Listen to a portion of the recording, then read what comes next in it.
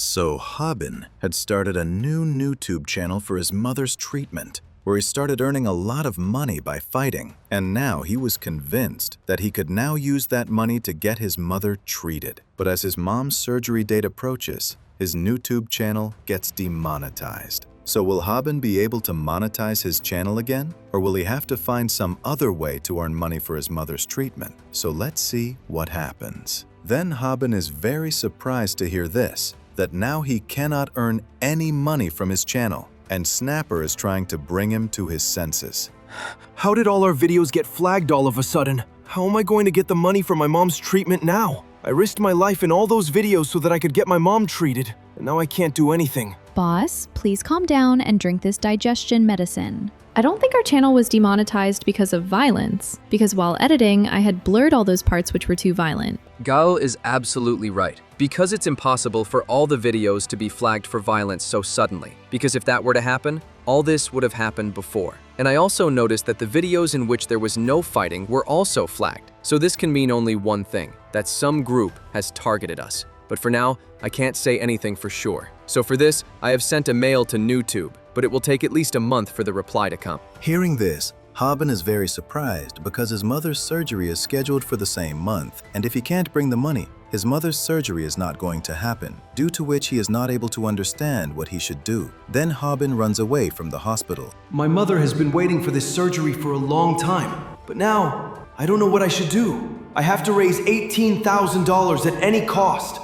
Then, Hobin gets ready to collaborate with Rumi to earn money, and Rumi, along with Hobin, goes to buy designer things so that she can get the attention of her viewers. Looks like you need money pretty badly, Hobin. But don't worry, I'll give you half of whatever we earn from donations today. Come on then, let's go shopping. I have no choice. I have to earn money at any cost, and I can do anything for it. But Rumi's viewers are very harsh. They are insulting him. In comparison, my viewers are much better. At least they support me. Then Rumi starts trying on different clothes, and her viewers are criticizing her. But Rumi is not affected by this because she is getting the attention of her viewers, due to which she is busy with her shopping. Then Hobin starts looking at the cost of the clothes kept there, seeing which he is blown away. And he starts thinking that he can buy 100 clothes from the flea market with that much money. It seems Rumi's family has a lot of money, and maybe that's why she's not worried about money.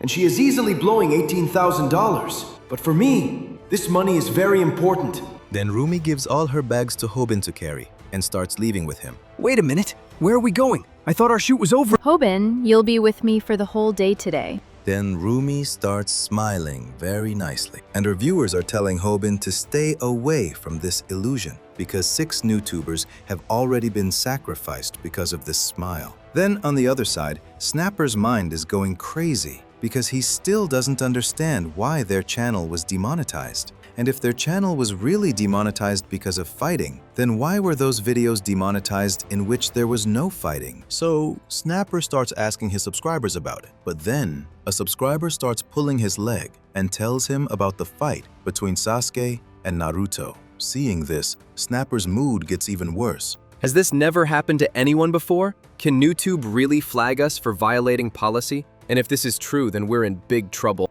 Then Snapper sees another comment where a subscriber had talked about the YouTuber Chirangi, who had gone through the exact same thing. Meanwhile, Rumi and Hobin are eating and making a video so they can gain more views. And with that, Rumi ends the video. I can't believe it, Rumi, that you can eat this much. Because you eat so little at school, right? What are you talking about? I love to eat. Okay then, it looks like our shoot is over, so I'll be going now. Then Hobin starts looking at Rumi's bedroom. It was the first time he had ever been in a girl's bedroom, which is why he gets very excited looking at her room. But he's also feeling a little weird there. Then Rumi starts changing her clothes right in front of Hobin, which makes Hobin blush a lot. Sorry, Hobin. I was just kidding. Besides, if I wear the same clothes in the next video, my viewers will think that we made this video on the same day. So let's go. Let's make another eating video. Are you crazy? After eating all that, you still have room in your stomach? I'm not as funny as other YouTubers, so I have to make a lot of videos. So when I stop making eating videos, I'll also have to do unboxings of all those things that we just bought. And after that, I'll sell them all. Aren't you going to keep them for yourself? Why would I keep them for myself? With that much money, I could buy 100 outfits from the flea market. Then Hobin realizes that the rumors at school about Rumi being very rich are a complete lie, because Rumi, just like him, is a normal person, and her situation is exactly like Hobin's. Will you keep this a secret from my viewers? Because everyone thinks I'm a spoiled princess, so I don't want them to know anything. So Hobin gives Rumi some digestion medicine so that she doesn't get indigestion after the food video. You really surprised me, Hobin. If you were a little taller, I would have been totally charmed by that. Seriously, who taught you this? You really know how to win a girl over. Wait a second. She's starting to treat me like a little kid. So Hobin, understanding Rumi's condition, asks her about making more videos together. And Rumi hands him a straightener and asks him to style her hair so she can make a video about it. But this is the first time Hobin has been so close to a girl, which makes him blush a lot. And Rumi, to tease him, pulls him even closer, which makes Hobin's fuse blow. Just then, he sees smoke coming from the straightener, and he realizes that he accidentally burned Rumi's hair. So he starts apologizing to Rumi about it. But then he finds out that it was just a prank video, which leaves Hobin completely stunned. And the viewers also start laughing a lot about it. When did you start recording? I started recording as soon as I put the straightener on to heat up. Did you really think I would just let any guy touch my hair? A girl's hair is her life. Are you really depressed because your videos got flagged? You're right. And I need a lot of money too. You need the money for your mom's surgery, right? Well, I have an idea for that. You need money and I need views. So from now on, we'll collaborate a lot more. That sounds good, right? Then, Rumi cuts her bangs short, which surprises her viewers, and they start calling her beautiful. Just then, Snapper is calling Hobin repeatedly. You idiot, Hobin! Ditch Rumi and pick up my call! I figured out why our videos are getting flagged! This is no time for a collab, you fool! Then we find out that Snapper went to meet the YouTuber Chirangi so that he could find out about his channel's demonetization. He also had to leave YouTube because of the flagging issue. Please forgive me, but I don't know much about your channel. What kind of videos did you make after all? As dangerous as this guy looks, did he make videos about loan sharks? I used to make food videos where I ate insects. Is he kidding? Please forgive me. I know I'm being rude, but if you eat bugs in front of everyone, then your channel will definitely get flagged, right? I used to make videos of other food too. The bug-eating videos were just to attract people. But along with my bug videos, other food videos also got flagged. I heard your channel was also demonetized like this. So do you know how to avoid being flagged? I think our channel was flagged because of violence. You're wrong. If your channel was demonetized for that reason, it wouldn't be flagged. It would be deleted directly. Believe me, I faced exactly what you're facing now. I also got an answer from YouTube. My channel was demonetized because of copyright claims. Are you kidding? Did you upload someone else's content? I didn't do anything like that. So did you try to get the demonetization removed? Absolutely. I changed my channel's thumbnails and videos, but it didn't help. So it means only one thing. Your channel has been targeted, just like mine. What do you mean? I can understand someone reporting our videos, but it takes a lot more than that for a channel to get demonetized. I have checked everything, and I didn't find anything to suggest someone is targeting us. Anyway, we haven't done anything that would make us a target. So, does that mean you were targeted too? You're right. And very soon, you'll also be forced to quit YouTube. Hearing this, Snapper is very surprised and doesn't understand what's happening. Meanwhile, Rumi divides the donation money from the viewers, half and half with Hobin, and starts calling him for another collab, which Hobin agrees to. But then Hobin tells Rumi she gave him $9.30 less than his share. Rumi apologizes and gives him the rest of the money. Hobin is thrilled, having earned about $267 in a single day. He believes that if he continues to collab with Rumi, he'll soon have the $18,000 he needs. But now, he only has 15 days left and has to earn that money with all his might. We then find out that Rumi doesn't actually care about him. She is just using Hobin. She knows his channel will be shut down very soon and isn't interested in making more videos with a loser. She plans to keep collaborating with Hobin only until she finds a new scapegoat. Deep down, she doesn't like doing this, but she needs the money herself and will do anything to earn it. She then looks at the digestion medicine and starts thinking, how did Hobin know that she was sick? We then see Gael eating with her father, worried about how Hobin will arrange for the $18,000. She demands the money from her father. Are you crazy? Do you think money grows on trees? I thought you would ask for $1.75 to $2.30, which I would have been ready to give, but you asked for about $18,000 all at once. This must be Hobin's idea. So now you want me to give the money I saved for the house to him? Yes, that's exactly what I want. Stop your nonsense! I will not give my money to some scam artist. Don't expect anything from me. If you really want money for that guy, go and sell some of your clothes. Gael actually likes this idea and goes online to think about selling some of her things. Then we see Bomi Park arriving at her workplace to arrange for about $18,000. She is guaranteed to get that much in her severance pay. So when her boss tries to explain something to her, Bomi leaves without listening, completely sure she'll get the money. However, her boss was trying to tell her that she hasn't even worked there for a year yet. Because of this, she can't get any severance pay. Later, Bomi goes to the hospital to meet Hobin's mother.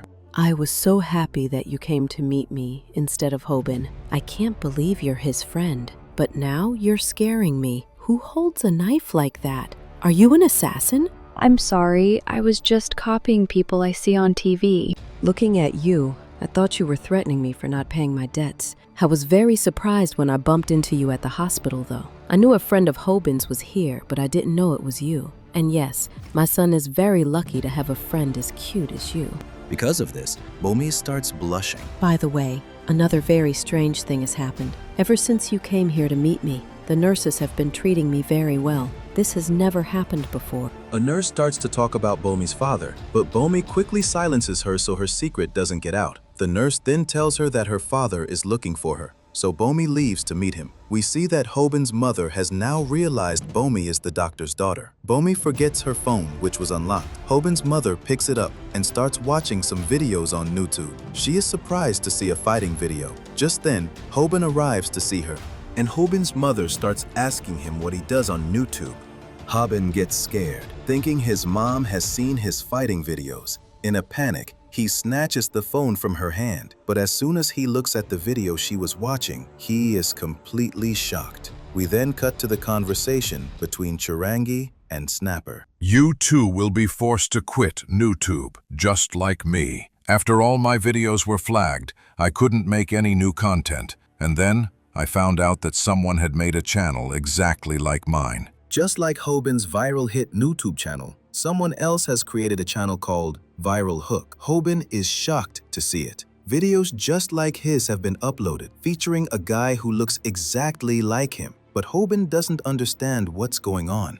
I have just uploaded the video, and there won't be any problem with it. I just want the company to do well. I'm sure we'll gather subscribers on our channel very soon. But for me, it's very difficult to act like a rookie like this. We then see the guy who created the Viral Hook channel. He now has 80,000 subscribers. Then Hobin and his friends are lying down and watching the Viral Hook channel. There is a video with the exact same content as the one Hobin made, because of which that channel starts becoming very famous. These people have copied us, boss. They have done it, but we can't do anything about it, and we can't even file a case against them for this. But what about our subscribers? They will support us, right? Well, they are saying in the comment section of Viral Hook that they have copied us. But on YouTube, no one is loyal. They don't care who copies whom, they just want to watch things. And those people will subscribe to both channels. So does this mean we now have to compete with Viral Hook? We can't do that at all. Because Viral Hook releases 3 episodes a week, which means he fights 3 times a week. I don't think this guy is weak either. He must be a pro fighter who is just trying to look like Hobin. The faster he keeps posting these videos, the more viewers will compare his channel with ours. And soon this channel will get ahead of us. And we have another problem. Our channel is not even showing up on YouTube search anymore. Because when the AI decides that your channel is harmful, it also stops showing our channel in the search results. And that's why if we search for Viral Hit on YouTube right now, then all the videos of Viral Hook appear there. Because of this, we aren't able to gain new subscribers, and our loyal subscribers are also moving towards our competitor. So if we don't do something soon, our channel will be finished very quickly. Then Hobin becomes completely sad. After listening to Snapper, he goes into even more depression because he doesn't understand how he will collect the money for his mother's surgery. Then Gayul starts encouraging him, but Snapper tells her to leave Hobin alone at this time and asks him to edit the videos they had made earlier so that they can stop those who are still subscribed to that channel from unsubscribing. Then Gayul tells everyone that she can't edit it this time because when she was arranging for money to help Hobin, she tried to sell her laptop online, but the buyer scammed her, took her laptop, and ran away. Hearing this, both Hobin and Snapper are shocked.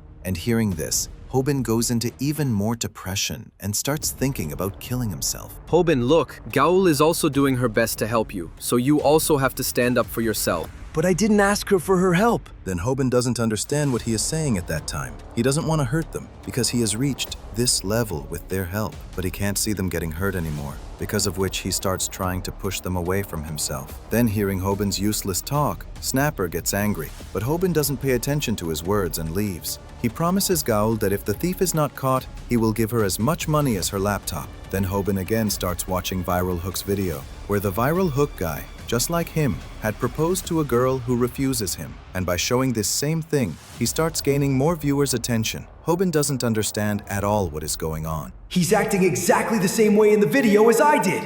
But I didn't do all this in the video to gain views. This all happened to me in real life. How can this shameless guy copy all my things? And if this continues, he will soon steal my content and my subscribers.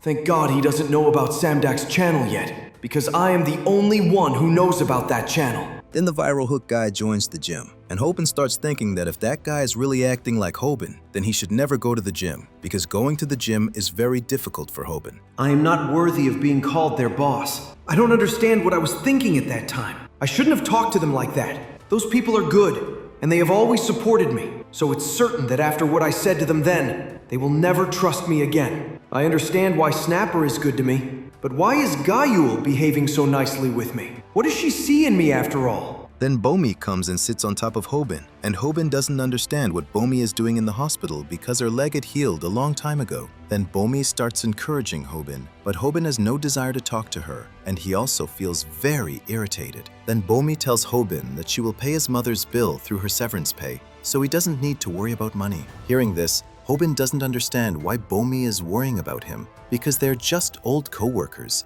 and before that, they didn't even know each other. Snapper, Gaul, Bomi, these people are very good. Now I feel like I'm just taking advantage of their kindness, because I can't do anything for them in return. And maybe that's why I'm feeling very uncomfortable and I can't understand them. I am not special at all. So why are these people talking to me so nicely? Then Hobin explains to Bomi that he hasn't worked for a year yet, so she is not going to get severance pay, and then he leaves. Hearing this, Bomi becomes sad, and she doesn't understand what she should do now. Then Hobin remembers his mother's words, who had told him that she doesn't want Hobin to post fighting videos like other YouTubers. Because of this, Hobin starts thinking about whether he should continue his YouTube channel now. But then, he gets a call. And here Rumi is seeing that Viral Hook has also copied her and Hobin's collab, because of which she starts to feel that Hobin must be very sad. And she had also sent messages to Hobin for more collabs, but Hobin had not replied to her.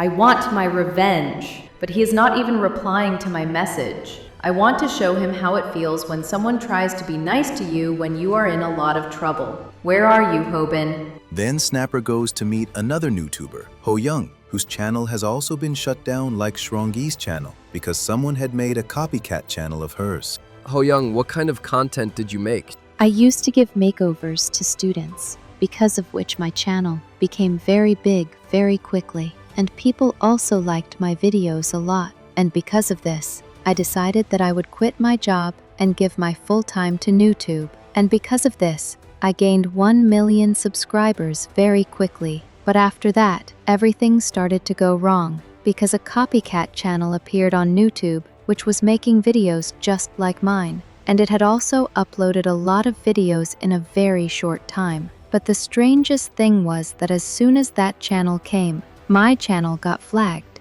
And I didn't understand why this was happening, because there was nothing on my channel that violated YouTube's policy. And since YouTube was also my source of income, my whole life started to fall apart. Because of this, I also started to get a lot of stress, and I was completely broken. I started hurting people who were close to me because I didn't want to talk to anyone. So you mean you closed your channel because that copycat channel became bigger than your channel? No, I never closed that channel. When you start losing all your hopes because of that copycat channel, then someone comes to meet you. And that is a new copycat YouTuber who offers you money in exchange for your channel. And it's so much that you can't refuse them even if you want to, because at that time you need the money very badly. You're right, because if someone gives me that much money, I would agree to this offer. So you mean to say that there is an organization behind all this that is flagging and demonetizing our videos? Then we see Hobin here, who got a call. He is the owner of Viral Hook, and he has offered Hobin $27,000 in exchange for his channel. Hearing this, Hobin is completely shocked.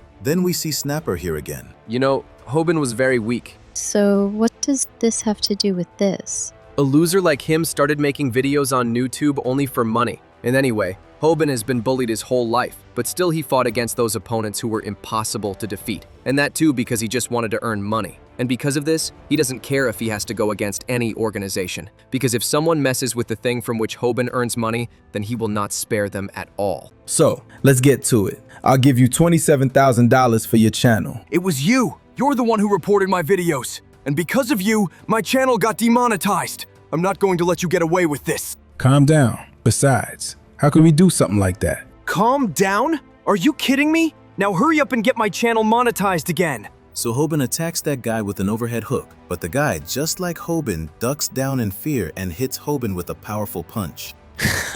Well, the camera isn't running right now, so I guess there's no need to act like a loser. So after taking a punch, Hobin is in bad shape, but he attacks that guy again with a calf kick. But that guy manages to hit Hobin again. Hobin's techniques aren't working on that guy, and that guy is beating him very badly, telling him to sell his channel. We're offering you so much money for a channel that doesn't even make you that much profit. And besides, your videos are demonetized now, so you can't do anything with it anyway. So hurry up and sell that channel to us. And besides, in a little while, we'll be more famous than you anyway. But my boss doesn't want to waste time, which is why they're offering you so much money. But it seems like you're not getting our point.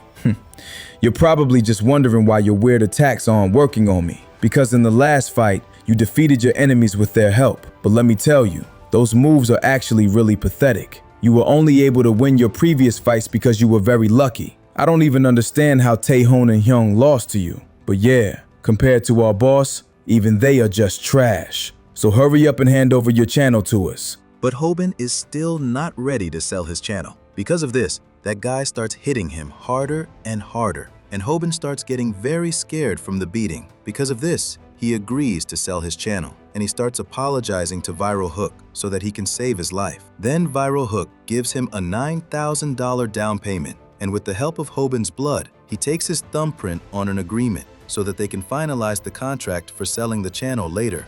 Boss, he agreed to sell the channel, and I've already given him the down payment. And don't worry, he won't tell the police anything about us because he's a huge coward. So he doesn't have the guts to tell the police anything. So after getting beaten up, Hobin is in a very bad condition, and Snapper is very shocked to hear this news. Hobin, what have you done? I can't believe you sold our channel just because of a few punches. You should be used to getting hit by now, and you shouldn't have given him the channel even if he beat you half to death. Hobin, why aren't you saying anything? Why? Why didn't you just come back to me like you always do? You weren't this scared when Taehoon and Hyung beat you up, so what happened today? Why won't you even look at me? Snapper, those guys, they're real gangsters. And if I hadn't sold them the channel, they would have beaten me even more. I really didn't want to sell the channel, but I got really scared. Please forgive me. I know that channel belonged to both of us, so I shouldn't have sold it without asking you. Hearing this, Snapper can't understand anything because Hobin seems completely changed to him, and he understands that a proper gang is targeting them,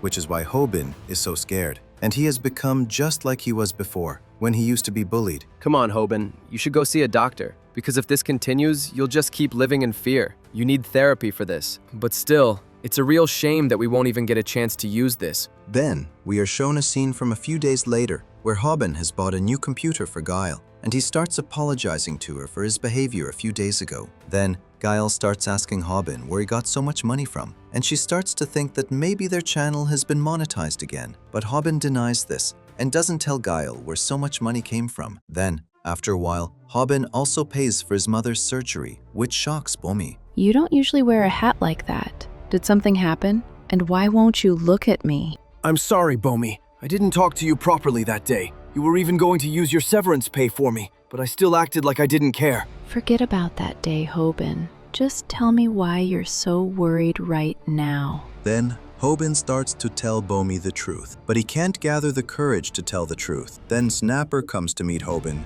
and he tells him that they have to go right now to sign the contract with Viral Hook. Because of this, Hobin and Snapper leave from there. Then here, Viral Hook is waiting for Hobin in an alley of his school, and that place was chosen by Hobin himself, about which Viral Hook informs his boss. Then Hobin and Snapper arrive there. Why did you bring Snapper with you? Is it because you two started the channel together? Well, it doesn't matter, so go ahead and read this agreement and sign it. After that, you can ask me any questions you want. You know, if you had just agreed to this in the first place, you wouldn't have had to get beaten up so badly. I'm not going to sell my channel. Are you kidding me? You signed an agreement with me to sell the channel. You forced me to sign that agreement, which means it won't hold up in court. Looks like you're not going to learn your lesson the easy way. So tell me, if you don't want to sell your channel, what are you doing here? And besides, what are you even going to do with a channel that doesn't make you any profit? Have you forgotten what I did to you last time? Then Viral Hook grabs Hobin's hair, but Hobin is laughing in a very strange way and refuses to sell his channel. Then we are shown a conversation between Snapper and Hobin, where Snapper showed Hobin that he has turned on ultra chatting, through which his subscribers can give him donations, and he can still earn money from his videos. Hearing this, Hobin punches Snapper hard, and Snapper can't understand how the guy who was too scared to even move just a while ago suddenly got so much power just by hearing the name of money. So here, Hobin has come to fight Viral Hook because now he is getting money from ultra chatting, which makes Hobin very happy. Then Snapper turns on the live stream. All right, Viral Hook, let's start the fight, because my subscribers are paying me for this. So all the subscribers get very excited to watch this fight, and we see that Samdak has also taught him a new technique, which is aerobic dance. Because of this, Hobin also starts doing aerobic dance, and everyone is very excited to see what Hobin is going to do now. But Viral Hook can't understand anything. Then, some bullies from Viral Hook's school arrive there who recognize Hobin. They are trying to find out what Hobin is doing in their school. Then they also see Viral Hook there. Because of this, they start to think that now Hobin and Viral Hook are going to fight, so they stop to watch. But Viral Hook refuses to do so. Why is he acting like this? That day he beat me so badly, and he forcibly made me sign an agreement. But today he is acting like a loser. Why? Is he acting like this because all this is happening in a live stream? And it seems that no one knows what kind of person Viral Hook is. I am very scared. I can't even move properly. And on top of that, this guy is acting as if he is very weak. But I am sure that this guy will definitely attack me. Seeing Hobin, Snapper understands that he is still scared because of the previous fight and starts to feel that Hobin will not be able to win this time. But then, Hobin learns that a guy is paying him to do a calf kick. Because of this, he becomes very happy and kicks Viral Hook hard. Snapper is very surprised to see that Hobin is controlling his fear for the sake of money. Hobin starts to feel that his calf kick must have hurt Viral Hook, but we see that Viral Hook had blocked his calf kick, and he had done all this at such an angle that it wasn't caught on camera. I don't understand why you want to fight with me. I don't want to fight with you at all. It seems he will continue to pretend to be a loser like this, which means this is the right opportunity for me to win. So Hobin attacks Viral Hook with an overhand hook. But after watching the fight, everyone starts to feel that Hobin is bullying Viral Hook, and people start saying bad things to him. Here, Hobin is hitting Viral Hook and asking him to give back his channel. Seeing this, all the subscribers start to feel that Hobin is angry only because of his channel and is targeting Viral Hook, who has now become a thorn in his path. Because of this, all those people start cheering for Viral Hook and start telling him to win. The school bullies are having a lot of fun watching this fight. Then Snapper starts telling Hobin not to attack Viral Hook. No one knows the truth about Viral Hook, because of which all the subscribers have now gone against us, and he has ruined all our planning. Hobin, stop fighting. All our subscribers are cheering for Viral Hook so that he can win this fight. Hobin is very surprised to hear this, and Viral Hook also thanks everyone and bows down, then hits Hobin on his face with his head. Seeing this, all the subscribers start enjoying it a lot. Then Viral Hook punches Hobin hard.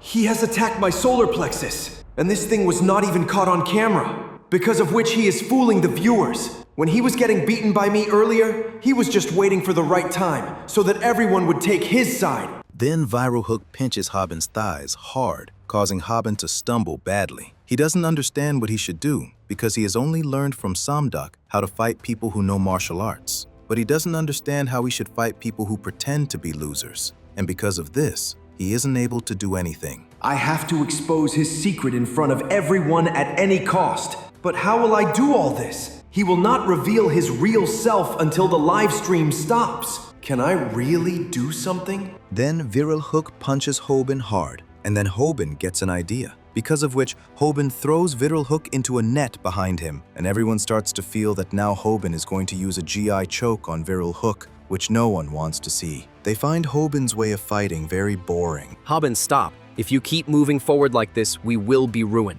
And everyone will think that we are bullying him by coming to Viral Hook's school. Then everyone here is considering Hobin a gangster. Do you really think you will get away with this? What do you think? Who will people consider a bad boy in this situation? Don't worry. Everything is about to change, because now I am going to bring out your truth in front of everyone. Then Hobin tears Viral Hook's shirt. Everyone is surprised to see that Viral Hook's body has so many tattoos and how fit he is. Everyone thinks that you are a loser, because of which they feel that I am taking out my anger on you. But now I will show everyone who Viral Hook really is. Do you guys really think that a loser can have a body like this? Do you even know what a real loser looks like? Look at my body. My body doesn't even have muscles, let alone tattoos. There are only marks of bullying. Then Hobin takes off all his clothes. Then everyone is surprised to see Hobin. They don't understand why Hobin has taken off his pants. Then all the subscribers again come in Hobin's favor and start donating money to him again. Do you people even know what he has done to me? He has beaten me very badly so that I give him my channel. And he forcibly made me sign this contract with my blood. The subscribers don't understand why Hobin had kept that contract in his underwear, and they all start asking what the truth is about Viral Hook. Then the goons from Viral Hook's school surround Viral Hook. Because he is acting like a loser in front of all of them, those people want to punish him for this. His real name is Lee, who is famous by the name of Viral Hook at this time. He was forcibly transferred here, and you know why that is? Because he had attacked his homeroom teacher. He hit him because the teacher had snatched his phone and refused to give it back. He beat his teacher so badly that many of his bones were fractured. And even though his teacher had begged for his life, he still did not leave him until the police arrived. And do you know what he said after going to the police station? That he is a kickboxer. Then Lee beats the school goons very badly. The boss will not be happy with this at all. And now that I am exposed and my plan has also failed, it means that now I can do anything. Really, acting like a loser was very difficult. So all the subscribers are convinced that whatever Hobin was saying was all true. And Lee starts asking Hobin and Snapper where they got so much courage to expose him after getting beaten so badly. Then Hobin gives him the excuse that he can do anything for money. Hobin had said this because his subscriber was going to give him money in exchange for saying it. So for money, Hobin gets ready to fight with Lee because Samdak had told him that kickboxing is like MMA. To defeat a kickboxer, he will have to do an aerobic dance. Because of which, Hobin starts doing an aerobic dance. And everyone starts to feel that this time Hobin will be beaten very badly. It seems I would have to take you to my boss now. And all the subscribers start thinking about who this boss is and with whom Lee is associated. Then we are shown the scene where Snapper had found Lee's old video. And from there, they found out that in just 3 years, Lee had become a professional kickboxer. Because of this, he won a national competition and also won the regional teen championship title. I don't know why, but I can't find any more videos on this. But I'm a genius, right? I managed to find this video too. Anyway, he has no right to beat up an ordinary guy despite being a professional. So now we don't need to sell the channel. And on top of that, ultra chatting is also on, which is getting us money. So let's go, Hobin. Now, quickly watch his video and find his weakness to start practicing. But Hobin wasn't listening to him at all because he and Kaul were practicing aerobic dance. And Hobin even refuses to watch the video because he knows that if he watches those videos,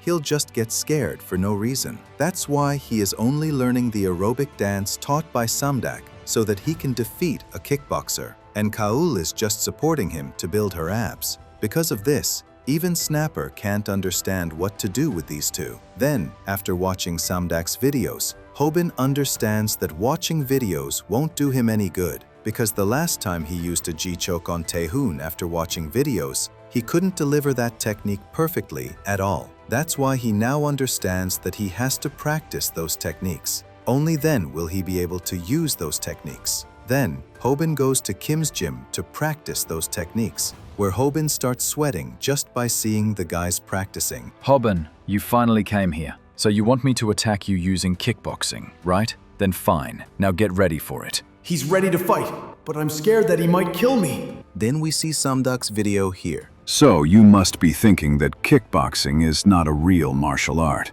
It's just made by adding kicks to boxing. Or you might be thinking that kickboxing is nothing compared to boxing, taekwondo, and karate. But you are completely wrong, because kickboxing is the perfect combination of kicking and boxing. Then here, Lee starts beating Hobin very badly with the help of kickboxing, and Hobin understands why Samduk had said that he should not underestimate kickboxing, because when a kickboxer gets into his rhythm, it becomes impossible for an amateur to defeat him. You chose a very wrong place to fight, Hobin. Because if you had chosen a place where you had something to hold on to, then maybe your probability of winning would have increased a little. But you will die here today. Then Snapper starts telling Hobin to do something, and his subscribers are telling him that Hobin can't do anything now, and they are treating this fight as if Lee is fighting with a bot. I know, Hobin. You have a plan, and that's why you are getting beaten up. You said that you practiced with Kim until your mouth started bleeding. Then we are shown the scene of Kim and Hobin. Kickboxing may look simple, but it's not. Because your opponent can attack you using any combination. And while fighting with them, you might feel like you are fighting with a game character, because it's really difficult to guess their combo. You have fought with many martial art styles until now. Among them, kickboxing is the closest to MMA, so all the techniques you have used in previous fights will not work against a kickboxer at all. Then Hobin attacks Lee with a calf kick, but Lee blocks that calf kick. Then Hobin starts using the technique of getting hit without getting hurt. But Lee makes his technique fail by hitting an uppercut. Then Hobin starts moving towards Lee's legs so that he can tackle him, but Lee knees him in the face. Hobin somehow avoids it and starts attacking Lee with a taekwondo back kick, but Lee dodges it by stepping back, which makes Hobin realize that Kim was absolutely right, that any of his old techniques are completely useless against a kickboxer. And on top of that, since he hasn't learned taekwondo either, he can't defeat an experienced fighter through it either. It seems you've done your homework well, and now you're using taekwondo moves too. But this useless sport can't defeat me. Then Lee kicks Hobin's thigh with great force. Due to this, all the subscribers start to feel that Hobin's bone must be completely broken now, because they feel as if they have heard a gunshot. Then we find out that Kim had also told Hobin that if someone goes up in kickboxing, they are taught that they can even break a baseball bat with their kicks. Because of this, we see that Hobin is in a very bad condition. You used Taehoon's back kick against Hyung, so now use the technique you learned from Kim. Come on, hurry up. And when he punches you, press his arms under your armpits. Or do you have some other move? Because you always come up with something weird in the middle of a fight. Everyone finds Snapper's words completely ridiculous, and they are all telling him to give Hobin a taser gun. But Hobin still has one move left, which he absolutely does not want to use. But as soon as Lee is about to punch him, Hobin uses aerobic dance to dodge his punch. Seeing this, all the subscribers are shocked. I didn't want to do this move because 30,000 people are watching me right now. Well, I've practiced this thing many times, but I feel really ashamed doing this. I have trusted Samduk until now, but this move is really embarrassing me. How on earth can I defeat a kickboxer using aerobic dance? Then Hobin starts using another aerobic dance technique because he has no other choice, and he is laughing in a very strange way. Seeing this, no one can understand anything. Even Snapper starts to feel ashamed, and Lee also doesn't understand if Hobin is mentally stable at this time. Then Lee starts kicking Hobin with great force. But Hobin stops his kick with the help of his own kick because there's some similarity between aerobics and martial arts, about which Hobin had seen in Samduk's video. When you fight a kickboxer, you will have to pay the most attention to the kickboxer's kicks. But since we don't have that much time, we should only practice one aerobic move, which is the Muay Thai guard stance. The move I taught you is just a copy of this stance, which means it will only work once, so you have to do it as soon as possible. So I will call it Samdak's aerobic combo. Then Hobin starts to do that combo, and Snapper, out of shame, leaves the camera and runs away from there. Then we find out that Samdak had told Hobin to do the aerobic combo, because through this, he can confuse the opponent, and this is its first part. And in the second part, he has to get close to his opponent. Because of this, we see Hobin gets right next to Lee, and seeing this, Snapper gets excited again, and he picks up the camera and starts recording his video. But then we see Lee grabs Hobin. So you were going to use the G-choke on me. Do you really think you can defeat me by using it? Because there is no grappling move in kickboxing. I have to admit, you did your homework quite well. But let me tell you, your information is very outdated. Because of this, Hobin remembers that Samdak's videos are 5 years old. So now let me tell you what happens when you get close to a kickboxer. Then, Lee hits Hobin's stomach with his knee, which makes Hobin's soul leave his body. By the way, what was the name of your combo? Aerobic combo, right? But yes, you did dodge one of my attacks with its help, but you won't be able to do anything after this. Did you really think that you could defeat me by getting close to me? Although this outdated info of yours might work against Taekwondo, it's completely useless in front of a real combat sport. Then Lee starts hitting his knee on Hobin's face. But then, Tae-hoon comes and kicks Lee hard in the face. Seeing this, everyone is shocked, and Tae-hoon's fangirls start spamming his name in the comments. Because of this, a subscriber gets annoyed and tells them to get those girls out of there. Hobin. Yes, Master Tae-hoon. Who on earth told you that you could learn MMA? And I heard that you wore my Taekwondo uniform and practiced MMA until you started bleeding from your mouth. Hearing this, Hobin gets completely scared. Then a subscriber finds Hobin's face to be exactly like his father's face when he was caught cheating. Then, seeing this, Snapper runs away from there because now he knows that Hobin is going to get beaten up from two sides. Why did you go against my orders, Hobin? And why are you not learning Taekwondo? Lee gets up again. Oh, look who's here. Tae-hoon, a professional fighter who got beat by a regular guy. It suits your face, though, that you play such a lame sport. But is it right to call you a pro fighter just because you know Taekwondo? I heard that nowadays in Taekwondo gyms, kids are being made to do homework. So it wouldn't be wrong if I called you a tuition master, would it? Hobin realizes that he can now use Taekwondo to anger Tae-hoon. Master Tae-hoon! He has insulted Taekwondo! Why are you screaming so much? Did I hurt your feelings by insulting your boyfriend? Hearing the insult to Taekwondo, Tae-hoon gets serious. Snapper, seeing Hobin's condition, goes to help him. Hobin, you're badly injured, and now we've exposed his truth. So don't be a fool now and let's go to the hospital. We don't need to worry about anything anymore. Everyone gets very excited seeing Tae-hoon and Lee because they think that now there will be a match between Taekwondo and kickboxing. Forgive me, Tae-hoon. I didn't think Hobin had a boyfriend. So are you his knight or something else? Did this loser beat you and that's why he's your boss now? Why do you want to know about it? Are you feeling jealous? I lost to Hobin when I was using both my legs. But now I will show you how to defeat you with just my left leg. Then,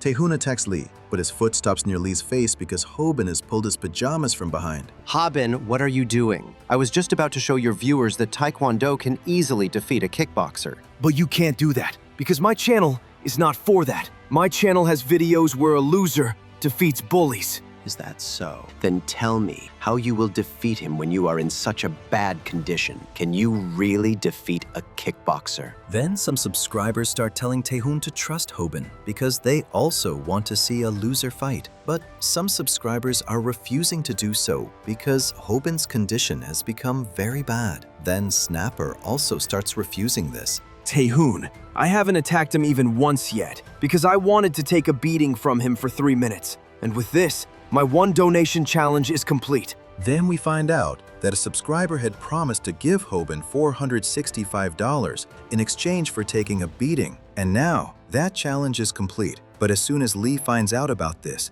he gets very angry. Then Tae-hoon kicks Hobin. Now, show me too. How are you going to win this time? So guys, get ready to watch an interesting fight. And yes, don't forget to subscribe to my channel and break the notification bell. Now I'm going to show you all how you can defeat a kickboxer while fighting with him. Then Hobin starts moving towards Lee to attack him, which makes his subscribers very excited. Then we are shown a conversation between Kim and Hobin. I'm sure that if you do things like this, your opponent will definitely get confused, because I'm also very confused. But do you really think this thing will work? You want to get close to him through this, right? And you want to use a grappling technique on him. I didn't say anything about the grappling technique. All this is fine, Hobin, but remember that you will be able to get close to your opponent only once. Then we see that Kim's words have come true, because this time, Lee does not let Hobin get close to him and pushes him back by kicking him. Who is teaching you all these techniques, Hobin? It is really very dangerous to use this against a professional fighter. I think the person you are learning from is a fraud, and on top of that, his methods have also become quite old. Then Taehoon is sitting on top of the school bully. This is kickboxing's front kick. Kickboxing originated in Japan, due to which you can also notice some karate moves in it.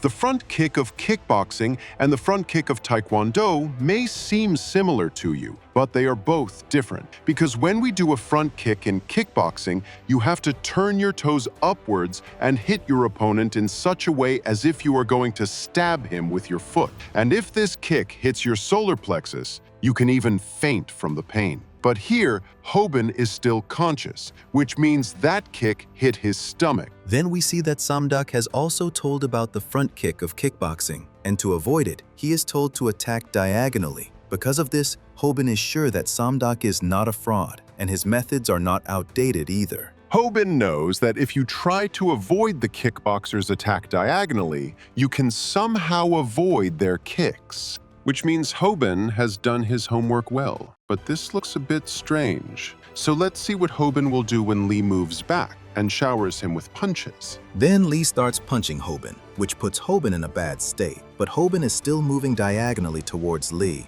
due to which Lee has to move back again and again. Then we see that Kim had asked Hobin to learn a proper tackle so that he could get close to Lee, because his aerobics could not take him close to Lee after being used once. You're trying to get close to me, but still, you can't get close to me. Who said I'm trying to get close to you? Then we find out that Samdak had also told him that aerobics can only help him get close to the opponent once, because after that, the kickboxer will start moving back. But if a kickboxer does this repeatedly, you can take him to a place where you can corner him. And then we find out that Hobin chose that place so that he could corner Lee. But the subscribers don't have much hope from this, because Lee is a professional fighter, so they think that he must have faced such a situation before. But then suddenly, Lee starts looking towards Snapper and asks him to push Hobin back, which no one understands. Then we find out that Samdak had told Hobin about kickboxing. Kickboxing was earlier a sport where you could attack anywhere, but this used to cause a lot of injuries, and the viewers did not enjoy it either. So to entertain the viewers and to make the matches last longer, they changed the rules. Due to which, whenever a person gets cornered in kickboxing, the referee comes in between and separates them, due to which kickboxers train themselves for this. But if this happens to them in a street fight, they will not understand what is happening there, because there is no referee in a street fight. Then we see here, because of this training, Lee calls Snapper, thinking of him as a referee. But as soon as he realizes that Snapper is not a referee, he gets completely shocked, and Hobin starts attacking him. But again, Lee grabs Hobin, and we see that Hobin had tried this on Kim as well, and Kim had also grabbed him in the same way, and told him that at such a time, the enemy attacks him with his knee. Then Lee also attacks Hobin with his knee, due to which Taehoon starts to feel that now he has to come in between the fight. But then suddenly a miracle happens, and Hobin attacks Lee's mouth with his elbow. I practiced the aerobic moves for this reason, and repeatedly moved my hands and feet. And I chose this fenced place so that I don't miss this thing. And I wanted him to grab me and attack me with his knee. Then Kim is also very happy watching his live stream, because we see that Hobin had done the same thing with Kim, and he had proved Kim wrong. I did all this so that I could use the third part of the aerobic combo, in which you will grab me and knee strike me. And after that, I will use the fourth part of this combo on you, in which I will hold your arms tightly so that you cannot move at all. And I will start attacking your jaw with my elbow with force. Then, Hobin is beating Lee very badly. I told you that my information is not outdated. This is a Muay Thai elbow strike. Then, we are shown the scene where Lee's boss had asked him to target Hobin. So you want me to take his channel from him? This is a channel where a loser beats up bullies, so I can understand how much money you can get from this. So you don't worry. Very soon, this channel is going to be yours. My boss loves to make money, so I am not going to disappoint him. And because of this, I will have to take admission in the school as a loser so that everyone thinks that I am a loser. And after that, I will take his channel from him. Because taking a channel from a loser is very easy. Wait a minute, he was a loser. So how is he able to beat me like this right now? Why am I giving up in front of him? This is not right at all. After fighting him, I have understood that he is not a loser at all. Then we see Hobin beat Lee very badly, and he is so lost in himself that he doesn't even realize that Lee has fainted. Because of this, Taehoon has to come to stop him, and Snapper comes and hugs him. What happened? I was so lost in my anger that I couldn't even hear Taehoon and Snapper's voices. Then all the subscribers are praising Hobin, and we see that they have earned about $5,230 from Ultra Chatting. Because of this, Hobin and Snapper become very happy, and Hobin starts saying thank you to his subscribers. Then Snapper tells Hobin that half of the money they have earned is because of Taehoon, and Taehoon doesn't even care about it. Because of this, he takes his bike and goes to play games. Then Taehoon's fans start calling him. Because of this, Hobin tells them to ban all of them. Then we see that after Lee's truth comes out, his subscribers are very angry, and they are supporting Hobin. Then Hobin sees that there are some other YouTubers who are supporting Hobin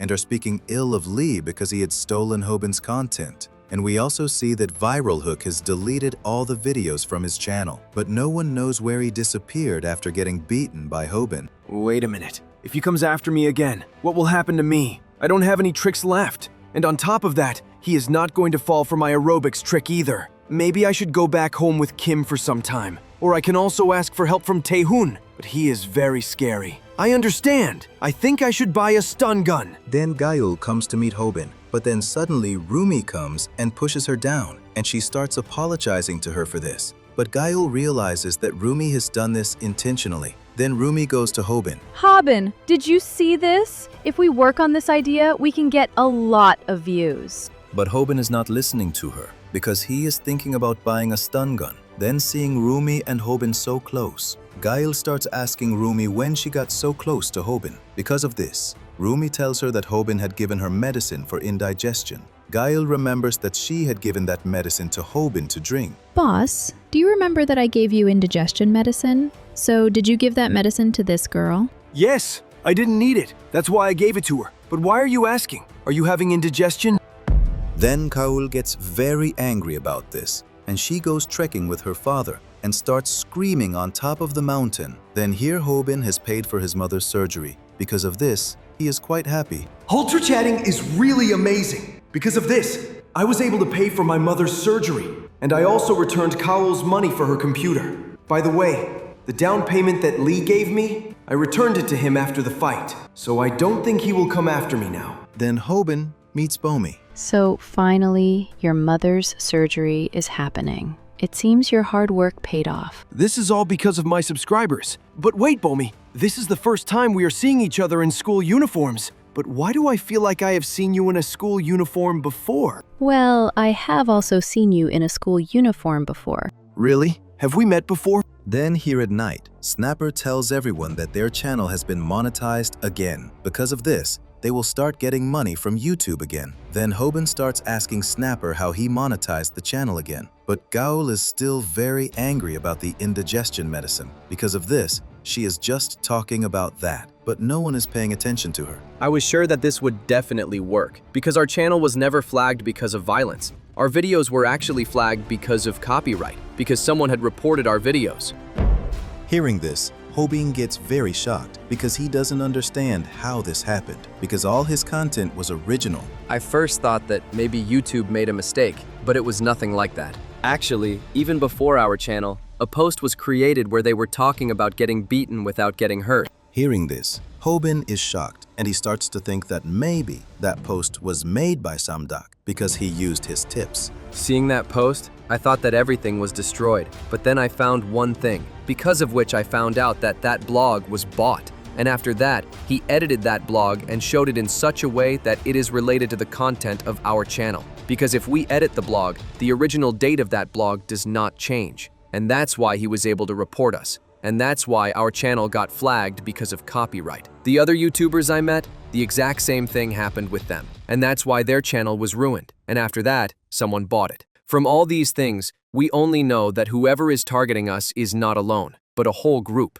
Well, I'm not completely sure, but I think maybe he might target us in the future too. Hearing this, Hobin gets scared because he starts to think that someone like Viral Hook might come after him. Then here we see Sungjun, the star of a cooking channel. This world really surprises me a lot. Who would have thought that people would pay me even for watching me cook? And this is the reason why I keep making good videos. Because of this, I get double the money from cooking. You should know when you should not reuse oil and people. But maybe now you have realized whether I want to get rid of you or not. I said it right, didn't I, Lee? Then we see here that Sungjun has beaten Lee very badly, and he throws hot oil on him. Then Sungjun calls his colleagues and starts telling them about Viral Hit. Then we find out that Sungjun is the CEO of XJ Company, and other YouTubers are also associated with him, in which we see a study YouTuber, Yunwoo. Second is One Punch TV, which makes call-out videos. Third is a wilderness survival YouTuber.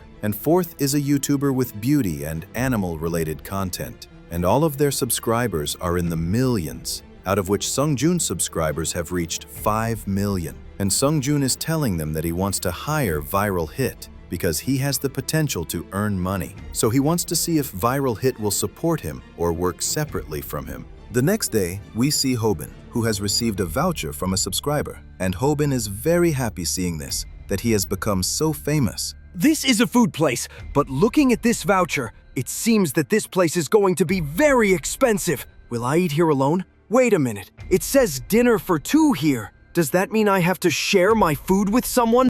Are you stupid? You both will get separate food. Yeah, I knew that. I was just pretending like I didn't know anything. Yeah, right. Don't act so smart. I know you don't know anything about this because you've never even stepped out of the house before today. So tell me, who are you taking with you? Then Rumi comes there. And after hearing about Hobin's voucher, she starts telling Hobin to take her with him so that she can go there and make food videos with Hobin. It will be so much fun to eat in front of the camera. And besides, I don't think anyone else will go with you. That's not true. I have a lot of friends. Then Snapper realizes that Hobin has become very famous, and Rumi starts teasing Hobin, which makes Snapper feel jealous. Then Rumi sees that the voucher Hobin has received is from a very famous sushi shop, where the prices are very high. You know, some people also sell these vouchers on the online market. So, do you want to sell it? No, absolutely not. My subscriber gave this to me as a gift. Think about it, because this voucher will sell for about $58. No, absolutely not. I will use it. Is that so? Then let's go. Tell me quickly, when are we going? Hold on. I never said I was going there with you. Just think about it, Hobin. If we both go together, people will give us a lot of money. This voucher is very precious to me, so I have to think carefully about it. Then tell me, who do you want to go with after all? Then Gaul comes there with indigestion medicine and is still reminding Hobin about that medicine so that he apologizes to her. But she sees that Hobin is busy with Rumi, so she starts asking Snapper about it. Hobin got a dinner voucher and Rumi wants to go with him. Then we see that Snapper starts hatching his own plan and starts thinking that he can use this voucher to go on a date with Gaul. Then Gaul starts to think that if Hobin is not going with Rumi, then maybe he wants to take her with him so that he can apologize to her for his mistakes. What are you even thinking? You're just an editor. You don't have feelings for the star of your channel, do you? It seems I really have feelings for him. Then Rumi starts teasing Gaul about this, and Hobin doesn't understand what is going on. You guys, listen carefully. I'm sorry, but I've already thought about it. Then we see Bomi here, to whom Hobin tells everything. It seems that situation was quite strange for you. So did you tell them that you are not taking them? Yes, I told them who I want to take with me. Hobin has really changed a lot. Before, he couldn't even make eye contact with me, and now he's asking me out on a date? He has completely changed. So Hobin, when are we going? And yeah, what's the dress code for that place? What are you talking about? Then we see Hobin, wearing a suit, has gone to that restaurant to have dinner, where he has taken Snapper with him, and he is telling Snapper everything and asking him what his mistake was. Because as soon as Bomi found out about it, she was about to hit him, and hearing Snapper's name, Rumi and Gaul were also surprised. Shut up! You're just trying to make me feel jealous. Now tell me this, who gave you this voucher? Then, Hobin tells him that the person who gave him the voucher is YouTube superstar Sungjun. Then Sungjun comes there, and we find out that the restaurant belongs to him. Seeing him, Snapper gets very surprised. Seriously? He invited us here? Hobin, how did you even make a connection with him? It's not like that. I wanted to meet him myself because I am a very big fan of his channel. So I hope that you two will talk to me together. Because when I found out that you two were coming, I closed this shop too. Seriously? You did all this for me? He looks so classy even while pouring sauce. I have to admit, his 5 million subscribers weren't made for nothing. Then Sungjun starts cutting the fish for them so that he can make sushi for them. So, do you like maguro sushi? What the heck is that? I've only eaten canned tuna till today. It means you are going to try my handmade sushi for the first time. I'm very happy to hear this.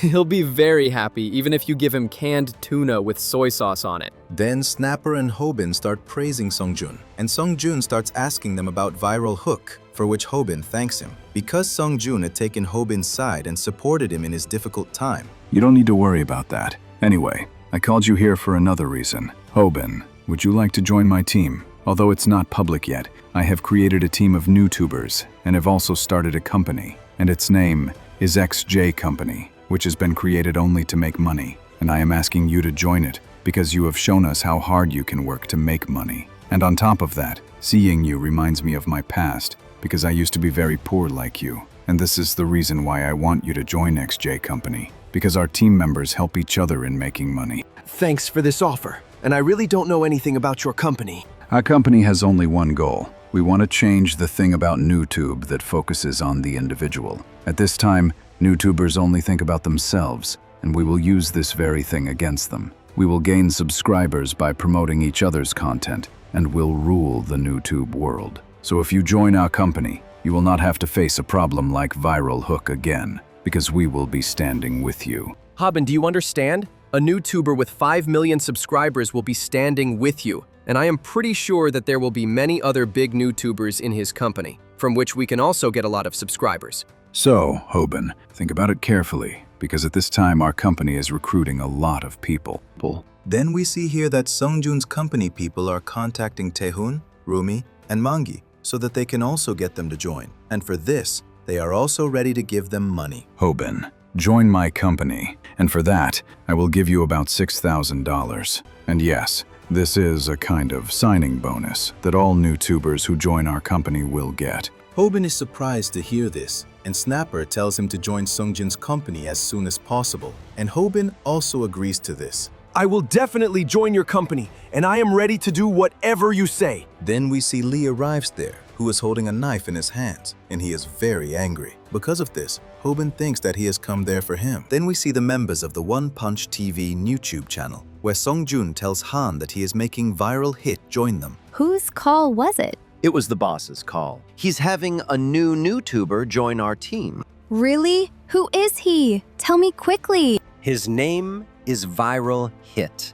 That's really amazing. I've always wanted to see what he looks like in person. So he's joining our company, right? Now, you have to buy me this dress. This is way too expensive. I'm not buying it for you. Then, Kaur starts staring at Han, which forces Han to agree to her demand. So if Viral Hit is really joining our company, then I want to be friends with him. Is that all right? It's all right, as long as he doesn't cross the line. Meanwhile, Hobin and Snapper are shocked to see Lee there, and Hobin thinks that maybe Lee has come there to kill him. But then Sungjun goes to Lee, and they both start talking to each other, which Hobin can't hear. Sungjun, I worked like a dog for you, and trusting you, I came here from my hometown, but now you've left me in the lurch. And on top of that, after firing me, you called Viral Hit here. I will not spare you at all. Why are you trembling so much? I thought maybe you came here to kill me. Are you angry because I don't need you anymore? But tell me the truth. Have you ever stabbed someone with a knife before today? Let me tell you a secret, Lee. There are two types of people in this world whom I never forgive. First, those who try to stab me, and second, those who actually stab me. So if you don't kill me right now, you will die here yourself. Lee gets scared hearing this, and Hobin doesn't understand anything, but he sees that as soon as their conversation ends, Lee attacks him, and Sungjun comes in between and throws Lee down, which saves Hobin. But Hobin feels very strange. The next day, Snapper tells this whole story to Rumi and Gaul, and they're very surprised to hear this. Then, Rumi turns on her camera, and asks Snapper to tell the whole story on camera. Meanwhile, Hobin is thinking about something. Hobin, are you okay? You didn't get hurt, did you? I've decided. I'm definitely going to join Sungjun's team now. Snapper is also very happy with Hobin's choice, and Hobin asks Rumi and Mangi if Sungjun has invited them too. But then suddenly, Mangi comes behind Rumi, which scares her completely. It's a great pleasure to meet you. Would you believe that I fell in love with you the moment I saw you? I am Mangi, the Korean traditional wrestling YouTuber, and I have created a channel on balding, on which I have 30,000 subscribers. Then, Rumi and Gayo pick up Mangi's wig and start blowing on his head, which the subscribers are enjoying a lot. I have to admit, Mangi, you have really changed a lot. Before, you used to be very sensitive about your hair. When you exposed my baldness in front of 30,000 people, I realized that there's no point in getting angry about it anymore because my hair is not going to come back because of it. So that's why I created this channel. Then Snapper starts asking Hobin if he called Taehoon there, but Hobin denies it because he knows that Taehoon is not going to come there. Then Hobin starts asking Rumi and Mangi if they will join Sungjun's company. Then we see Gaul arrives there. So you're here, Hobin. Then we see Sungjun and his associate Ju. So you've met Viral Hit. It seems like you like him a lot. So let's see how much fun it will be to work with him. But in my opinion, you shouldn't have told Gaul about this because you know she's a time bomb. I don't know what she'll do now. So, Hobin, this is what you look like in person. Are you really 18? You know I'm 17 and my name is Kalurhan. Gaul, it's a great pleasure to meet you. So you're my fan. Hobin, can you give me a piggyback ride? Of course! Why not? I can do anything for my fans. Wow, you're so amazing. Now I'm going to climb on your back. But then Gaul's brother Han arrives there, and seeing Hobin's actions, he slams him straight onto the table. Hey, what the hell do you think you're doing? We're going to be seeing a lot of each other now, so let me make one thing clear to you. I hate people who cross the line. Then Taehoon arrives there and starts pulling Gaul's purse up. Really? Do you mean like this? Han leaves Hobin. What did I do to make him so angry? I was just doing everything Gyeol told me to. He shouldn't have thrown me on the table for that. Why does everyone keep attacking me? Then we see Mangi and Taehoon standing in front of Han, which makes Hobin think a big fight is about to break out. Then Mangi tries to grab Han, but Han dodges him. Then Hobin notices that Gyeol is really enjoying watching all this, which Rumi also notices, and she takes an ugly picture of her. So, you're from the One Punch TV YouTube channel, right? How are you, Gyeol? I'm one of your subscribers too. Look, I took such a nice photo of you, and after this, I'm going to post it on Instagram. Seeing this, Gyeol gets angry and tells Rumi to delete that picture. It's fun to manipulate people, isn't it? But I have some bad news for you. Even though people might fall for your pathetic act, I've figured out the truth about you. You're one of those people who pretends until they get what they want, and you enjoy seeing people act according to your will. You think it's fun to manipulate people, don't you? And then you enjoy watching them even more. But you should take a closer look at yourself, because no matter how much you try to hide yourself with makeup and fancy clothes, I can see that you have absolutely no self-respect. Seeing this, Han grabs Rumi, which causes Taehoon to come over and kick him hard in the face. But Han is still standing and starts moving towards Taehoon to attack him. But then Gyeol leaves without saying a word, which causes Han to start leaving as well. And as soon as he turns back to look, Taehoon puts his foot in front of his face. What are you looking at? Go on. Get out of here like the master's dog you are. Meanwhile, Mangi is even more impressed with Rumi, which leads him to ask her to marry him. But Rumi isn't even paying attention to him, because Snapper and Kuchul are already praising her a lot. Who was this Gyeol anyway? And what was she doing here? I hope we never meet again. Why does everyone treat me like this? And always target me? Guys, do I look weak? Then Taehoon kicks Hobin. Absolutely. You do look weak. And yeah, why didn't you invite me? I thought you wouldn't come. Then Han and Kyul are walking back home. There, we see some bullies praising Kyul.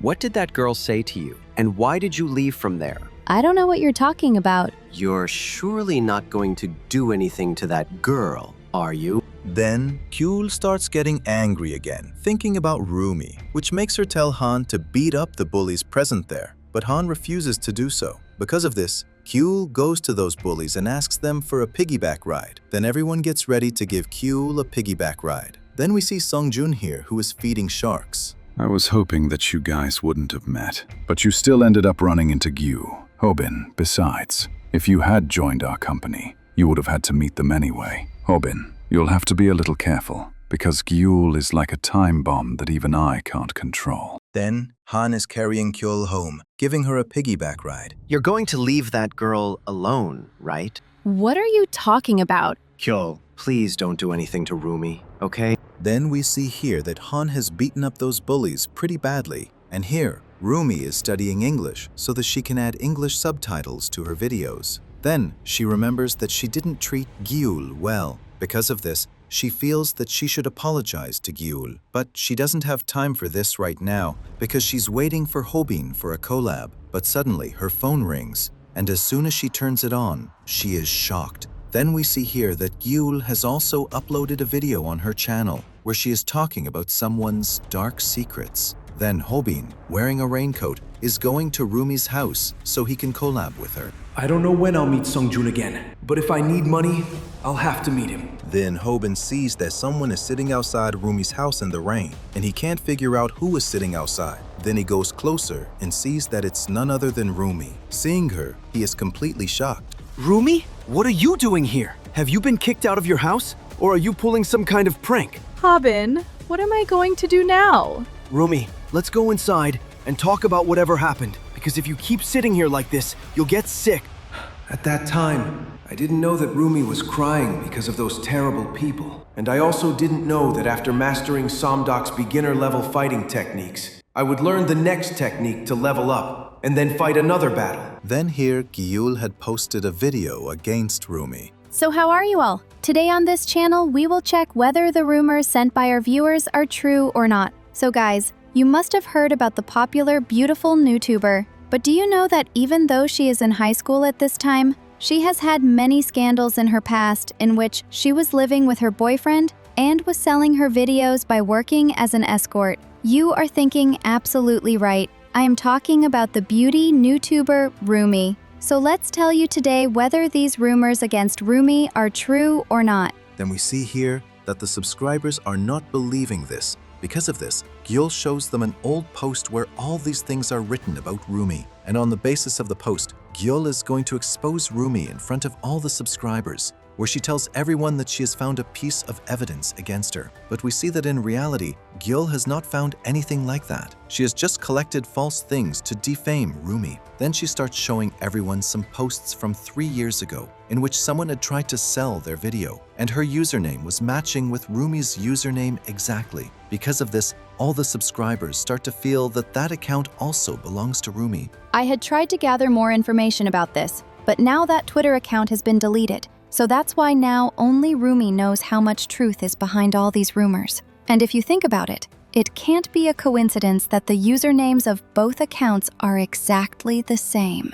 By the way, this has not been verified yet, so it will not be right to exaggerate it too much. Then we see that the subscribers start to believe Gyul's words, and to convince her subscribers even more, Gyul tells everyone that she has brought some people from Rumi's school there. I am not in the same class as Rumi, but everyone knows that Rumi used to skip school very often, and I have also heard that she lived alone due to family problems. Looking at her, it seemed as if she was struggling financially because her uniform was very old. But still, she loved to do expensive makeup. Because of this, she used to borrow money from the school children. But it's a very strange thing, isn't it, that she used to return so much money at once? I don't understand this. I don't understand why she used to buy such expensive makeup. Then all the subscribers start believing Gyul's story even more. Then Gyul starts asking the school children if they feel that Rumi is an escort and sells her videos for money after hearing all this, to which they both say yes. So let's go, guys.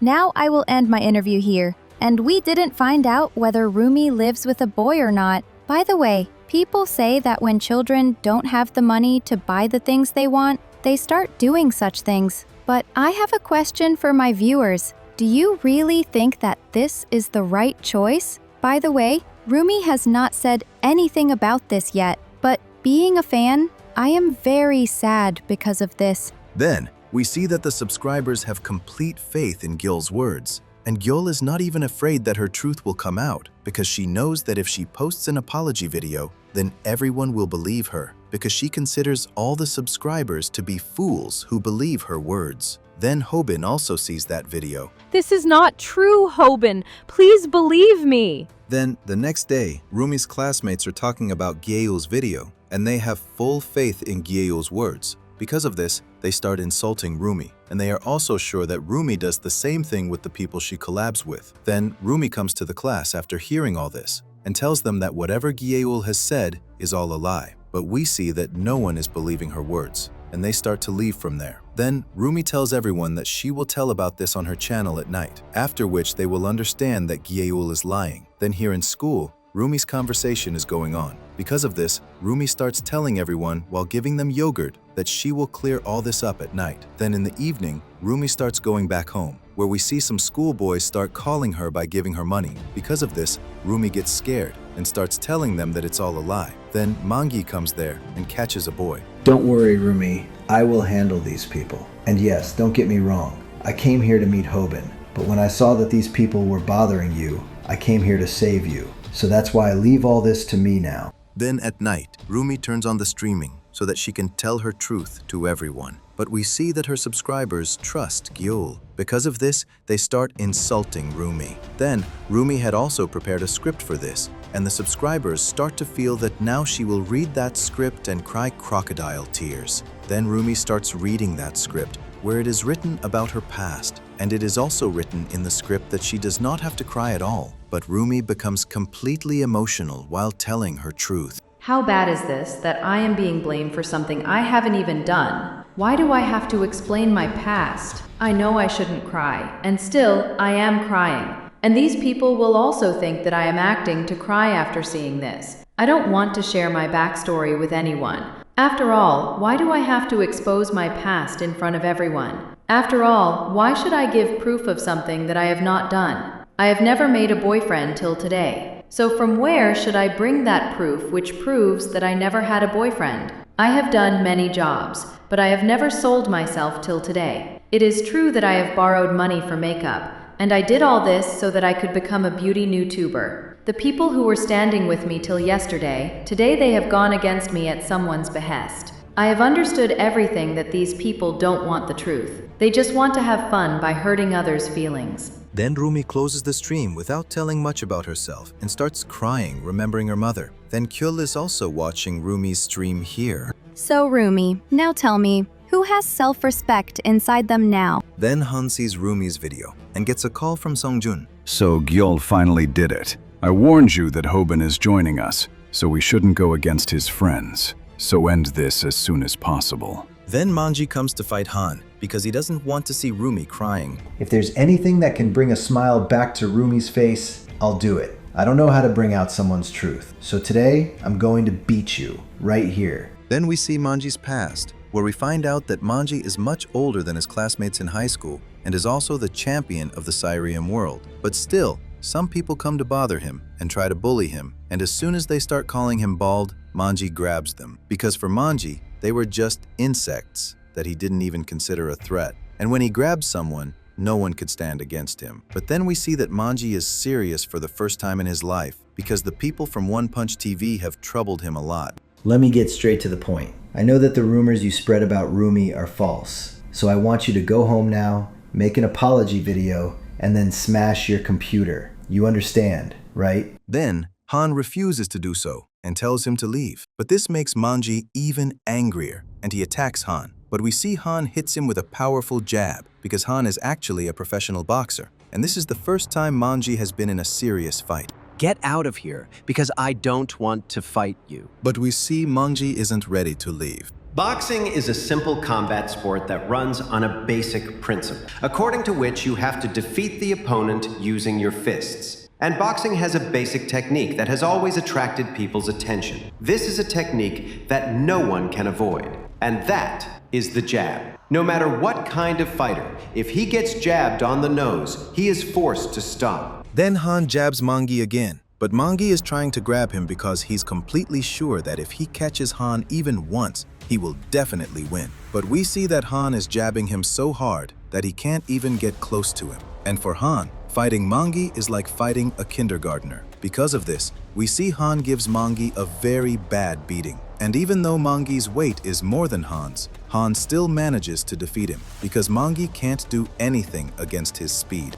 Isn't that strange? He's a Syrian wrestler. I thought he would at least grab me once, but nothing like that happened. I'm sorry that we created false evidence against Rumi. Then Han leaves, and Mangi is still worried about Rumi. Then Gayul comes to meet Rumi, and she has also brought food for her so that she can make her feel better. But Rumi is not affected by this at all, and she is so sad that she doesn't even call Gayul. Because of this, she gets angry and leaves. But she doesn't go too far from Rumi's house because she is afraid that Rumi might do something to herself. And then she starts thinking about Kyul, and because of Rumi's condition, she starts to hate her. Then Gayul goes to the park and goes online. Guys, I don't have anything special for you. I was just feeling a little depressed. That's why I started making this vlog, because I feel bad that Rumi is not posting videos on her channel. Whenever I bring out someone's truth, I feel like I'm taking something from them. So maybe I should make some other kind of videos. Then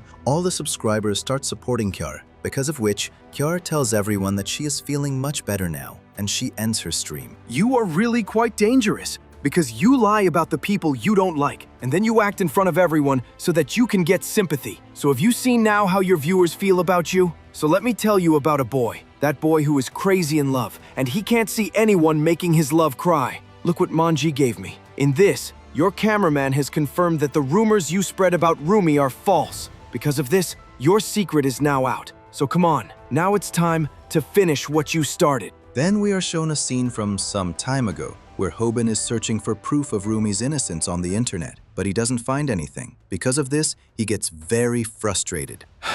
These people have defamed so many people by lying, and still, I am not getting any evidence against them. Will I really not be able to do anything? Then we see Mangi comes back to Hobin after fighting with Han. What happened to your nose, Manji? Did you find any proof that we can use to prove that all the rumors against Rumi are fake? No, I haven't found anything yet. But I have found it. So come on, let me show you something that I have kept in my underwear. Wait a minute, what do you want to show me? This is an action camera, and inside it is proof that Rumi was framed with lies. I am not smart, so this was the only way I could help Rumi. Then Hobin watches that footage, and he understands that Manji didn't fight with Han to gather evidence of Rumi's innocence. If I had beaten him, things would have gotten worse for Rumi. And at the same time, I am neither his friend nor family, so now you have to handle it.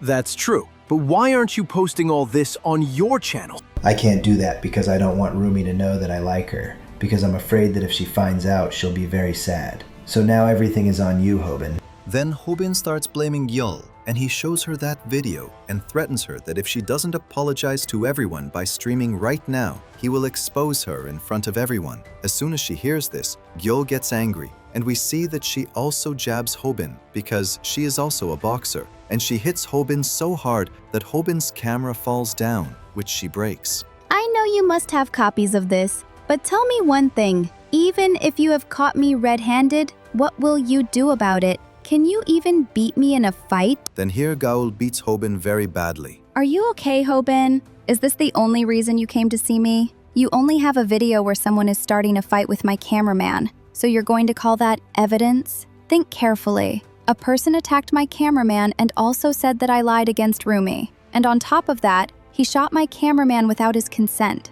And now you're saying that my cameraman confirmed that this was all my plan. Do you really think, Hobin, that through this you can bring my truth in front of everyone? You'll have to apologize to Rumi, because I have a copy of this video too. That's not going to happen. But if you want, you can try to bring my truth out. But at that same time, I will start the stream and I will cry and tell everyone that you scared me. Our channel's track record is completely clean, but your channel has just come out of controversy. So what do you think? Who will people believe? People will only believe what they see. Or are you going to call me to fight instead? But what do you think people will think when you fight with a girl? Hearing these things, Hobin realizes how dangerous Gaul is, and that none of his methods will work on her. And if he challenges a channel with 1.5 million subscribers, the same thing will happen to him as it did in the fight with Viral Hook, and he will start to get defamed again. Let me tell you one thing, Hobin. I didn't find any evidence against Rumi. Otherwise, I would have found at least one post where someone had done something. But I didn't find anything like that against Rumi, which is why it took me a long time to create evidence. So will you console her in my place? Well then, bye now. Then Gaul punches Hobin again, and here Songjun also comes back to his house, where he sees that Hobin is sitting outside his house in the rain, crying. Because of this, he starts asking Hobin the reason for this. Songjun, I really need your help. Kaul, the star of One Punch TV, has defamed a friend of mine, and she is Rumi, whom you want to recruit. Kaul has lied about everything, and I'm not influential enough to expose her myself. You told me that you like me because I love money, right? Rumi is exactly the same, so you have to help Rumi. Hobin, calm down. Forgive me, because I should have warned you about this earlier. Listen carefully, Hobin. One Punch TV is associated with our company, so if they have defamed your friend, then I can't do anything about it, because Gaul has been a part of our team for a long time. And if you go against One Punch TV, then I won't be able to give you the $89,500. Look, money is an amazing thing, isn't it? As soon as I mentioned $89,500, your face completely changed. I am a businessman, Hobin, and businessmen make their decisions based on profit. So I can't choose Rumi's channel with 200,000 subscribers over a channel with 1.5 million subscribers. So you will also have to choose carefully. So do you want to be on the side of that friend, whom you will never even meet after graduating? Or do you want to get the $89,500? $89,500 is a very big amount, so forgive me, Rumi. Then Snapper and Hobin come to meet Han, and they tell him that they have signed a contract with the XG company, which is why they have come to meet him. Then Han starts apologizing to Hobin for his mistakes, and asks him to fix things with Gaul too. Forgive me, Rumi, because I thought of abandoning you for money. Then Hobin opens his jacket, and on his vest is written, "I'm sorry, Rumi," and he has come there to bring the truth of One Punch TV in front of everyone. Then Snapper starts streaming. All the subscribers are surprised to see this and wonder what Hobin is going to tell about One Punch TV. Then Hobin tells everyone that One Punch TV is spreading rumors about people, but we see that none of the subscribers believe him, and they feel that maybe Hobin is doing this because of Rumi. Then Hong starts asking about all these things, and Hobin tells him that this time there is no way for them to escape because he has proof, hearing which all the subscribers are shocked. This all started with a blog. I'm talking about the same blog that got our channel demonetized. And with its help, I proved that no copyrighted content was being put on our channel. And then we found out a very strange thing about that blog, that we were not the only ones who were being reported incorrectly, because there were many more such blogs that were being used to incorrectly report famous channels like ours. At first, we thought that Lee had bought that blog and had reported us and the other YouTubers incorrectly. But then we found out that Lee was not behind this, and he also said that he had nothing to do with those blogs. But after that, he didn't even take the name of the person who had done all that, because he was quite scared. Because of this, we didn't get any further proof. But then we found one mistake of the mastermind behind all this. And that was his old comment where he was buying a blog. And because of this, I was able to find his phone number too. And when I called his phone number, do you know who picked up that call? It was you, Han. Then Hobin also calls that number, which makes Han's phone start ringing. And we see that the subscribers start to believe Hobin's words, because of which all of them side with Rumi and Hobin. And here, Gail also starts getting angry after watching Hobin stream. Hobin tells everyone that whatever rumors have been spread against Rumi are all lies, and Gail is behind it. Then Hobin starts to hold a mirror up to the subscribers as well, and tells them that it was because of them that Rumi's rumors came true, because they had believed Gail. Because of this, we see the subscribers start to apologize, and Hobin tells them that he has put all the evidence against Gaul on his channel. They have ruined the careers of many YouTubers. They broke the nose of a man who was in love. They have deceived their viewers. And the biggest mistake they made is that they have slung mud on that friend of mine who has worked very hard, and she has stood on her own 2 feet. Then, everyone starts cheering for Rumi and Hobin. Listen, you sewer rats! I have never been this angry in my life before today. And do you know what is the biggest crime you have committed to date? That you people have snatched the opportunity to get $89,500 from me. The subscribers are shocked to hear this, and start telling Hobin that he has ruined the whole mood. Then Hobin gets ready to fight with Han, and here Gaiul also starts moving towards Hobin to teach him a lesson. But just then, Gaiul arrives there and knocks Gaiul to the ground. You know, I don't like to get angry at all, but I want to tell you that you can't do this to people because you hurt them. You want to know who I am, right? I am the first person who has learned all the methods that Hobin uses. So let's go, Kyle, and settle this with a fight. Then, we're shown a scene from a little while ago, where Snapper is trying to find online evidence against Han, but he can't find anything, which makes him very annoyed. Why can't I find anything at all? I even found evidence against Lee because I knew his username, but I can't find anything about this guy even though I know his username. Why is this happening?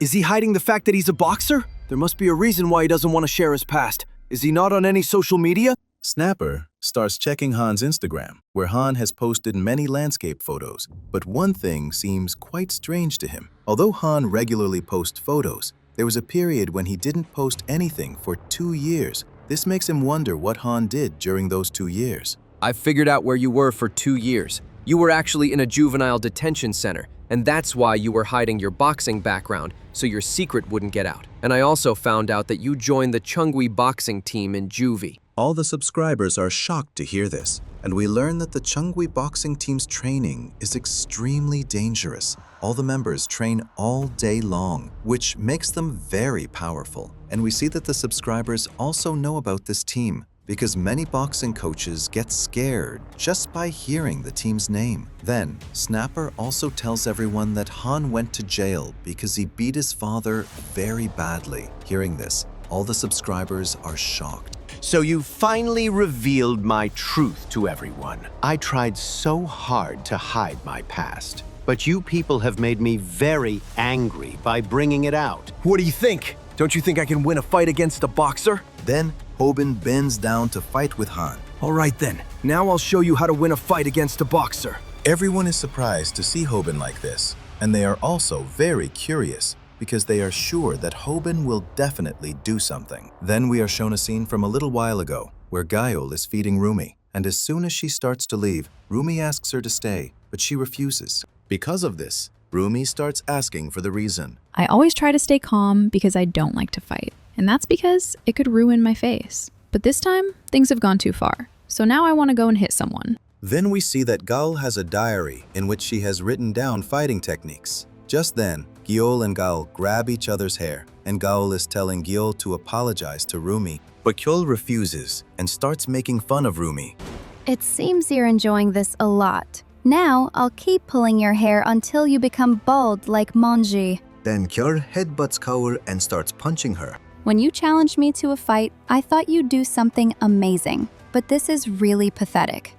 I don't consider pulling hair a fight. Look, this is how a real fight is fought. Then we see that Cole has blocked Gyeol's punch using the method of taking a hit without getting hurt, and she's trying to figure out what kind of fighter Gyeol is. I knew it. You must have been trained. And the way you threw that punch and rotated your ankle to put force behind your fist tells me that you're a boxer. Wait a minute. What did you say? You're taking hits without getting hurt? Are you copying Hobin? But there's no point in that, because a novice like you can't do anything against a boxer. Do you really think I'm copying Hobin? That's not it at all, because I'm the one who knows everything about these methods. Then we find out that Samdok's methods are written in Gyeol's diary. The person who taught me how to fight told me that there are different styles of boxing. And I don't think you're a slugger, nor are you an outboxer. So I'm pretty sure that you're an infighter. Then Gyeol starts attacking Kaul and tells her to think until Gyeol defeats her. Then we see Gyeol land a powerful punch on Kaul's stomach, but it's Gyeol who starts feeling the pain because Kaul had placed an iron plate inside her jacket. When you're fighting a boxer and she's an infighter,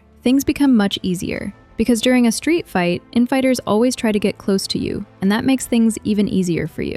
What happened, Gyeol? Are you going to tell the referee about this? But there's no need to cry, because this is nothing compared to what you did to Rumi. Then Gyeol grabs Gyeol's hand and uses the flying armbar method on her. Then we see Kim and his teacher, where Kim is also learning the flying armbar. In this, you have to grab your opponent's arm and, while jumping, twist their elbow outwards. This is something no novice can try. Kim, this technique is very difficult, which is why many people can't do it, and that's why it's not taught in many places. You know, if I think about it, you're the second person I've taught this move to. because before this, I taught this move to another Korean who was truly amazing. Although she wasn't that talented, she still had guts because she was ready for the injuries that come with using this technique. Then Kaul has successfully used this technique on Kyul, which makes her think that now Kyul can't escape from her clutches. Then Kim's teacher has also caught him in the same way. There is no man in this world who can escape from a perfectly executed armbar. But there are some exceptional people who can escape it.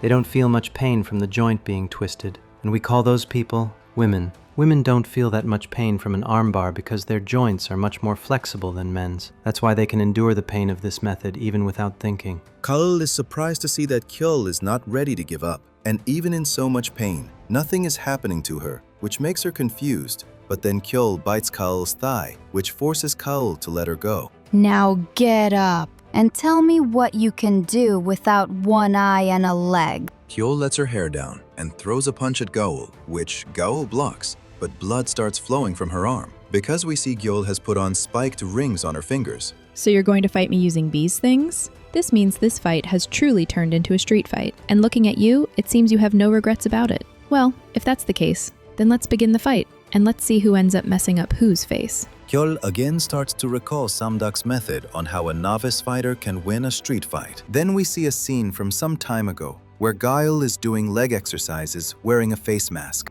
Her name is Kyul, right? I told Rumi that I was going to beat someone up. But what will happen if she turns out to be a trained martial artist? Because if that happens, my whole face will be ruined. I only learned fighting techniques for self-defense, so how will I be able to compete with them? Then Gaul's father starts calling her to eat, but Gaul refuses because she is working out. Why are you working out right now? If you're doing this to get taller, you should eat before you work out. I'm not working out for that reason. And anyway, my height is short because of your genes, so stop disturbing me. If Tilda's trained in some martial art, then boxing is an option that is at least not too bad. Then we see the fight between Kaul and Kyul. When I found out that Kyul was a boxer, I felt a little better. But she turned out to be a street fighter. Then we see that Kyul has made notes from Samduk's videos about street fighting, where Samduk had told her that she would have to keep two things in mind while fighting with street fighters. The first is that in street fighting, no one knows what the opponent is going to do, because it happens in a place where people fight without a referee, and a street fighter can also use weapons. Then, here, Gyul also starts attacking Gyul wearing spiked rings, which Gyul is trying to avoid. And she is surprised to see that Kyul is punching with only one hand, which makes her think that Kyul's other hand is very badly hurt. And then, Kaul takes advantage of this and grabs Kyul. If you think I can't throw punches, don't forget that I can still use my elbows. Then Kyul hits Kaul's back with a strong elbow, which makes her fall down, and Kyul gets on top of her. Then we find out that this is the second thing Samduk had warned about, because a street fighter always attacks their opponent by throwing them on the ground. Then Kyul starts punching Kaul, but we see that Kaul had already trained for this by watching Samduk's video, and with the help of the leg exercises she did at night, she kicks Kyul hard and starts choking her by holding her. Women may be very flexible, but no one can escape a chokehold. So now I will beat you until you learn your lesson.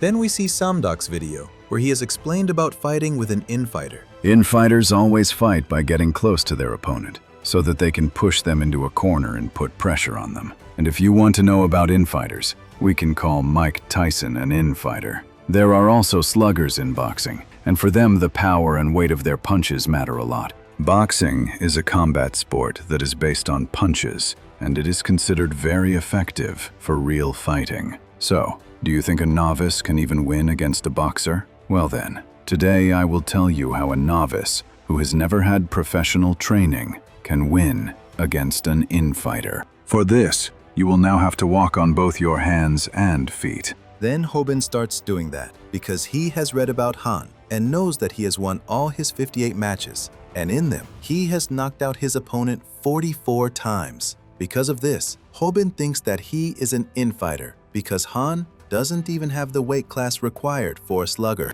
Then Snapper also comes to meet Hobin, and he is very surprised to see Hobin doing such strange things. And it seems to him as if a cockroach is moving around. Then Hobin explains to him that through this technique, he can win against the person who knocked out Manji. You know, even though you look very weird walking on your hands and feet, in reality it is a full body workout. And if you do this exercise with full form, you will feel that your core muscles, breathing capacity, and your flexibility have also increased. If you want to make your punches powerful, then you have to make your core muscles strong. And to not get tired quickly, you also have to increase your stamina. So if anyone still has doubts about this exercise, I will tell you that the name of this exercise is the bear crawl. Then here Han is very surprised to see Hobin like this, and the subscribers also do not understand anything. They are just waiting to see what Hobin is going to do, and Snapper is also excited for this reason. Then Hobin starts moving around Han, which makes Han even more confused, and Hobin starts to growl. If you want to defeat a boxer, you have to become a beast, and you have to take inspiration from those people who defeat their opponents by throwing them on the ground. And I am talking about wrestlers. Wrestlers train their core a lot so that they can tackle their opponent and also save themselves from losing. Wrestlers are very tough opponents for infighters because infighters do not know how to escape from a tackle. So let me now tell you how to win a fight against an infighter and why I told you to do the bear crawl. Then we see Hobin trying to grab Han's legs because what Samdak taught him is an upgraded version of the double leg tackle. Because even the best boxers cannot punch on the floor, which makes it easier to defeat infighters. But then, we see that Han avoids this attack from Hobin and hits Hobin with a strong punch, which makes Hobin unable to understand how an infighter can escape from his tackle. Because of this, Hobin starts to feel that maybe he was wrong about Han. Because of this, he also starts to feel that maybe Han is not an infighter. Then we find out that Han is very dangerous in Juvenile Hall, where he has beaten up a lot of people. And actually, he is an outboxer who hits his opponent by creating distance. The subscribers are also very surprised to see that Han is an outboxer. So now I have taught you that you can defeat an infighter with an upgraded version of the double leg tackle. And this is because the infighter comes close to you. But think for a moment. If you have to face an outboxer, how will you defeat him? Because outboxers are very fast, which is why a novice can never tackle them. Then Hobin tries to grab Han, but Han, while avoiding his attack, hits him with a strong punch, seeing which everyone is surprised. And everyone starts to feel that Hobin will not be able to win. Hobin, are you okay? Why on earth? A guy like Han is fighting for Gaul? Then everyone starts to think that maybe Han is Gaul's boyfriend, which is why he's fighting for her. But then Han tells everyone that he is Gaul's brother, and everyone starts telling Han that if he's her brother, he should have disciplined his little sister, not defended her. Then Hobin stands up again. I've managed to get back up somehow, but I don't think everything's going to be okay, because my opponent is an outboxer. I'll judge my sister's actions myself, but I want to tell you one thing. You can't get near my sister. Then we are shown the Juvenile Detention Center, and it's the only juvenile facility in the country that has permission to form a boxing team. And that boxing team's name is the Chungwol Boxing Team. Then we see all the juvenile prisoners gathered for exercise, and we see their training is so intense that it becomes a form of torture for them, which makes them very dangerous. Then we see their coach here, who has trained Han and wants to make him a champion. Then here, Han starts beating Hobin very badly. Analytical. The double leg takedown may have been upgraded, but it still won't work on an outboxer, because a novice can never tackle an outboxer. Seeing Hobin getting beaten up, Snapper doesn't understand what's happening, and he starts getting very emotional. And then everyone is surprised to see Hobin, because Hobin gets into a boxing stance so that he can face Han. But no one understands why Hobin is doing this, because he can never win while boxing against a professional outboxer. Takedowns may be a threat to boxers, but a novice can never tackle a professional outboxer. So let me tell you how to defeat an outboxer. Then we see the past, where Hobin has come to learn the jab and straight punch from Taehun. You're going to fight against a professional boxer, right? So why do you want to learn 1-2 punches? I just want to do this, so you'll teach me, right? I'll teach you, but if you keep staying so far away from me, how will you learn? You just stay away from me. As soon as you get close to me, I feel like everything turns into Taekwondo. Then, Taehun starts teaching Hobin the basic form so that he can put power into his punches and also protect his jaw. For the jab, you have to punch in a straight line, and you have to do it very quickly. And this is much faster than a novice's punch, because when a novice throws a punch, he swings his arms, which wastes a lot of time. But yeah, a jab doesn't have much power. It's just used to check how far you can punch. And with it, you can also corner your opponent. But remember one thing, Whenever you throw a jab, you have to guard yourself as well. I think after seeing you and Kim, I've understood what I have to do now. So now, I'll throw a jab with my left hand and a straight punch with my other hand. This is even more uncomfortable than I thought. What on earth are you doing? When you throw a straight punch, you have to rotate your hip too, you idiot. You got close to me again. I told you to stay away from me, didn't I? Hobin attacks Han in the same way, and Han hits him with a powerful uppercut, which makes Snapper and everyone else think that nothing can be done for Hobin because he doesn't even know how to box. Hobin, what on earth are you doing? Why aren't you using any other technique? Then we find out that Hobin isn't using any other technique because he realizes that none of his techniques will work on Han. You must be thinking that boxing won't work against an outboxer. How dare you think that? Do you think I'm that stupid? Of course, I know that a novice can't beat an outboxer. So the boxing we're doing is just a diversion. You've now mastered the beginner-level technique, so it's time to level up. Now I'm going to teach you a new technique, which is a combination, and it's also used in the Ultimate Fighting Championship. When you try to hit your opponent with jabs and straight punches, all his attention will be on your fists, which is why you can use the single-leg tackle combination on him. Then Hobin also uses this technique, which allows him to catch one of Han's legs, and Han is very surprised to see this. Then we see that Tae-hoon is also watching Hobin's stream, which makes him understand why Hobin learned basic boxing moves. And he starts to think that the practice Hobin did by crawling on his hands and feet was to learn this single-leg combination. Then Manji also starts to believe in Hobin, that he will handle this. Then Kim and his friends are also watching Hobin's stream, where they start to think that now Hobin will defeat Han, because boxers don't know how to tackle. But then suddenly Kim is very surprised,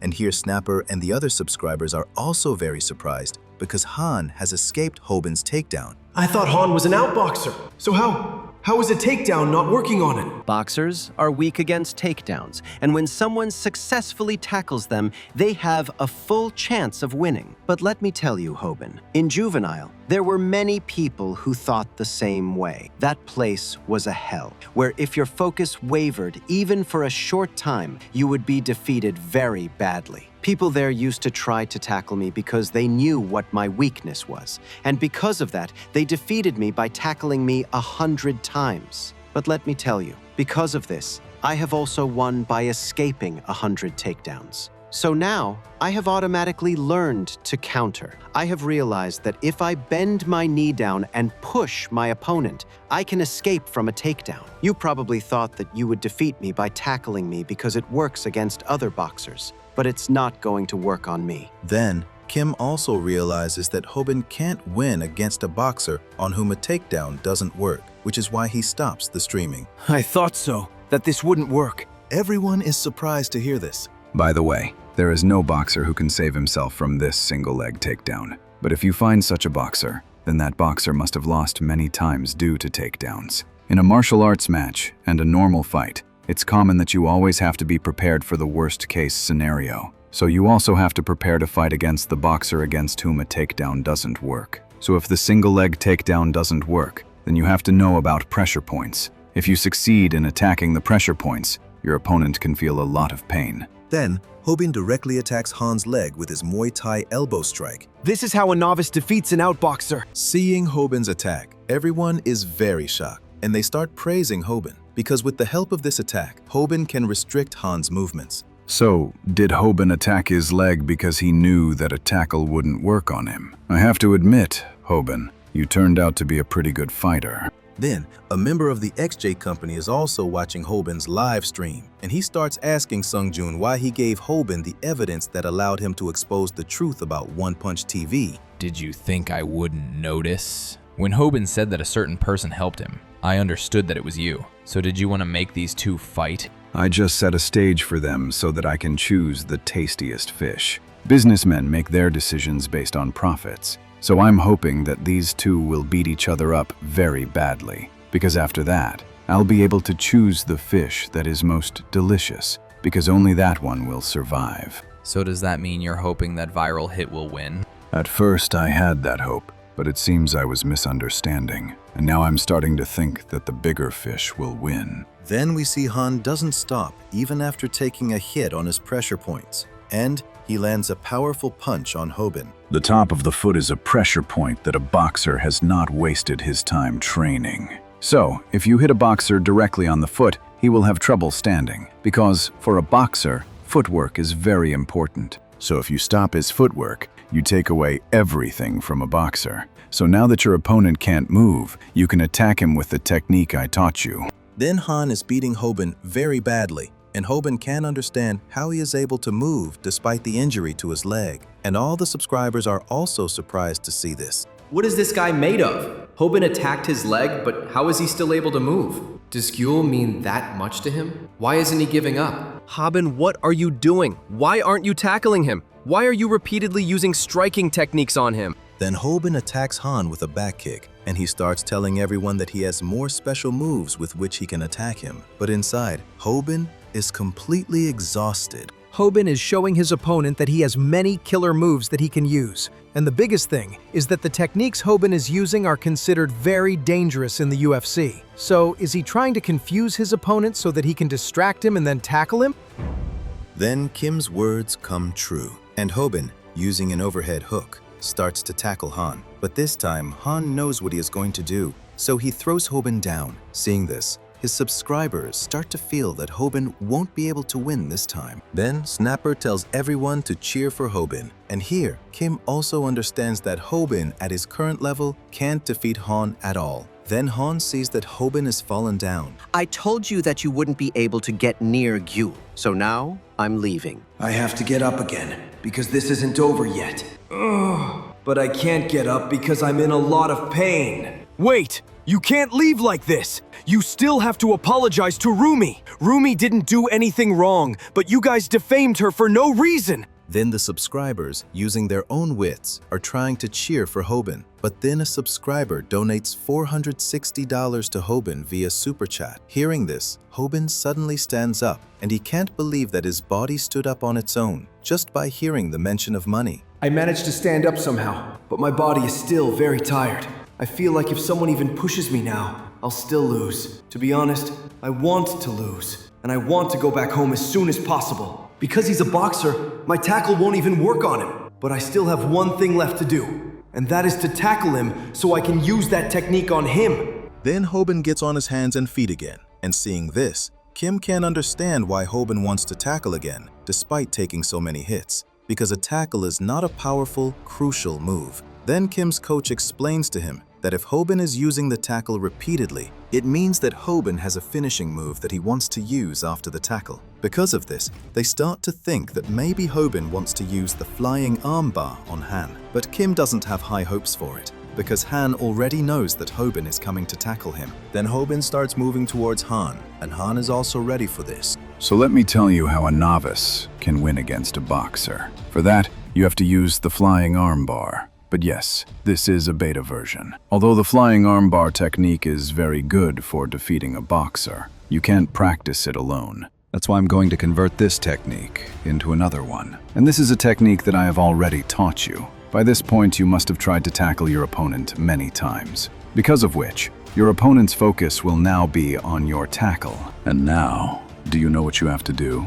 You have to attack him with a flying knee strike. Then we see that because of the training Hobin did on his hands and feet, Hobin puts pressure on his hands and jumps, landing his knee directly on Han's face, which shocks everyone. And here, blood starts coming out of Han's mouth. Then Hobin starts moving towards Han again, and as he is about to attack with a flying knee, Han starts punching him to counter. But Hobin switches his side in midair, because of which Han's punch doesn't reach Hobin, and Hobin's knee lands straight on Han's face. Then, on the other side, we see Gyul, who is playing with a teddy bear. And then that teddy bear hangs from the ceiling, which makes Gyul remember her mother. And here, despite being trapped in Gyul's clutches, Gyul is remembering her mother. Do you have sympathy for me? Do you really think that if you start remembering your mom, I'll leave you? What do you think? It's not just you who doesn't have a mom. I don't have a mom either. So what do you think, that you are the only one who has suffered a lot in life? I have also suffered a lot in my life. Look what you did to my eye. And on top of that, you've also cut my thighs. So my dream of becoming a celebrity is in danger. Then, Kao starts hitting Gyul hard, and at the same time, she's choking her, because of which Gyul's breath is stopping. Then Kaul is asking her to apologize to Rumi, but Gyul refuses to do so because she doesn't even realize that she has done something wrong. Because of which, Kaul is also not leaving her, and she faints right there. Then on the other side, Han's condition is also bad, and as soon as he comes to his senses, he sees that Hobin and Snapper are giving him a massage, and Han also understands that he has lost. Then Hobin gets a phone call, and he starts showing in front of everyone as if Kim and Taehun have come there to pick him up. But actually, that phone belongs to his mother, but his mom's voice is coming out of the phone, because of which everyone gets to know about it. Because of this, Hobin thinks that now, Han is going to beat him very badly again, but Han starts thanking him. Hearing this, both Hobin and Snapper are surprised. I am thanking you because after this, I can quit. Then no one understands what Han is saying, and Hobin and Snapper start celebrating the fact that they have taken revenge on Rumi. And we see that this time, Hobin has earned $4,500 from ultra chatting, for which he starts thanking everyone. And this time his video reaches 5.8 million views, and his subscribers become 500,000. Seeing this, everyone is surprised, because Hobin has reached from 200,000 subscribers to 500,000 subscribers in a very short time. Then the next day, Hobin and Snapper are making a vlog, where suddenly Hobin starts crying, and no one understands anything. Then everyone comes to know that Hobin is crying because he has not found any other sponsor after the body spray ad. Because of this, everyone starts abusing him. Then Hirumi is also crying in her live stream, and we see that after the truth of One Punch TV comes out, all the subscribers are again on Rumi's side, and they are considering Rumi's crying as very cute. Then here Rumi thanks her friends, and all those people start acting as if they have hit a big shot. Then, here One Punch TV has deleted all of its videos. I can't believe they deleted all their videos. Well, I don't expect Gyul to do this. So does this mean Han did this? Could it be that Gyul is feeling regret? That must be what happened. Because Gyul is also a human, right? Then we see here that Gyul also doesn't understand how all her videos got deleted. Where did all my videos go? I just wanted to show everyone that I am repenting for my mistakes by doing a part-time job so that people will have mercy on me. And after that, I can come back again.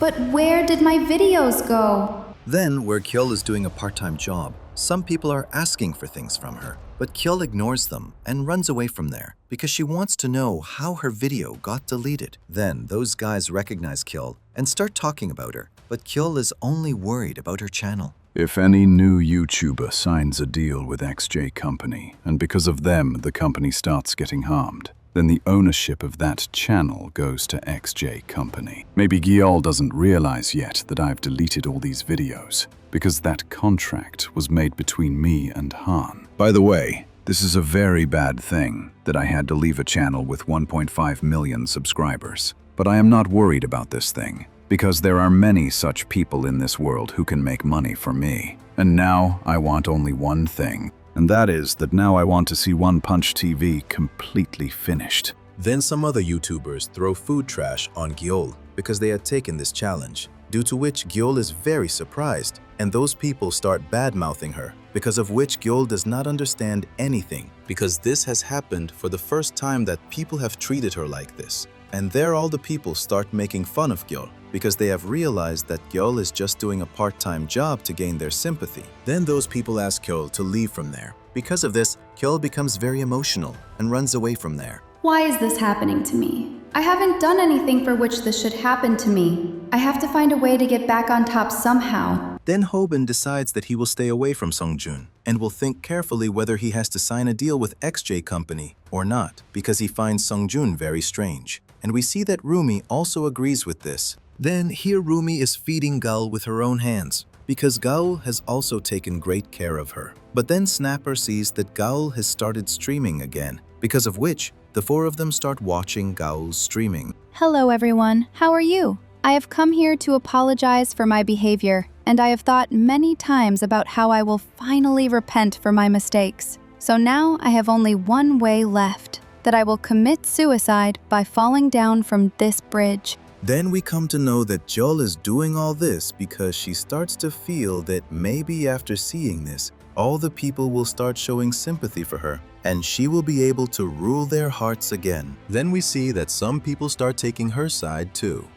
But then this plan of hers backfires because a subscriber starts telling her to die. And here Rumi starts moving towards Gyul. Rumi, where are you going? She's just deceiving others so that she can gain everyone's sympathy. Don't worry, she won't jump. This is not true. She is not okay at all. The truth is that Kyul was never okay. I don't know in which environment she grew up, and she doesn't know how to talk to society. She doesn't even know what is wrong and what is right. She does everything on the basis of her mood, because of which she is a time bomb. Then all the subscribers are telling Gyul to die, because of which Gyul doesn't understand if she has made such a big mistake. Have I done something that I can't be forgiven for? Do you people really want to see me dead? I just wanted to live like everyone else. Why are you acting like you haven't done anything wrong? I know that many of you must have cheated someone or the other so that you people can move forward in your life. So why are you telling me this? I was just doing all this to live. So why are you people telling me to die? Then Han also sees this stream, because of which he starts moving towards Gyul. And we see that Gyul also jumps down from the bridge while abusing her subscribers, because of which her stream ends. And no one can believe that Gyul has actually jumped. Thanks for everything, and goodbye, One Punch TV. Then we are shown Han and Gaul's past. I loved taking pictures, and it made me feel so good to think about how a photograph could capture every moment forever. But my mom didn't like getting her picture taken at all. And that was because my mom was a broken doll. She had given up on her dreams long ago, and her spirit had also been broken by someone's abuse. My mom never even looked in the mirror. That's why I didn't find it strange that she didn't want her picture taken. And because of that, I don't have a single photo of my mom. And all of this was because of my father. My father used to beat my mom like a punching bag, and I would repeatedly tell her to run away from there, but she always refused. And I couldn't understand why my mom showed pity on my father, because in reality, she was the one who had to endure everything. I told her to run away from there many times, but she always said that she couldn't leave because of me and Guile. But what she did after that, I couldn't understand if she really wasn't leaving because of us. My mom committed suicide, which was a completely selfish decision. People say that if you see something traumatic in your childhood, your brain suppresses that memory to protect you. And that's why I was hoping that Gaul's mind would suppress what she saw in her childhood. Our mom was gone, and she left this advice for us, that we should do anything to survive. Her funeral was so pathetic because there wasn't a single photo of her there. Because of this, I wanted to kill my father right then and there. But then I saw him crying. And that was the first time he had shown his emotions. And he was apologizing to my mom, but I couldn't control my body. Then it occurred to me that if I killed my father too, Gaul would lose her father along with her mother. Because of that, I stopped. But then one day, I realized what a huge mistake I had made, because that person could never change. Because on that day, he beat Guile just like my mom. And Guile also felt like she was going to die just like her mom. I never wanted to see a broken doll again. But on that day, there was a broken doll in front of me, which is why I don't remember what happened next. All I remember is that I had a blood-stained hammer in my hand, and after that, I was sentenced to 6 years in prison for killing my father. I thought this was for the best, because now Gaul wouldn't have to live with a family that only brought her trouble. And after that, I went to the juvenile detention center, which was like hell. Then in the juvenile center, the inmates there start torturing Han. Because of this, Han understands that that place is a hell. But only one thing is going through Han's mind, that he has to survive at any cost. That's why he beats up everyone there, so that he can somehow survive. And he's able to stay there because he still has Kaul left. But he is very angry at Kaul because he went to prison because of her, and Kaul didn't even come to see him once. Because of this, he starts to feel that now Kaul doesn't want to see her criminal brother. And thus, Han's anger starts to increase even more. Then, after 2 years, Han gets out of prison, where many prisoners' families have come to pick them up. But Han has no one there. Because of this, his anger towards Kaul increases even more. I was sentenced to 6 years for killing my father, but I was released on parole after 2 years, after which I went straight to Gaul's place to take out my anger on her. But after going there, I found out that something was wrong. I realized how unfortunate I was to have been sent to prison, but I never thought about Gail, whom I had left all alone. While I was trying to live my life in prison, Gail was slowly dying at home. She was in elementary school, so she didn't know how to take care of herself. And it was my fault that I left her behind. Gail, what happened to you? Who did all this to you? Tell me quickly. Han, you have to come to school with me tomorrow because all the kids keep telling me that I don't have a family. But I have you, right? Why did you leave me all alone? I'm sorry, Gail. This is all my fault. After that day, I promised Gail that I would spend my whole life taking care of her. And then I found out that she has hoarding disorder, in which a person can't throw anything away. Gail had become very lonely living alone at home, which is why she had filled the entire house with trash. And then, after that day, I taught Gail how to survive. I taught her that to live in this world, she has to get ahead of everyone, for which she can do anything and harm anyone. I was the one who made Gail what she has become today. I always wanted to tell her that. Framing people by showing false evidence is wrong, but I could never say it to her because I was afraid that she might distance herself from me. But when Hobin exposed my secret, I thought that maybe we could finally leave YouTube. But why did things turn out like this? Then Han also reaches the bridge from where Gaul had jumped, and he also starts to jump after Gaul. But Hobin, Rumi, and Snapper also arrive there, and Hobin and Snapper start to stop Han, and Han is loudly calling out Gaul's name. Just then, Gaul starts swimming in the water. Do you really think I'll die just like that? You know what I've realized? All this is happening because my truth has come out. So why should I have to die for it? You all want me to die, don't you? But I have endured so much to get here, so I can't die like this. This thing can't end like this. How long will it take to reach the side of this river? This is actually quite tough. All of you all want to see someone dead, right? Then go and die yourselves, because I am coward and I am not going to die. Then, everyone is surprised to see that Gaul is saved, and Rumi starts crying. Rumi, why are you crying now? See, she's perfectly fine. I'm not crying because of that. If I had saved Gaul from the river, I would have gotten 100 million views. Then Gaul gets furious seeing all of them and starts moving towards them. But she gets scared seeing Gaul there. Because of this, she makes an excuse about her ring and leaves from there. But still, Hobin is not feeling right about something, and he is realizing that they will definitely meet those two again. Then, Han starts thinking about earning money because no one is ready to give him a job due to his criminal record. And this was the reason why he started the YouTube channel. And he did all this at the behest of Sungjun because he considered him his elder brother. Then Han goes to meet Sungjun. After everyone is done with everything, why do they come crawling to me? I taught you everything you needed to know to win in this world. And as long as you were making money, you didn't care about any of this. But now you're blaming me? My opinion still hasn't changed. And I'm still very grateful to you. I felt really bad for our viewers and the people we used to ruin with fake evidence. But I don't regret it at all, because it helped us survive. But maybe you don't remember. I warned you to leave my sister alone, or else I would tear you apart with my own hands. I don't understand what you've come to me for. Don't you remember that you signed a contract with my company?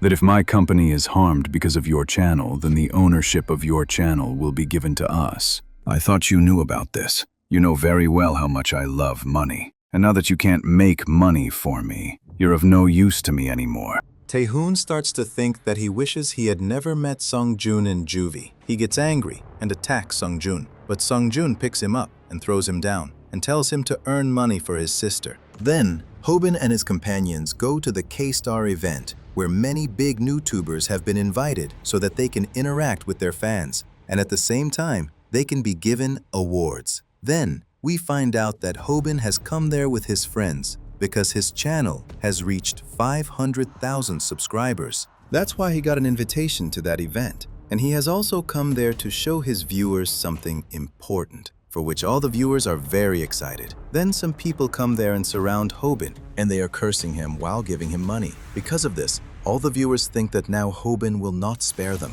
But we see that Hobin is very happy to see the money, because of which he is not saying anything to them. Then Sungjun also comes there, who is going to get an award there, and all the girls, seeing him, want to take a photo with him. Seeing this, Hobin and his companions understand what a new tuber with 5 million subscribers is like. Then Sungjun has a cut on his face, about which everyone starts asking him. Then Sungjun sees Hobin and starts calling him. Seeing this, everyone is shocked, and the girls also surround Hobin so that they can reach Sungjun through Hobin. But Hobin is thinking how important he has become, because of which he becomes very happy. Then Hobin is lost among the girls, because of which Gaul pulls him and takes him from there so that they can stream, and she is explaining to him how important today's stream is. Hearing this, Sungjun doesn't understand what they are going to stream today. Then they start looking for Snapper while eating ice cream and are roaming around in the event. I didn't think that so many people would come to the K-Star event. I had heard that it is a popular place where people come on dates, but I didn't think that so many people would come here. School children should focus on their studies. But look here, they have come here to date in their school uniforms. Wait a minute, if we are talking about a date, doesn't it seem like Hobin and I have also come on a date?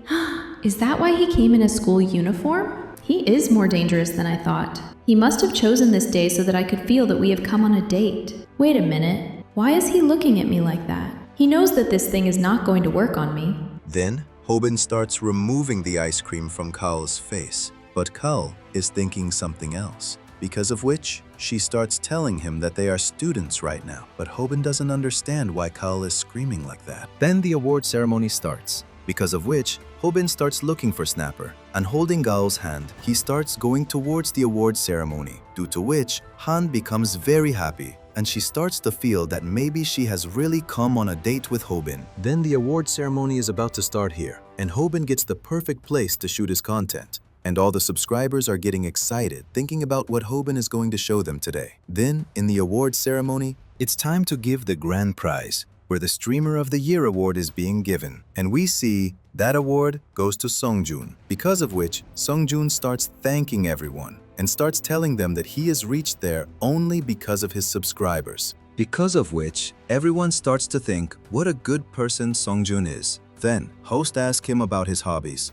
Sungjun tells them that he watches YouTube videos so that he can know how to improve his content, and mentions about viral hit. Hearing this, everyone is shocked because they can't believe that Sungjun knows about a channel with 500,000 subscribers. Then Hobin's subscribers start cheering for him, and Hobin goes on stage where the host is praising Hobin. How did this happen? There are so many people here, and in front of them, I can't even say anything because of nervousness.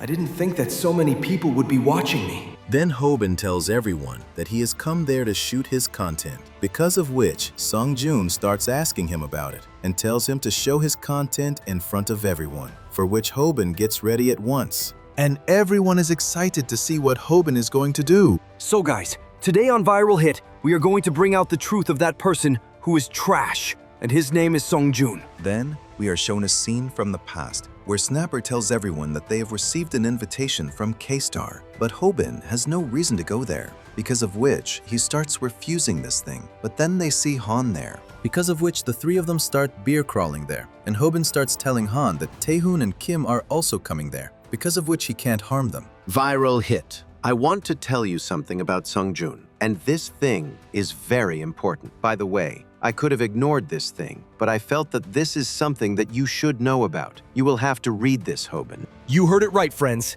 Today, in front of all of you, I am going to expose the dark deeds of the popular YouTube star Sungjun. His real name is Sungjun Baek, and he is deceiving his viewers by pretending to be a gentleman. Hobin, can I ask you what exactly you are doing? I met someone in front of my house whom you had abandoned, and he was looking very injured, as if he had been in a fight. And when I asked him what had happened to him, he told me that he was betrayed by the person he trusted. He was very loyal to that person, but still he betrayed him. You said that the mark on your face is because of a dog, right?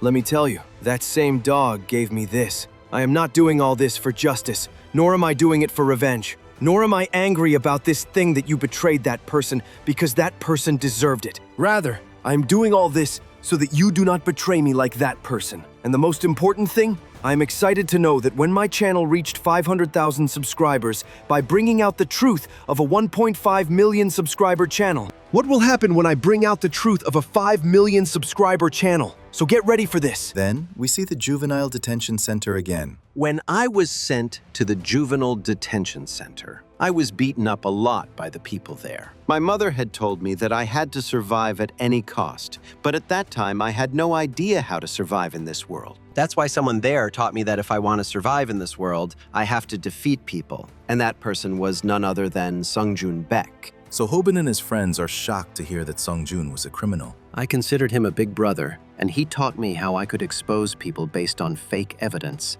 Seeing him, I always felt that he could never do anything wrong with me, but I never thought that he would remove me from his path like this. I have only been able to gather this much evidence against him so far, and in my opinion, this will be enough to expose him. So go and expose him. But why would I do that? Why would I make an enemy out of a YouTuber with 5 million subscribers? And what do you think? The person who has been framing people on false evidence his whole life, I'll believe his words? Why should I take revenge on your behalf? For me, you are worse than Sungjun. It's very easy for you to say that we should expose him, but if we can't do that, then you know what can happen to us, right? So now, I won't do anything like that. So here Han is also watching the video of Hobin exposing Sungjun, and Han is very shocked to see that they are bringing out Sungjun's truth only for their own benefit. Because of this, he is not able to understand whether he should consider Hobin good or bad. Then Kjol starts forbidding Han from watching his video and is cutting him off. Now everything is over for you, Sungjun Baek.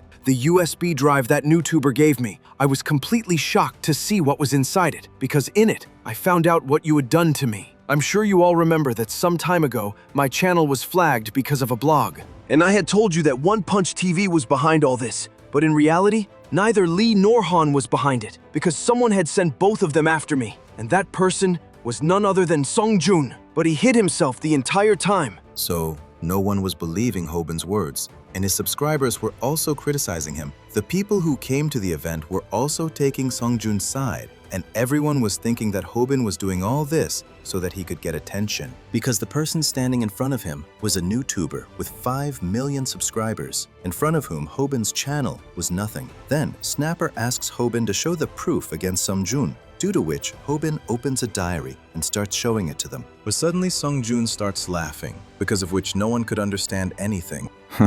I'm sorry, Hobin, but I don't do things like that. This is the same thing you told me about, right? That you wanted to make me angry by playing a prank.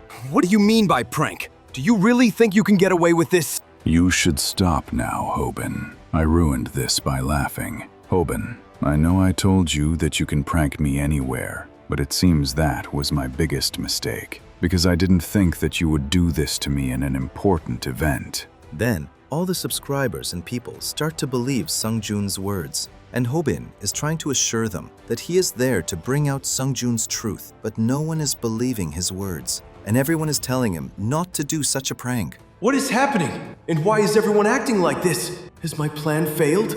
For these people, Sungjun is like a god, so they don't think that Sungjun can ever do something like this. My plan is not working because Sungjun's public image is spotless. That's why no one is interested in my words. That's why my move backfired. So, Sungjun starts apologizing to everyone for all this, but Hobin is still trying to tell everyone the truth. That's why Snapper starts stopping him, and he asks him to go back. That's why they start going back from there. But then Sungjun stops them and takes them to his restaurant. Everything you said was true, Hobin. I was the one who sent Lee and Han after you. By the way, I was going to tell you this myself, but it seems Han reached you before me, and you decided that you want to make me your enemy because of this. By the way, I'm thinking about whose idea this was. So tell me, whose plan was this among you three? Then we are shown the past, where after seeing the USB drive, they all came to know that Sungjun had tried to destroy their channel, and because of him, there was a problem in Hobin's mother's treatment. But we see Hobin is not ready to go against Sungjun yet,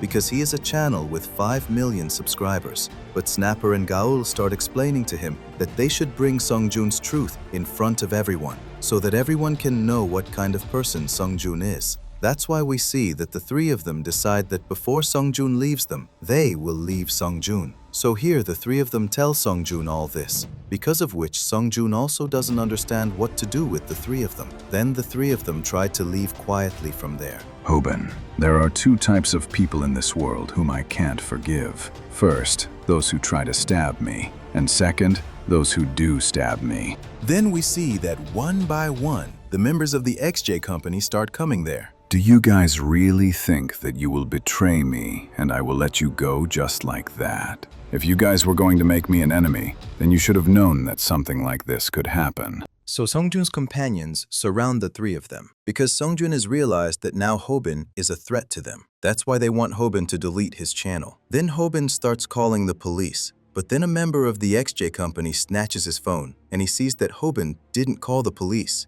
but Taehoon. That's why we see Taehoon coming there. I came here running as fast as I could. But tell me one thing. Who is this dog that looks like a girl? Then we see that Mangi also comes there, because of which Sungjun's companions start having fun because they don't expect that something like this is going to happen. Hobin, will you explain what is happening here? I am very impressed with what you are doing. That's why I have decided that now I will make my own organization. So let's go. I will introduce you to my newly formed Hobin U company. Then Sungjun and his companions are very surprised to hear about Hobin's company. And then Rumi also arrives there while streaming. So guys, I'm here to start the party. I heard that a lot of new YouTubers are coming here, but why do you all look so serious? You all heard right! We are all going to start the Hobin U company, in which Taehoon will be a gaming YouTuber. And Mangi and Rumi will also be with him. Snapper will be the cameraman, and Gaiul will edit all of their videos. Hearing this, all the subscribers are very surprised, but Hobin's friends don't understand anything. This is very good news,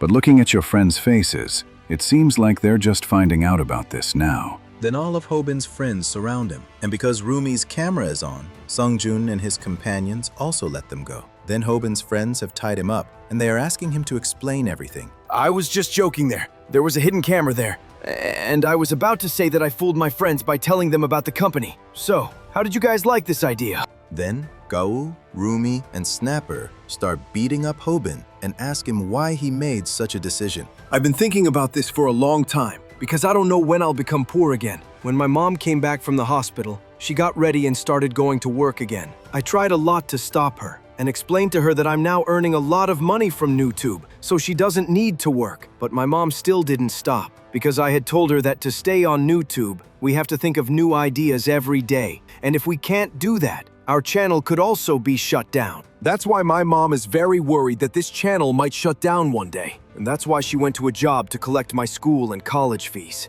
Now that I'm thinking about what she said, I'm realizing that she is absolutely right, because I'm nothing without YouTube. So now I have to work hard. I'm only good at streaming on YouTube, but I'm scared that if one day I can't do that, I'll become poor again, which I don't want to be. So that's why I want to start my own company and earn a lot of money. I swear, I'll find out how much money I need to be happy. So that's why I want you all to help me with this. So let's build a company together. And yes, we'll share all the profits equally. Rumi doesn't understand anything, but suddenly Snapper agrees to it because he really liked Hobin's idea. And on top of that, he was the person who introduced Hobin to YouTube. That's why this time too, he is ready to support Hobin. Then, Gaul also gets ready for it and starts dancing with joy.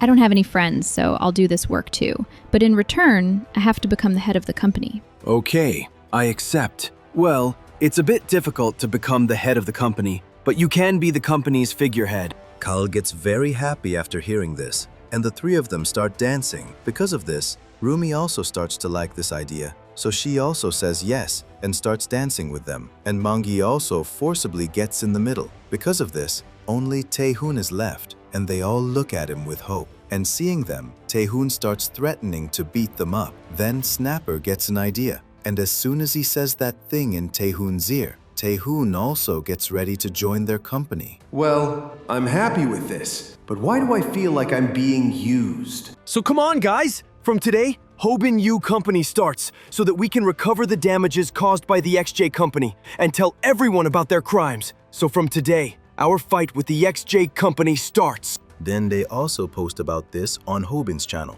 and Sungjun finds all this very interesting. Then Hobin tells Boomy about all this, which surprises Boomy to hear that Hobin has become a CEO. But this thing has gone to Hobin's head, which is why he starts flying in the air in front of Boomy and starts singing his own praises. It seems this idiot wants me to be impressed with him. That's why he's started doing such things. But in reality, His actions deserve a slap. It seems that a lot of people are becoming YouTubers these days. There's also a famous YouTuber in my school whose name is Yeonwoo Ji. Hobin is surprised to hear this because Yeonwoo Ji is a member of the XJ company. Then Bomi leaves from there, and Hobin doesn't understand why Bomi never lets him drop her at her house. And we see that the reason for this is that the area where they are, that whole area belongs to Bomi's family. I can't believe that Yeonwoo Ji goes to Bomi's school. What will happen when Yeonwoo starts to like Bomi? That would be a very bad thing. I wish Yeonwoo would just drop out of school, but this is not the time to think about all this. I've made my company, but how will I bring Sung-jun's truth in front of everyone? Because the last time I tried, I failed very badly. So it seems I have to think of something else now. Then we see that Hobin has been kidnapped, and he thinks that maybe this is a prank. But then Hobin sees that in the room he is in, romantic candles are lit, and there is a lot of strange equipment kept there. Because of this, Hobin starts to feel very weird, and he also understands that this is not a prank. Then he sees that a muscular person is standing in front of him. I'm sorry for bringing you here like this. I brought you here so that I can find out where you learned your fighting technique from. Then we see that the person who kidnapped Hobin is none other than Kim's coach Logan, about whom Hobin knows nothing. And he can't figure out if the guy was sent by Sung-jun or if he's some fan of his. Why on earth did this jerk kidnap me? Did I hurt a viewer's feelings? Or did something inappropriate get into our video? Should I tell him that Kaul edited this whole video? But the biggest problem is that I don't know how to speak English. And this person doesn't even know Korean. Because of that, we can't even talk. Hobin isn't understanding anything Logan is saying, but he feels that Logan can't harm him. Then he remembers the translation app, which he explains to Logan, and Logan translates and tells him that he is a huge fan. Hearing this, Hobin is surprised. Then Logan starts praising Hobin's fighting skills and asks him where he learned his fighting techniques. He wants to know about fighting techniques. So did he kidnap me for this reason? But why does he want to know about it anyway?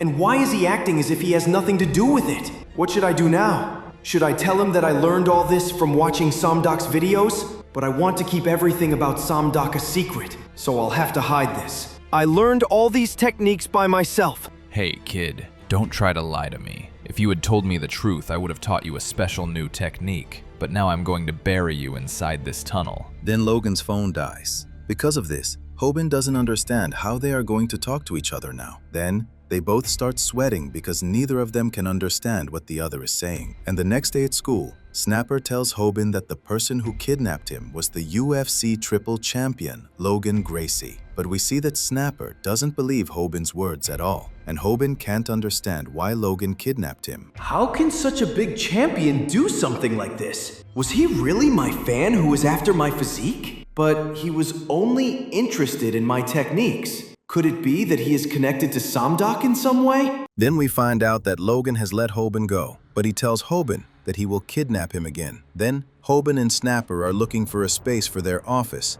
which they are also live streaming about. Snapper tells Hobin that once they pay the security deposit, they will get the office. Because of this, Hobin starts asking about the security deposit. But we see that as soon as Hobin finds out that the security deposit there is $270,000, he starts refusing. And turning upside down, he starts thanking his subscribers for their donations. Then they both decide that they don't need an office. And just then, Hobin gets a message from Bomi, which shocks him. Meanwhile, Sung-jun is also watching Hobin's stream, and his associates are also there. So what are you going to do about him, Sung-jun? If you say so, I can beat them all to a pulp. If you do that, people will think that Sung-jun did all this. Because right now, there is enmity between Hobin and Sung-jun. He's absolutely right. So for now, we'll just keep an eye on Hobin. And yes, I called you all here for a meeting. But where on earth is Yuno? Meanwhile, Yuno is doing volunteer duty at the hospital to earn some extra school credits and starts taking a senior citizen out for a walk.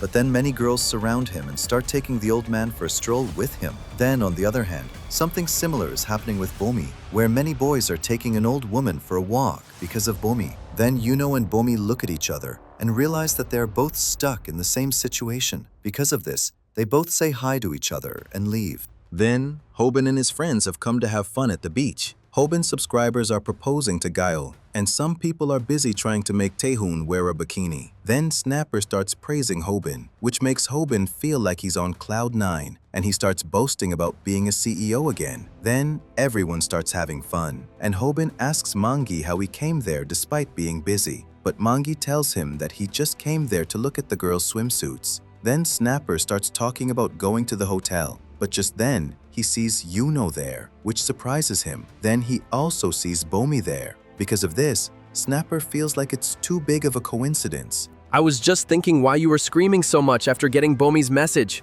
Tell the truth, Hobin. You brought us here because you found out about Yuno and Bomi, right? And you came here to stop Yuno so that he doesn't hit on Bomi. Then Hobin starts to deny it, but Snapper is completely sure that Hobin brought them there for that very reason. Then Snapper finds out that Hobin had also put up a post about coming there, where many subscribers had supported him. Influenced by their comments, Hobin had come there. Then Hobin starts apologizing to Snapper and promises him that if he helps him, he will cover all the expenses for the trip. Then Taehoon tells everyone to go to the hotel, and no one can understand how Taehoon agreed to come there with them. That night, they go to the hotel, where Hobin is still thinking about Bomi, and then they see that Taehoon is missing. Then, Taehoon is sitting somewhere trying to record himself so that he can start a gaming channel, but Taehoon is unable to say anything out of embarrassment. Just then, he hears someone laughing while saying his name, and as he goes towards that voice, he sees that the voice belongs to Yuno. Because of this, he gets very angry. He throws Yuno down and puts his foot on him. Were you just laughing at me? Answer me right now. Are you two going to fight or kiss? And why are you acting so tough? Don't you realize, Taehoon, that it was me who was laughing at you? When Hobin exposed my truth to everyone, I decided to take revenge on him. And when I found out that Hobin was coming here on a trip with his friends, I followed them here so I could see if they'd do anything wrong here and expose their truth to everyone. And then I saw a fool making a joke of himself, which made me unable to stop myself from laughing. Actually, I wanted Taehoon to hear the sound of my laughter. And it worked out well because now I'll get to see a fight. So, Yenu starts apologizing to Taehoon. Because of this, Kyeol doesn't understand why he's doing that. How did you even hear my voice despite such loud noise?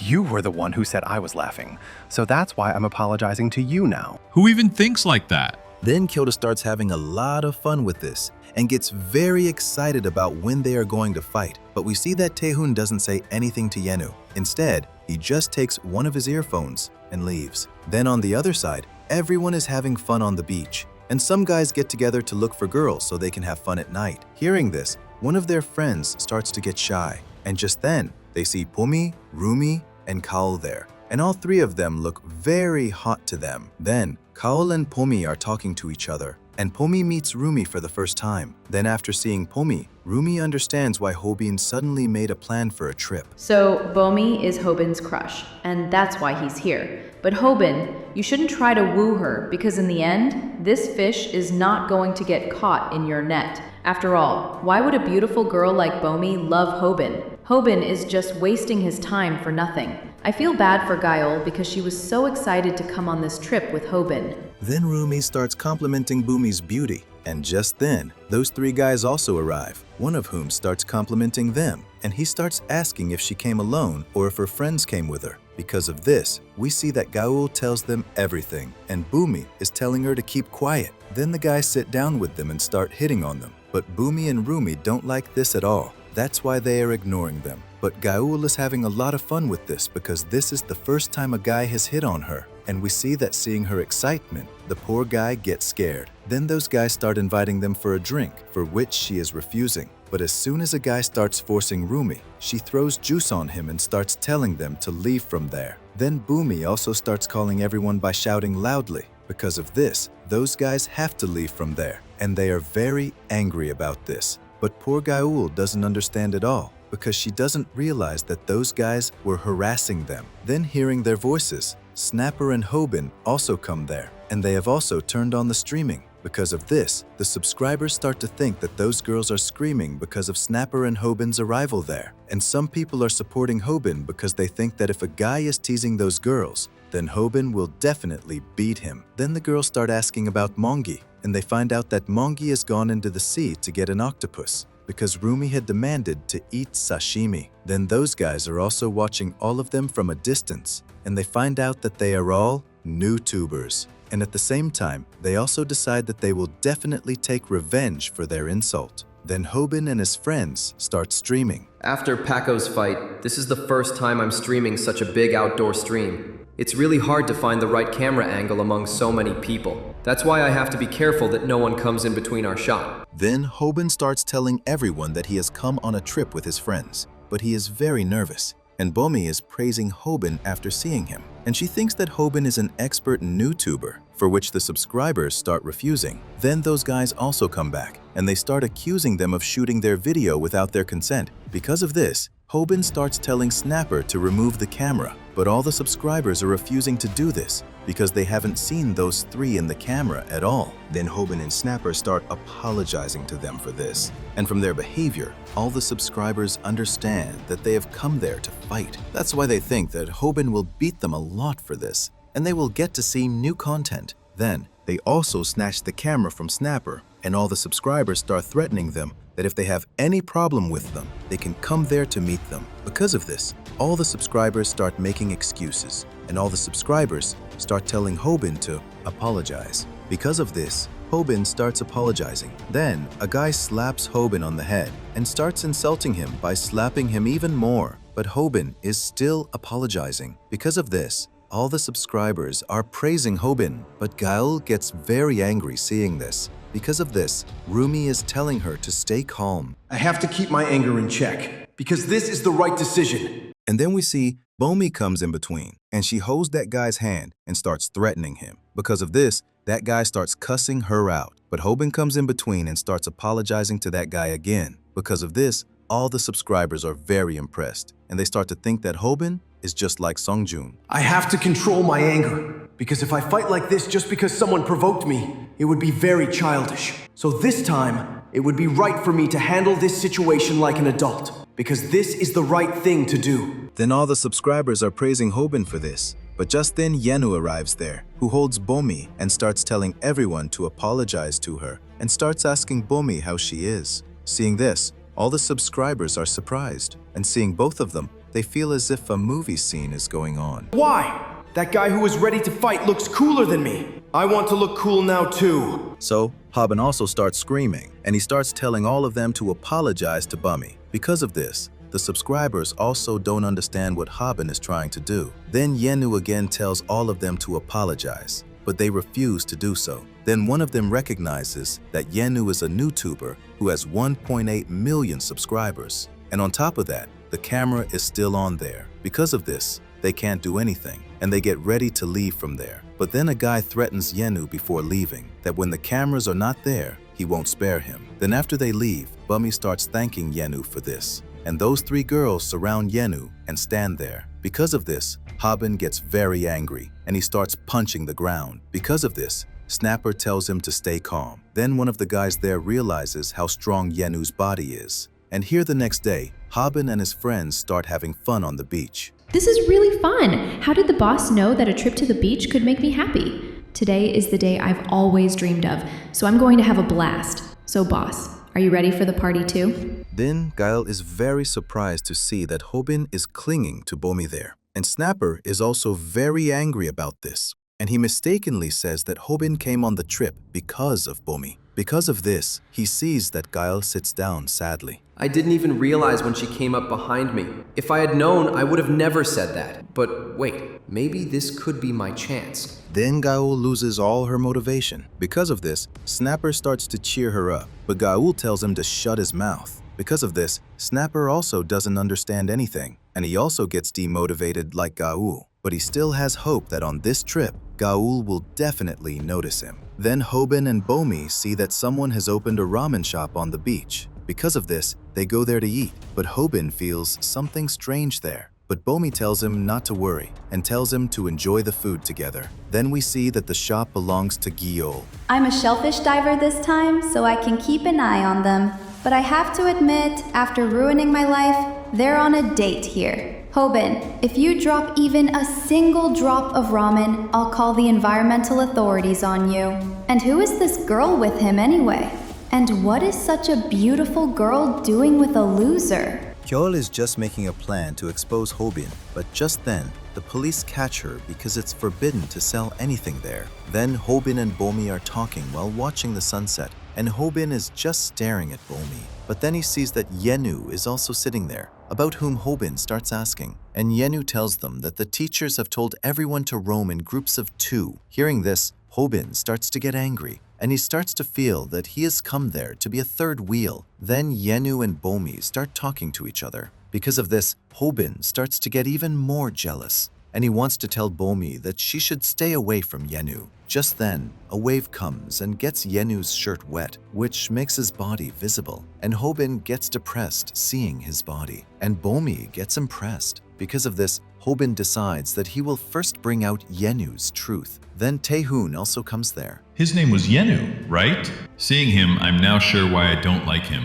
and it's because he reminds me of that dog. Then Rumi is clicking her photos and praising herself. So as soon as Rumi is about to leave, she sees an octopus in the water. And we see that Mangi has brought that octopus so that Rumi can eat sashimi. And Rumi thanks Mangi for this. Then at night, Yenu is out for a walk, and he is telling his father about it. But just then, those 3 guys from the morning surround him so that they can take revenge on him, about which Yenu's dad starts asking him, but he lies to them and cuts the call. Then Hobin and Snapper also come there, and they see that those people have started beating Yenu. Because of this, Snapper starts telling Hobin to save him, but Hobin explains to him that there is no need for it, because Hobin has realized that the people Samdak talked about really exist, who don't feel pain even after being beaten. Then Yenu also doesn't feel pain here. There are many types of martial arts in the world, but if I tell you that there is a martial art in which you train your body so much that after that, even if someone hits you, you don't feel any pain at all. And there's a simple reason for this,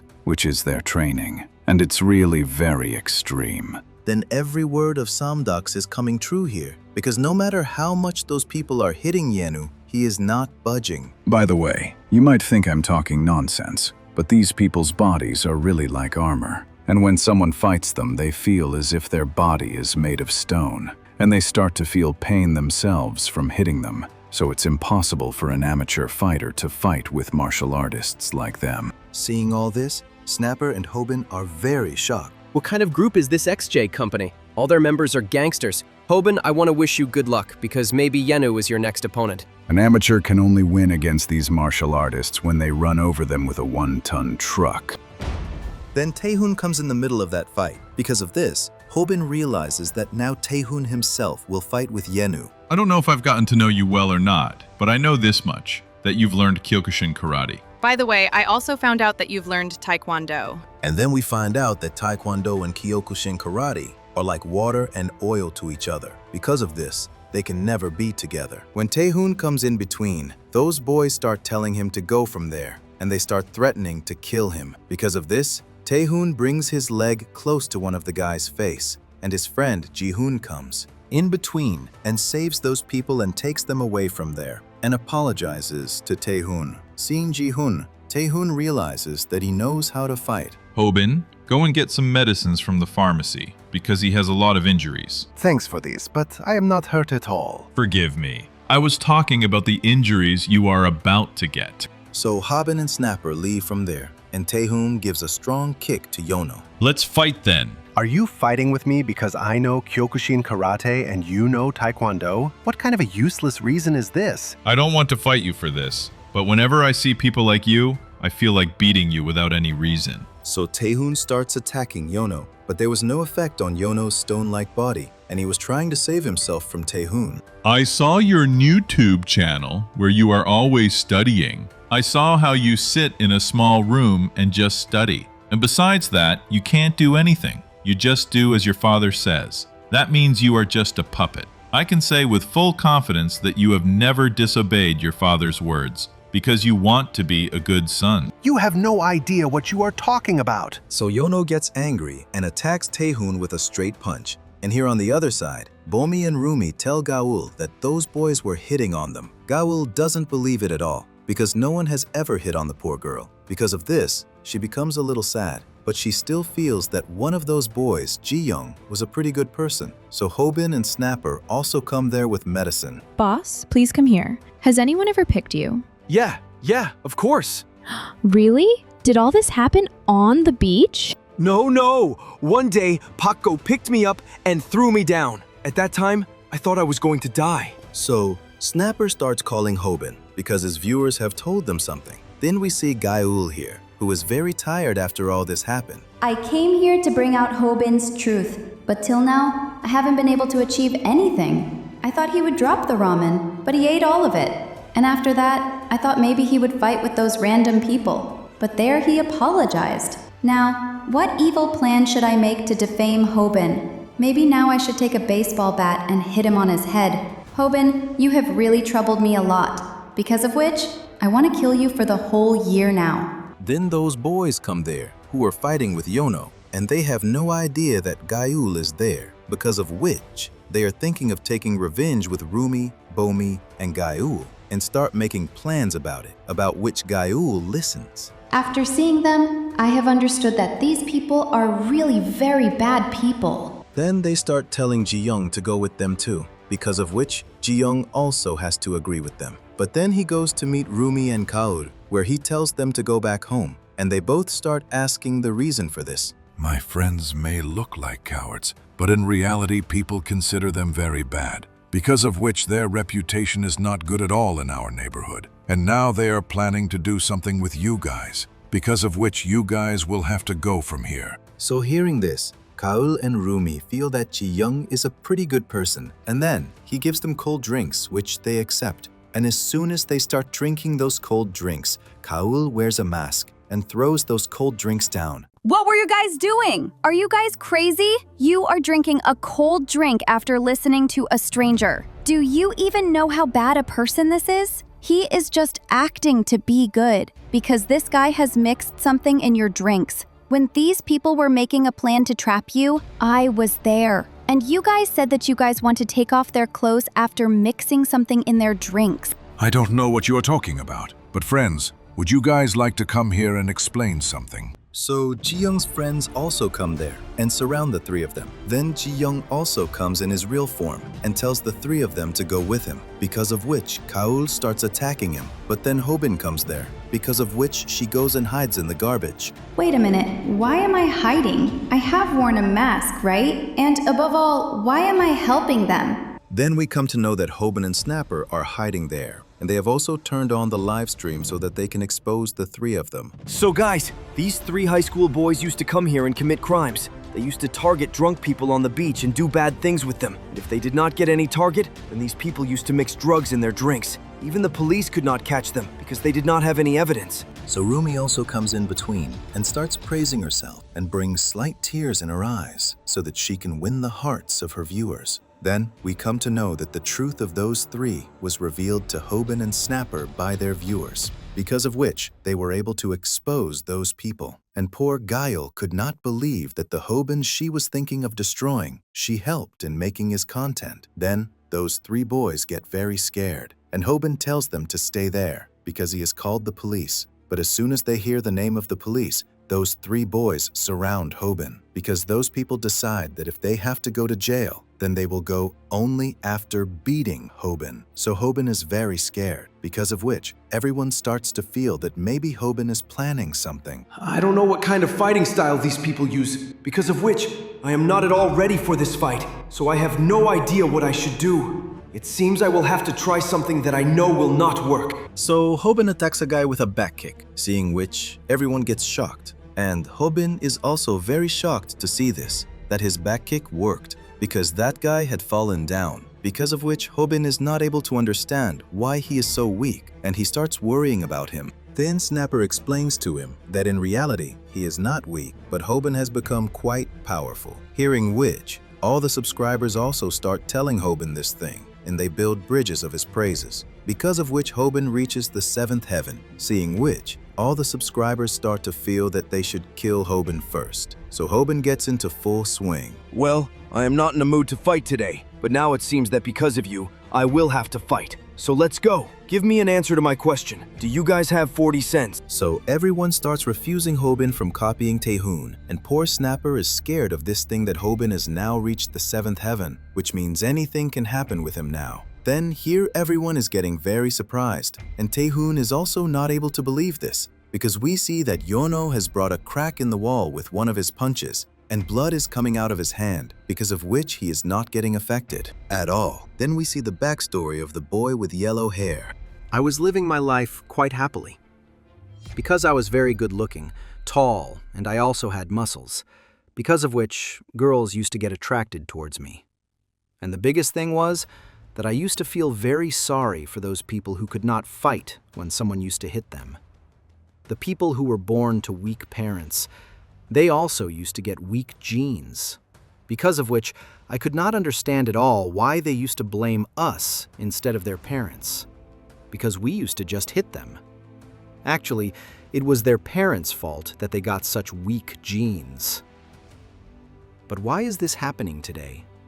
Why is this weak boy able to hit me? So Hobin attacks that boy with a calf kick, because of which that boy is also not able to understand how Hobin is able to do all this. And Hobin is also very surprised to see that his techniques are working, because of which he gets convinced that he can defeat him. Then that boy starts punching Hobin. Then seeing him, Hobin understands that he is a novice, because a novice punches by taking his arm back, because of which Hobin weakens the impact of his punch by moving his head forward. And this time, he has taken care of this thing that he does not lose his temper. Then everyone gets very excited seeing Hobin, and they find Hobin very cool. But the way Hobin is saying everything, no one is liking that thing, and Snapper is also getting shy of this thing. Then Hobin again hits that boy with a calf kick and throws him down with an overhand hook. Then Snapper starts cheering for Hobin. How strange it is that I am not feeling scared at all today, and I am not feeling any kind of nervousness, and still, I am feeling pain from being hit. Then that boy hits his knee in Hobin's stomach, because of which Hobin starts feeling pain. But he has done ab exercises, because of which he gets well very quickly. And holding that person by the neck, he hits his knee on his stomach and mouth. Hey, have you ever eaten Lee's knee strike? Have you ever eaten Taehoon's back kick? And have you eaten Han's punch? So Hobin also hits him with a strong punch, because of which all the people are finding Hobin very cool. And he starts telling everyone to subscribe to the channel. And as soon as he comes to know that he is getting donations, he again reaches the 7th heaven. The subscriber starts talking about hitting him again, but then Jihoon hits him with a punch, because of which Hobin flies and falls down. Well, I did not want to come in the fight, but now to save these people, I will have to come. So now this will be the end of the fight. Then we come to know that those boys used to get into a lot of trouble before, because of which they used to think that someone who fights might catch them. And then one day, Jihoon came to them, who was the most powerful person in their school.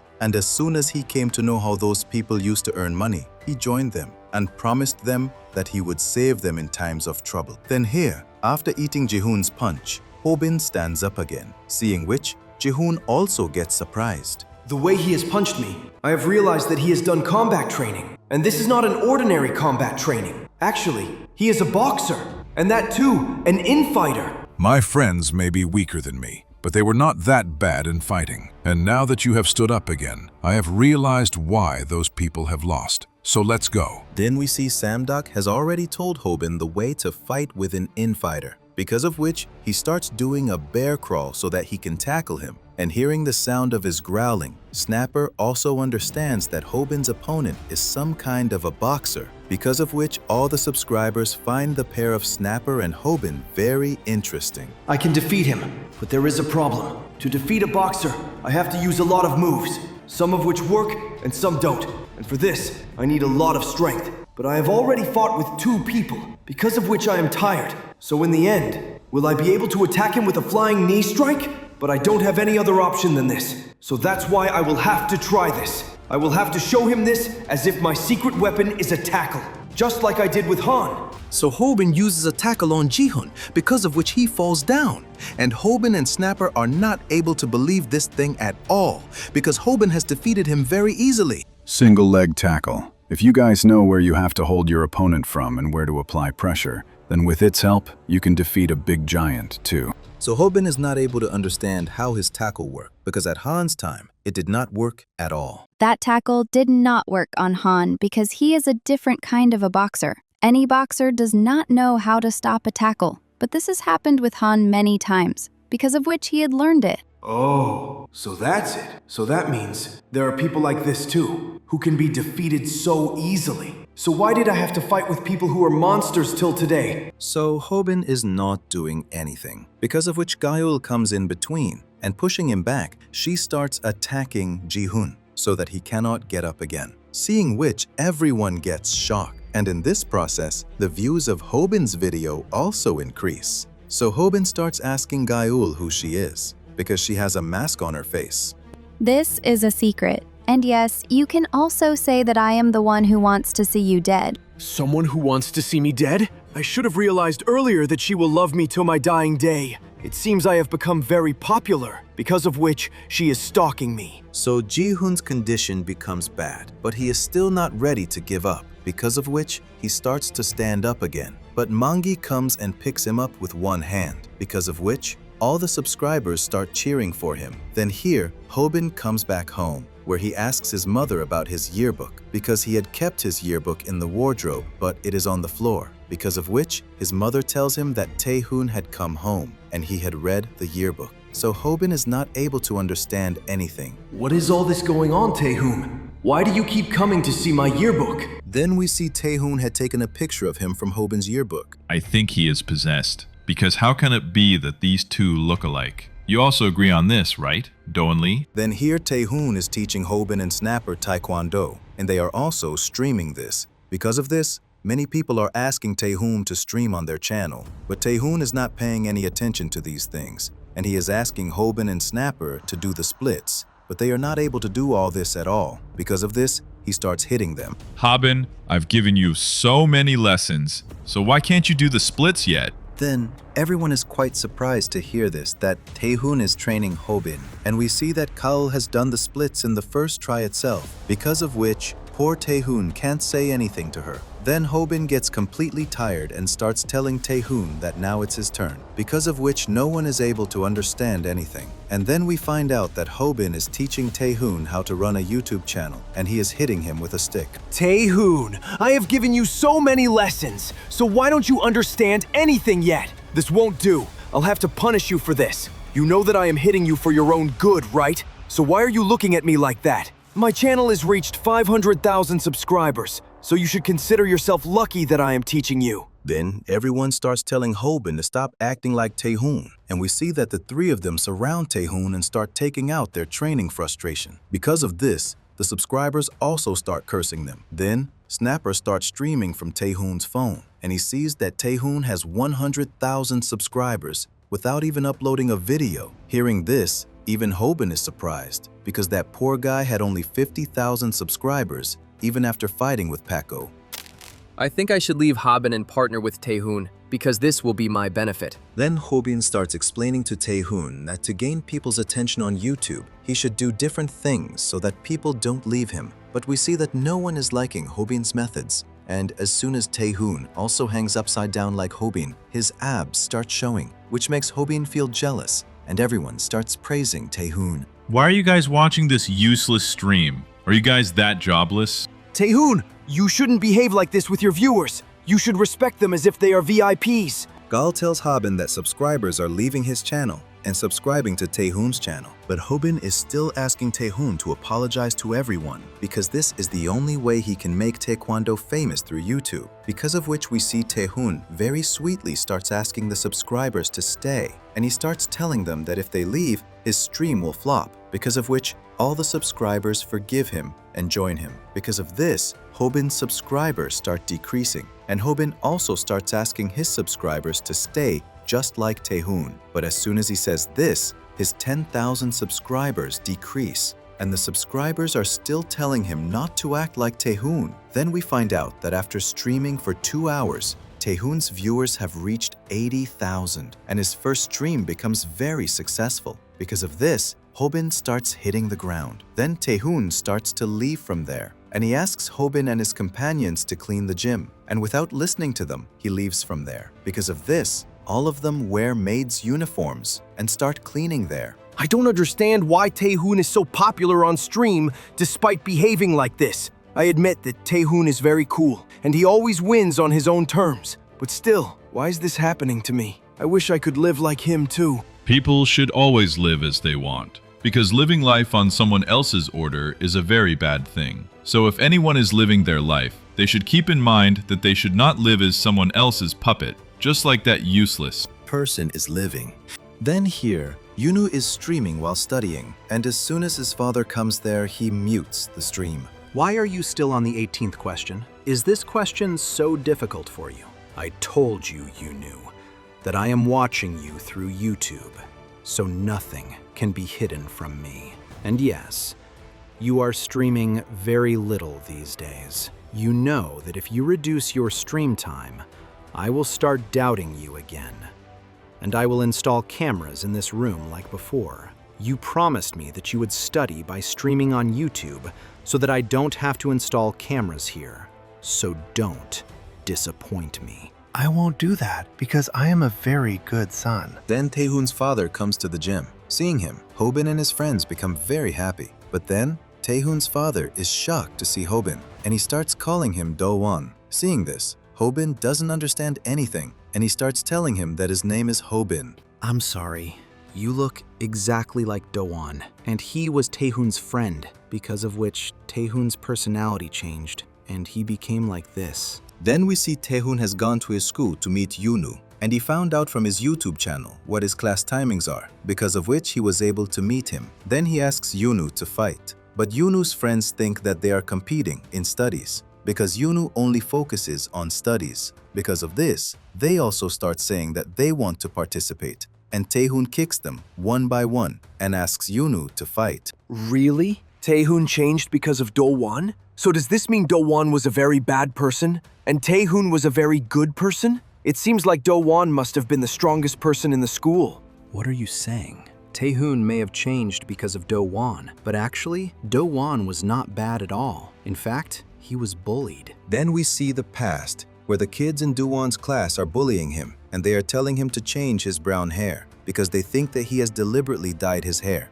But Do-won is refusing to do this, but those people are not bothered by this. Then Taehoon is also in Do-won's class, and he tells those people to stop bullying his classmate. But suddenly Taehoon attacks Do-won, and we find out that before meeting Do-won, Taehoon was a very terrible person, and he was also very strong in his school. Then here, the people who are bullying Do-won are smoking cigarettes, and a bunch of thugs are talking about Chung Ji-on, and they have also caught Do-won there, and they are bullying him by burning his hand with a cigarette. Then they also start bad-mouthing his parents, but due to fear, Do-won is not able to say anything. Then Taehoon comes and attacks them, and he himself smokes and tells them to stop smoking. And due to fear, those poor guys are also not able to say anything. Then he starts hitting them again. Then Taehoon sees Do-won there, and he thinks that he is smoking there. Because of this, he slaps him too, and starts taking him to the teacher so that he can complain about him. Then all those people are very tired of Taehoon's behavior. Because of this, they are thinking of going to Chan so that they can get Taehoon out of the way by paying him money. Then Taehoon comes back to them. Because of this, they start getting scared, and Taehoon asks them to come to his Taekwondo class to become strong. Then we find out that this is the story of a guy who has no friends, and he only loves himself, and his name is Taehoon, where he met Do-won for the first time, and he has regrets about something. So, Taehoon, you were distributing posters at school because you wanted to promote our studio, so maybe that's why no one came here. Do you really think it's that easy to bring people in? I told you that no one wants to learn Taekwondo anymore. Then Taehoon gets angry hearing this, because he had given posters to 300 people in the school, but except for Do-won, no one else had come there. Because of this, he starts taking out his anger on him, and he thinks that Do-won has come there to make fun of him. What are you saying? I came here because you asked me to come here. You remember, right? That you showed me the poster and said that you want me to come here?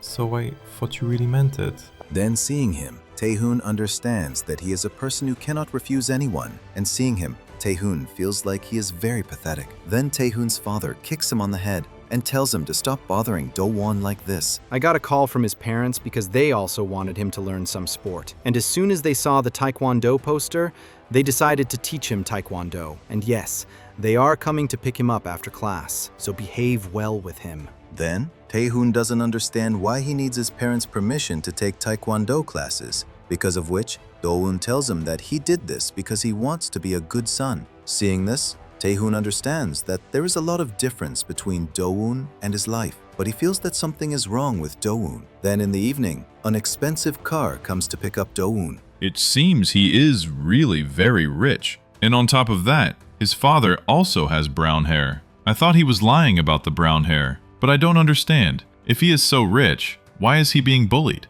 Because people don't bully rich kids. Is it because of his personality? Or is it because he can't refuse anyone? But let's leave it. What do I care? It's a very good thing for us that a rich kid is coming here to take classes. So let's go to the arcades now. Then some bikers come and attack Tae-hoon's legs with baseball bats, and we find out that this is the work of Chan, the leader of the Skid Gang, who was paid by those 3 people whom Tae-hoon had beaten up. Some of my men have gone to beat him up. And don't worry, from today, he won't be able to use his legs. You said that Tae-hoon is the strongest person in your school, right? But after this, he will be so scared that he won't be able to tell the police anything. So let's go. Complete your payment now. Then we find out that the Skid Gang is a motorcycle gang which is very dangerous. And then a guy tells Chan that he attacked Tae-hoon's legs with a baseball bat. But it's not going to work. And we see that the same thing has happened here, because nothing has happened to Tae-hoon's legs. Hey, did you guys really think that you could break my legs so easily?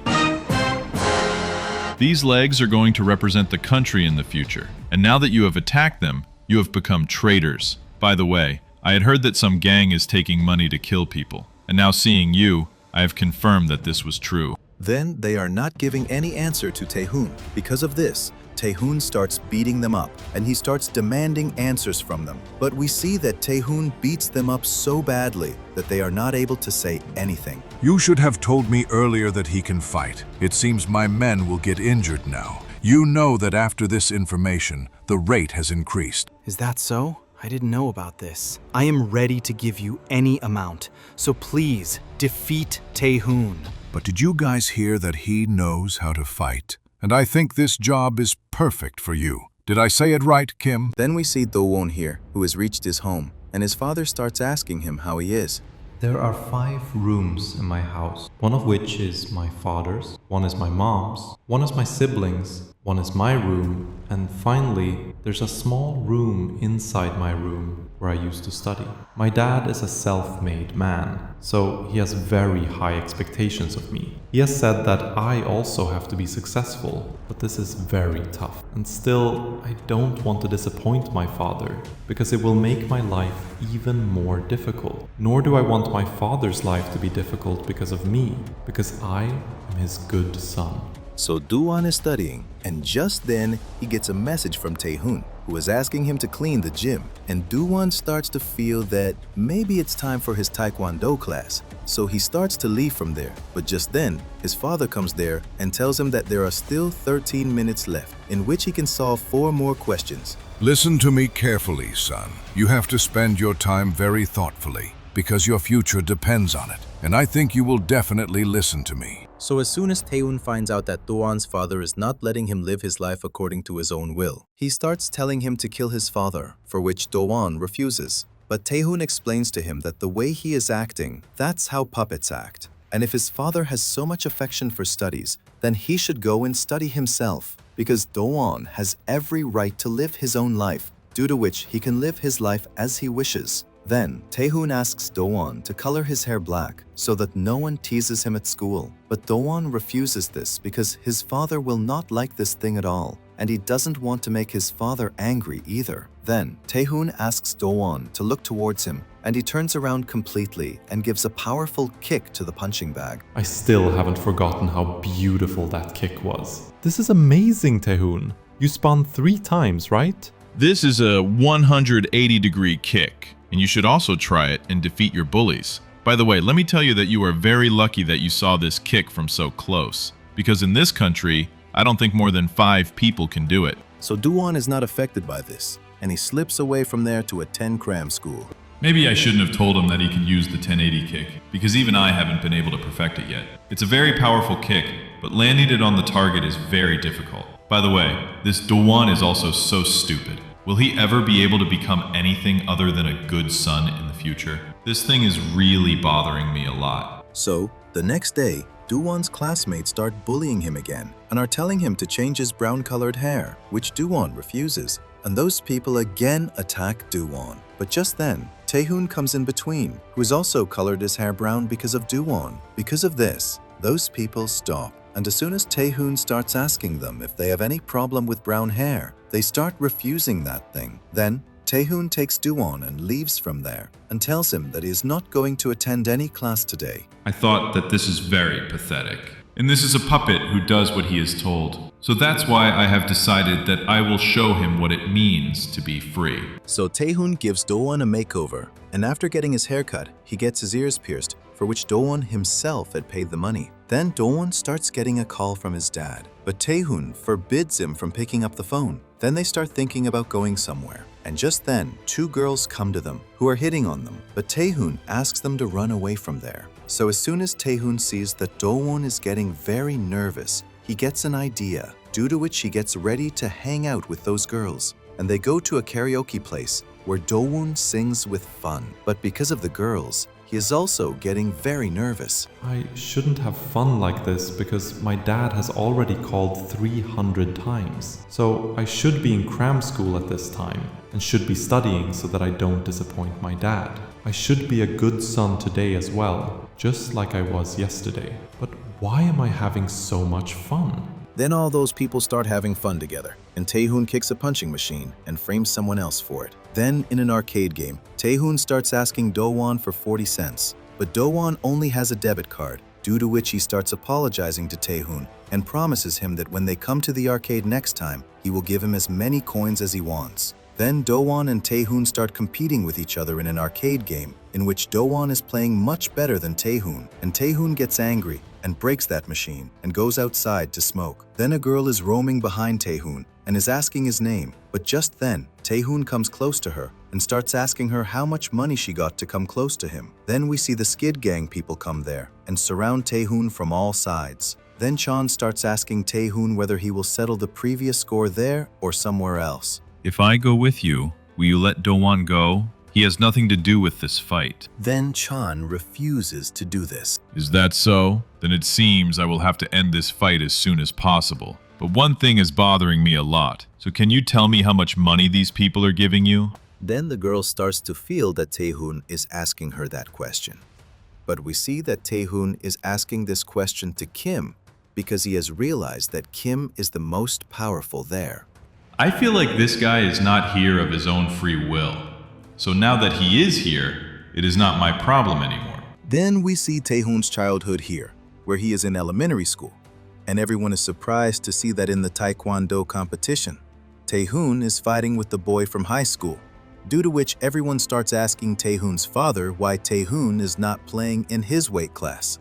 Weight class doesn't matter for Taehoon at all. Have you guys ever heard about kinetic energy? If you want to generate power inside your punches and kicks, then you need kinetic energy. And if you are smaller and lighter than your opponent, then you have to spin faster than your opponent, so that the kinetic energy increases and your kicks become powerful. And this is the reason why weight class doesn't matter for my son, because he has an extraordinary talent for spinning kicks. Then Taehoon starts attacking Kim with his legs, and we find out that Taehoon has very long legs, due to which he has a talent for spinning kicks, and he can also stay in the air for a longer time, because inside him, the blood of the legendary Taekwondo athlete Han Soo-sung is running, due to which he is a gifted person.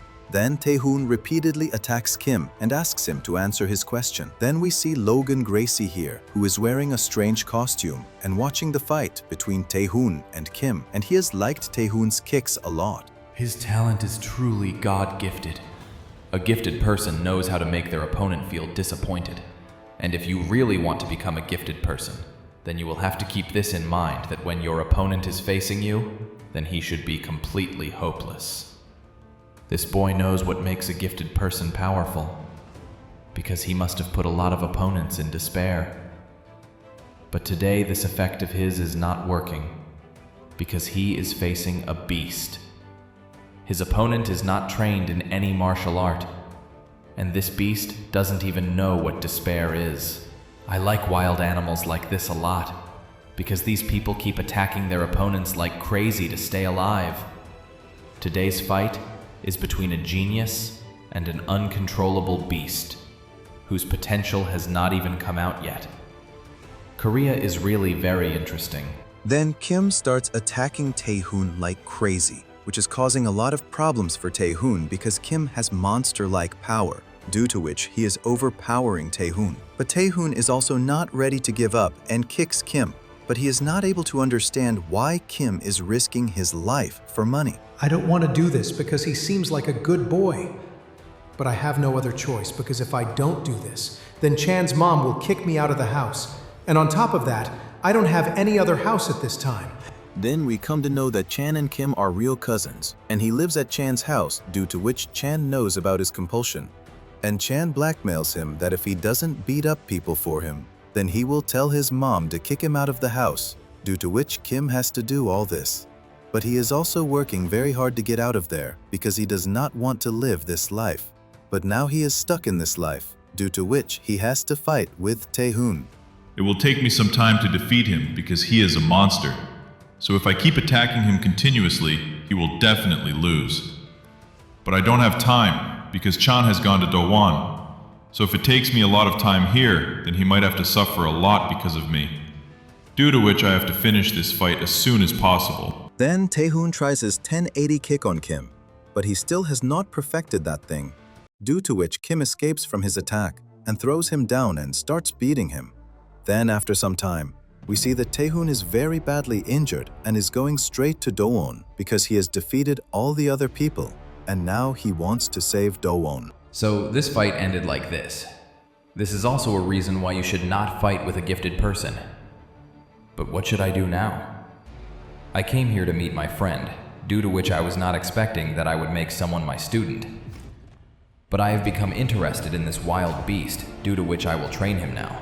Then here, Taehoon reaches the arcade center and hopes that he has not been too late, but he gets shocked after going there because he sees that Dowon has thrown Chan away with a 1080-degree kick, and that kick seemed very amazing to Taehoon. I can't believe that he used the kick that even I couldn't perfect. He is truly a God-gifted person. Then we find out that Dowon had attacked Chan because he had come to know that Taehoon was in danger, and then he sees Taehoon there and hugs him and asks him how he is. A gifted person knows how to make his opponent feel niraj. And on that day, it was the first time that I felt despair in my life. And at that time, I acted as if I was a small child. Then Taehoon gets very angry on seeing Do-won, and he tells him to stay away from him. Then, from the school, Do-won's father finds out that because Do-won hit Chan, disciplinary action will be taken against him, which will show up on his student records. And after that, he won't be able to go to the school he wants to go to. Because of this, we see Do-won's father gets very angry. I should have been a good son, and I should never have fought. This is all my fault because I didn't do what I was told. Do-won, this is all that Taehoon's fault, because he's the one who distracted you from your studies. And finally, what have you put on in your ears? Listen to me carefully. You just have to focus on your studies and stay away from that Taehoon. Then, Do-won sees that Taehoon also hasn't come to school that day. Because of this, he doesn't understand the reason, and he starts to feel that he has hurt Taehoon's feelings by using the 1080 kick, because of which he decides that he will never use that kick again from today, and starts apologizing while crying. Then, someone comes to Do-won, and here, Taehoon is playing games in the arcade. I'm so angry. Is it because Do-won was able to successfully do the kick that I haven't been able to master to this day? After all, why am I behaving like this? Wait a minute. This is all Do-won's fault, because he acted as if you were a loser, and he is a gifted person, because of which he should come to me and apologize to me. After all, why hasn't his phone call come yet? Then Taehoon remembers that his father had told him that Do-won is a very good boy who has no idea what he wants, and he doesn't even realize how to be happy, because of which Taehoon's father had asked Taehoon to take care of Do-won. Then Taehoon himself starts thinking about going to find Do-won, and just then, a boy comes there who starts calling him. But Taehoon, thinking he's Do-woon, slaps him. Then that boy tells Tae-hoon that Chan's gang has kidnapped Do-woon and has asked Tae-hoon to come to them. Hearing this, Tae-hoon is surprised and goes there as fast as he can. Wait a minute. Why should I even go there? Do-woon can fight alone, right? So tell him to save himself by using the 1080 kick. Look, now his phone is ringing too. It seems he has handled everything. Then Tae-hoon picks up Do-woon's phone, in which he hears Chan's voice. So here we see that Chan's gang members have surrounded Do-woon, and he starts calling for Tae-hoon, because of which Tae-hoon gets up and starts going to save Do-woon so that he can save him. Did you hear, Do-woon? Your boyfriend is finally coming to save you. So let's go. Use that fancy move again. Are you scared this time? Then Chan starts hitting Do-woon, but Do-woon is refusing to fight because he thinks that if he fights, Tae-hoon will get angry at him again and he will hurt his feelings. Because of which he tells everyone that he will never use Taekwondo again. Then a guy suddenly hits a baseball bat on Do-woon's head, so that everything starts to look blurry to Do-woon, and everyone present there is looking at him and laughing. What just happened right now? What did that guy hit me with? Why am I fainting? This is very strange. Maybe if I go to sleep, I will feel better. Then Chan sees that blood is coming out from the back of Do-woon's head, because of which he tells everyone to run away from there. And here in the rain, Tae-hoon is coming to save Do-woon. I will go like a hero and save Do-woon, and then I will show him who the real gifted person is, so that everything will be fine. Then Tae-hoon reaches Do-woon, and he is very shocked to see Do-woon's condition. I never thought that something else could happen. I thought that I would save Do-woon and fix everything, but nothing like that happened. Then Tae-hoon picks up Do-woon and takes him to the hospital, where he finds out that Do-woon is already dead. And with this, he is completely broken, because Do-woon died without even hearing his apology. And here, the people who attacked Do-woon are all minors, because of which they don't go to jail, and they are only asked to write a letter of apology. And with this, those people are very happy, and happily making fun of Do-woon's death. They are relaxing by the side of the canal. Do-woon was really talking a lot of nonsense. What was he saying? He's going to quit Taekwondo so that he doesn't hurt Tae-hoon's feelings? He was just talking nonsense. And on top of that, our condition that day was so good. I didn't know that when someone's head bursts, it looks like that. It seems I will do a better job next time. Then a car comes and blows away their bikes. And from inside it, Tae-hoon comes out with a baseball bat. And he is very angry. It seems that now I too will have to write a 10-page apology like you. But you guys are 5, which means I will have to write 50 pages, because I am going to kill you guys. Did you come here alone so that you can take revenge for Do-woon's death? Then Tae-hoon starts remembering Do-woon's words, where he had asked Do-woon for 40 cents, and Do-woon had promised him that next time he would give him a lot of coins. Remembering this, Tae-hoon starts to cry and starts asking them for 40 cents, and he starts hitting all of them with a baseball bat. Why did I behave like that with him? Why did I treat him so badly? I should have behaved well with him. Why am I realizing that I made a mistake because of a tragedy? By killing these people, I am just taking out my anger. But all this is meaningless, because no matter what I do, I can never bring Do-woon back. Then Tae-hoon has beaten them very badly, because of which Chan takes out his knife and starts telling Tae-hoon if he also wants to kill them just like they killed Do-woon, but Tae-hoon refuses to do so because he is considering himself responsible for Do-woon's death. I should never have befriended him, and I should have left him alone, because if I hadn't taken him with me, this trouble would never have come upon him. I shouldn't have been angry at him.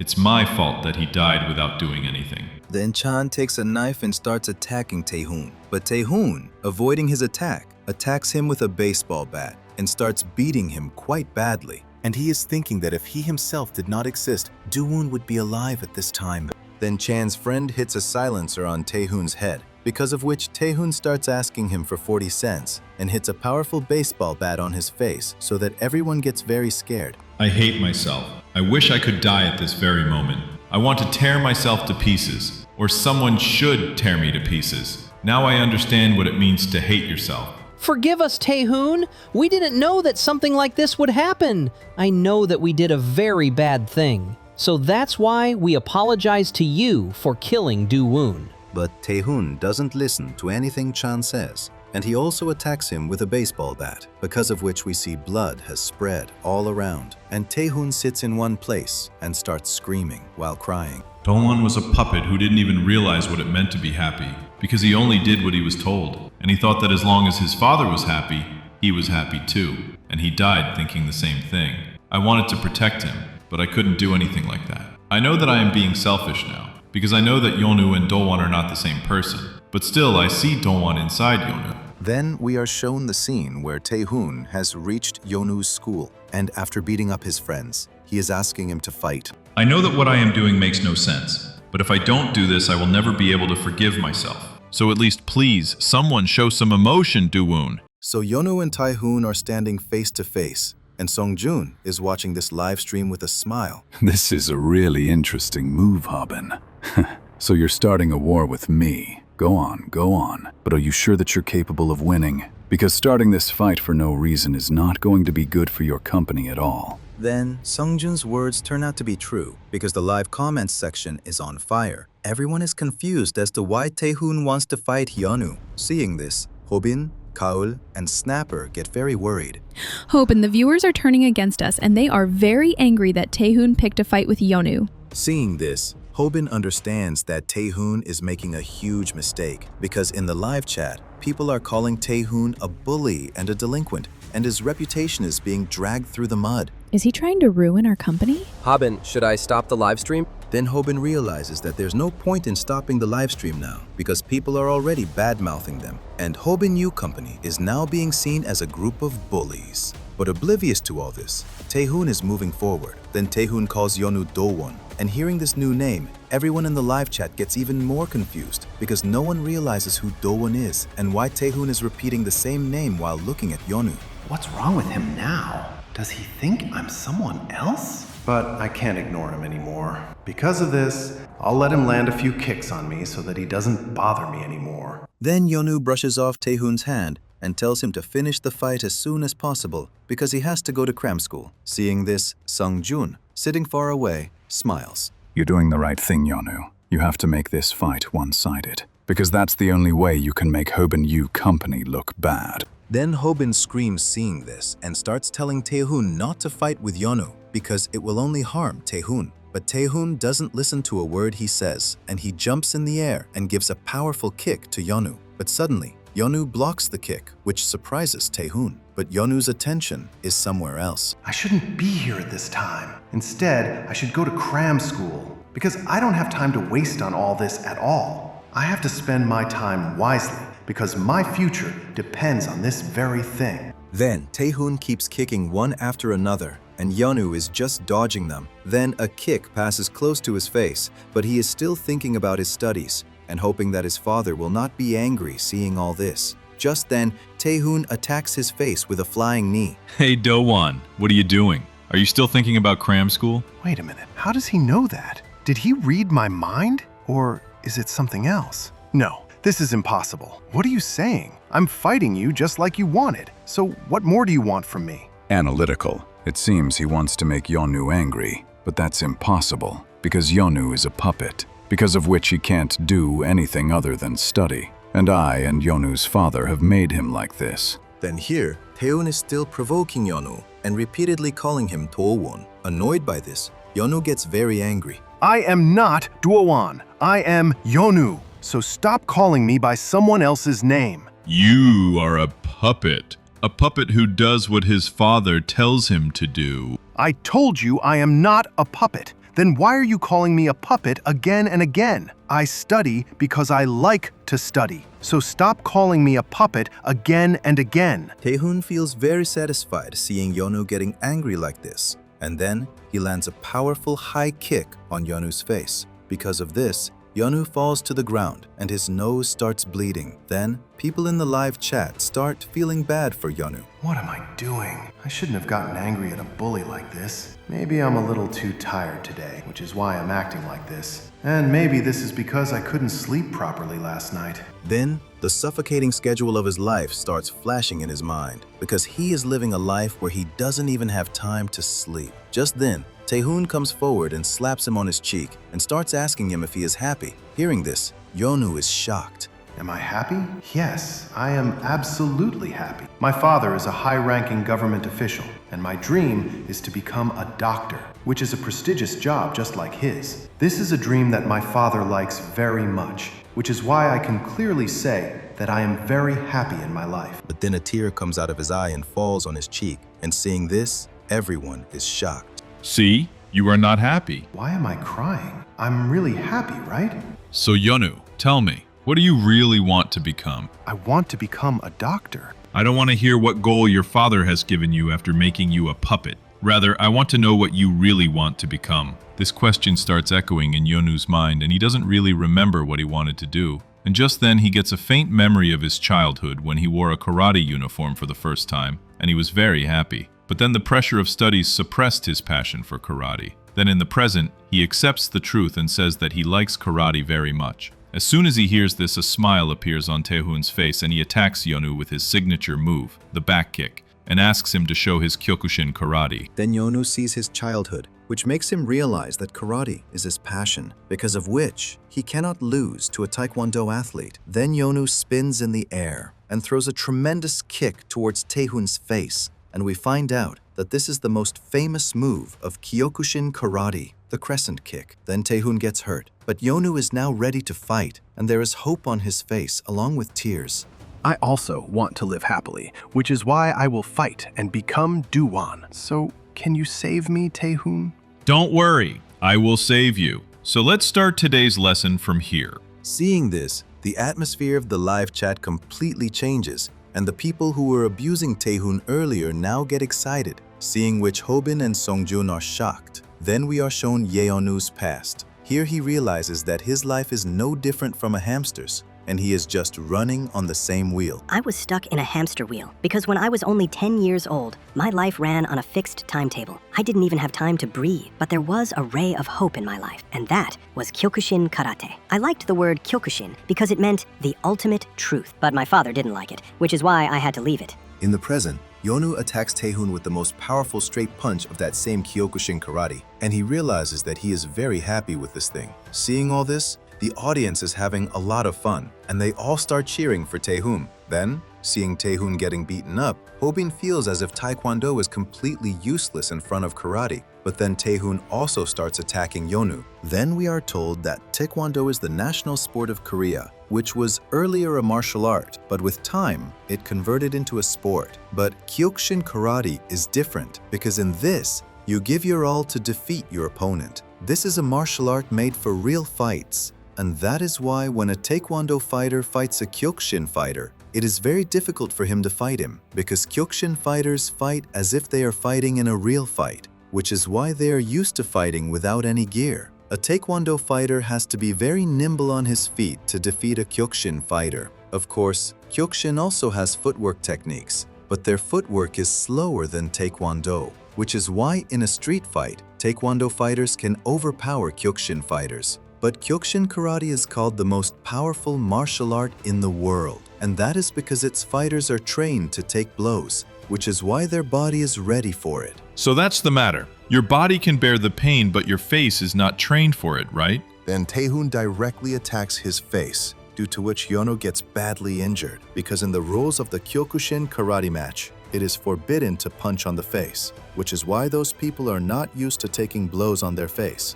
Seeing this, Hobin and Snapper become happy, and Yonu falls down on the ground, which makes it seem as if Taekwondo has won. So what happened? Are you giving up? Is this all you can really do? I have to get up, but I am in a lot of pain and I am tired. I attacked him so many times, but he didn't even come close to being knocked out. So I am giving up, because I have tried my best. On the other side, Snapper and Hobin are preparing to end the live stream. Hobin, the audience is back on our side, and Tae-hoon has also won the fight. It's not over yet, because he hasn't given up yet, and he can't let the Kyokushin spirit break like this. After taking so much beating, Yonu stands up again, which makes Tae-hoon happy. Then we are told about the spirit of Kyokushin, which was created by a man who wanted to become the most powerful man in the world. And if someone wants to walk on the path of Kyokushin, then he has to ask himself if he is ready to put everything at stake. I have to get up, because I haven't shown him everything I can do yet. Then we are told that the reason why hitting the face was banned in Kyokushin karate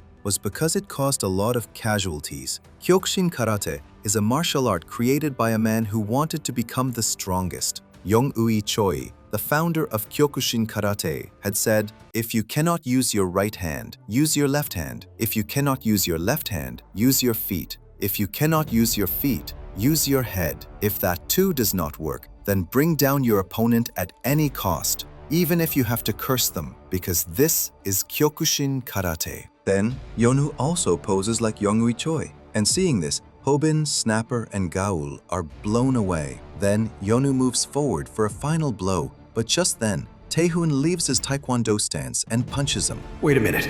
Is he using his fist? After all this happened, is he quitting taekwondo? Then, we are shown a flashback of Taehoon, in which he is exercising after losing to Kim, and his father asks him how he is doing. Then, Taehoon promises his father that he will win next time and prove that he can conquer the world through taekwondo. Taehoon, what you want to do is not possible with this kind of taekwondo. That's why I will teach you another style of taekwondo. There are two main styles of taekwondo. First is the WT style, in which only feet are used. And in this, hitting the face with a fist is forbidden. And the second style is made keeping real fight in mind, in which the use of fist is allowed. And this is called ITF style of taekwondo. Yanu, you should consider yourself lucky because I was not planning to show you this style of taekwondo. So Yono realized that he was living the life of a puppet. And now he also knows about his dream. So will he follow his dream now? And will he join Hobin's company? So let's see what happens after all. Then Taehoon kicks Yono hard in the face,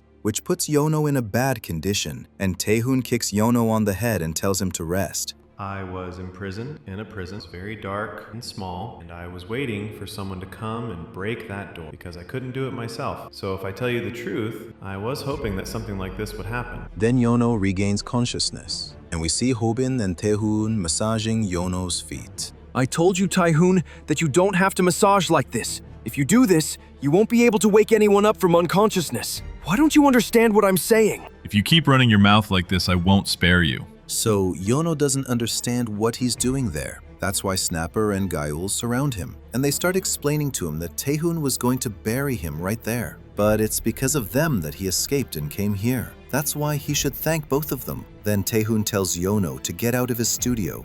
That's all fine, but can you tell me what I should do now? Are you kidding me? I told you that you can do whatever you want. Then Yono starts to leave from there. Because of this, Hobin doesn't understand anything. Seeing Yono, it seemed like he had thought of something. That's why I decided that I wouldn't ask him anything. Because seeing him, it seemed like he wasn't going to cram school. Then Kaul feels very bad because she didn't get to see Taehoon's 1080 kick. Because of this, Taehoon starts to remember Duwon. But then Hobin also starts trying to do a 1080 kick. Seeing this, Taehoon is surprised. But we see that Hobin falls out of the window in the process of kicking, and Kaul catches him. And Snapper also starts telling him to save him, but Taehoon has no such intention. By the way, Taehoon, I've been wanting to ask you something for a long time. Did Do-won really look like Hobin? Your father told us about him, that he was your middle school classmate, who died because of some bullies beating him. And on top of that, the fight you had with Yono? From that I'm thinking, are you taking care of Hobin because he looks like Do-won?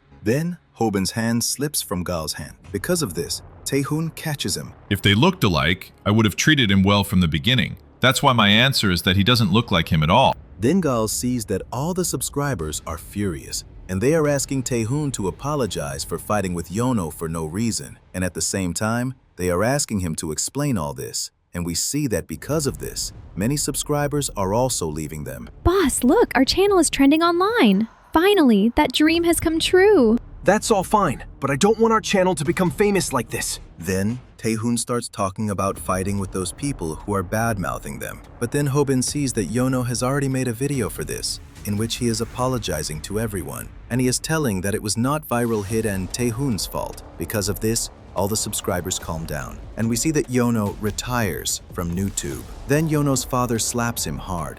This is the first time you've given me a reason to slap. So you're quitting YouTube and saying that you're quitting your studies too? That's not the case. I just want to be free and live my life my own way. Then, many mafia people gather at Sunjun's restaurant, and Sunjun is welcoming them. Welcome everyone. I, Songjun, am your agent in this project. So today I will tell you how much progress has been made in this project. Then we see that no one is interested in Sungjun's words. They just want to know if Sungjun has got permission from Yono's father to run this project. Because of this, we see that Sungjun assures everyone that they will get the permit very soon. Because of this, they don't need to worry about anything. But then, we see that Yono's dad comes there, who is very angry, and Sungjun welcomes him. But then Yono's dad slaps him hard.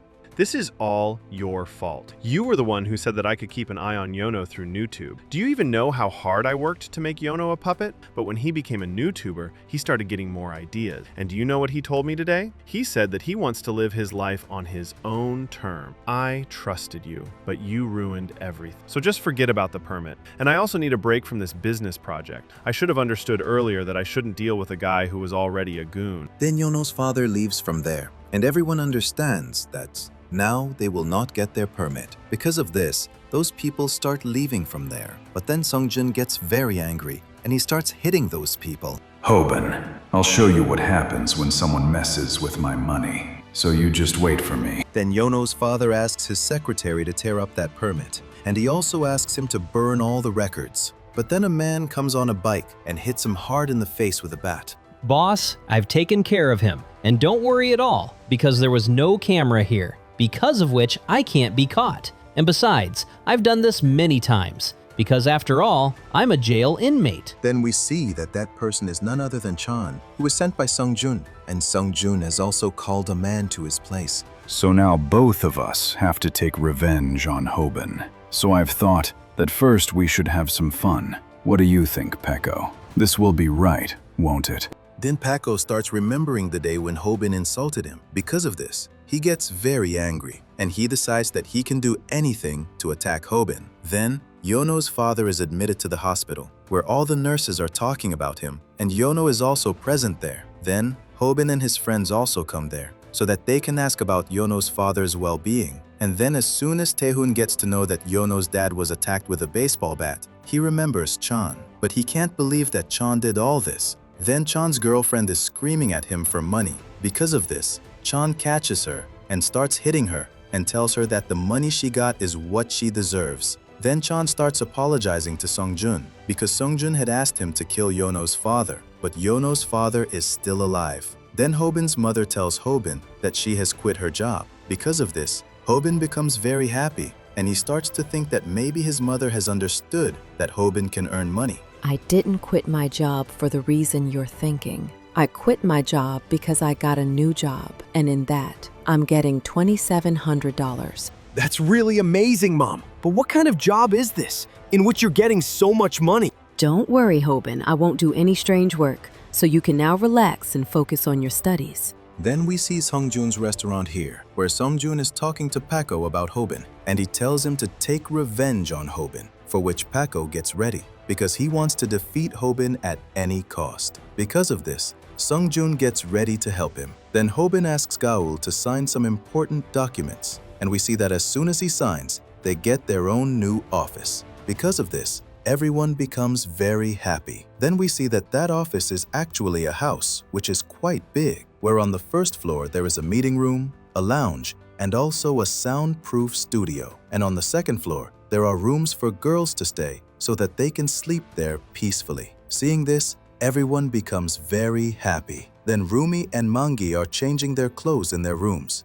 and Gaul goes and starts watching them, due to which Rumi doesn't understand anything, and poor Mangi gets completely embarrassed. Then Hobin and Taehoon are outside putting up the Hobin U company sign, and there, Taehoon's fans have sent a cutout of him, which Taehoon tells them to throw away. And Hobin can't believe that he has actually become the CEO of the company, and he becomes very happy thinking about this. Then Gaul starts calling herself the boss, but Hobin explains to her that she is just a figurehead who approves important decisions. Then Hobin's phone starts ringing, which shocks Hobin a lot because we see that Hobin is getting a call from Sungjun. Then Hobin picks up the phone and starts talking to him while trembling. Because of this, no one understands why Hobin is acting like this. So, Hobin, how are you? Well, I called to ask you for a favor. You know that a new streamer has signed a deal with our company, and I want to see what you do with him after all. And yes, he is streaming at this time,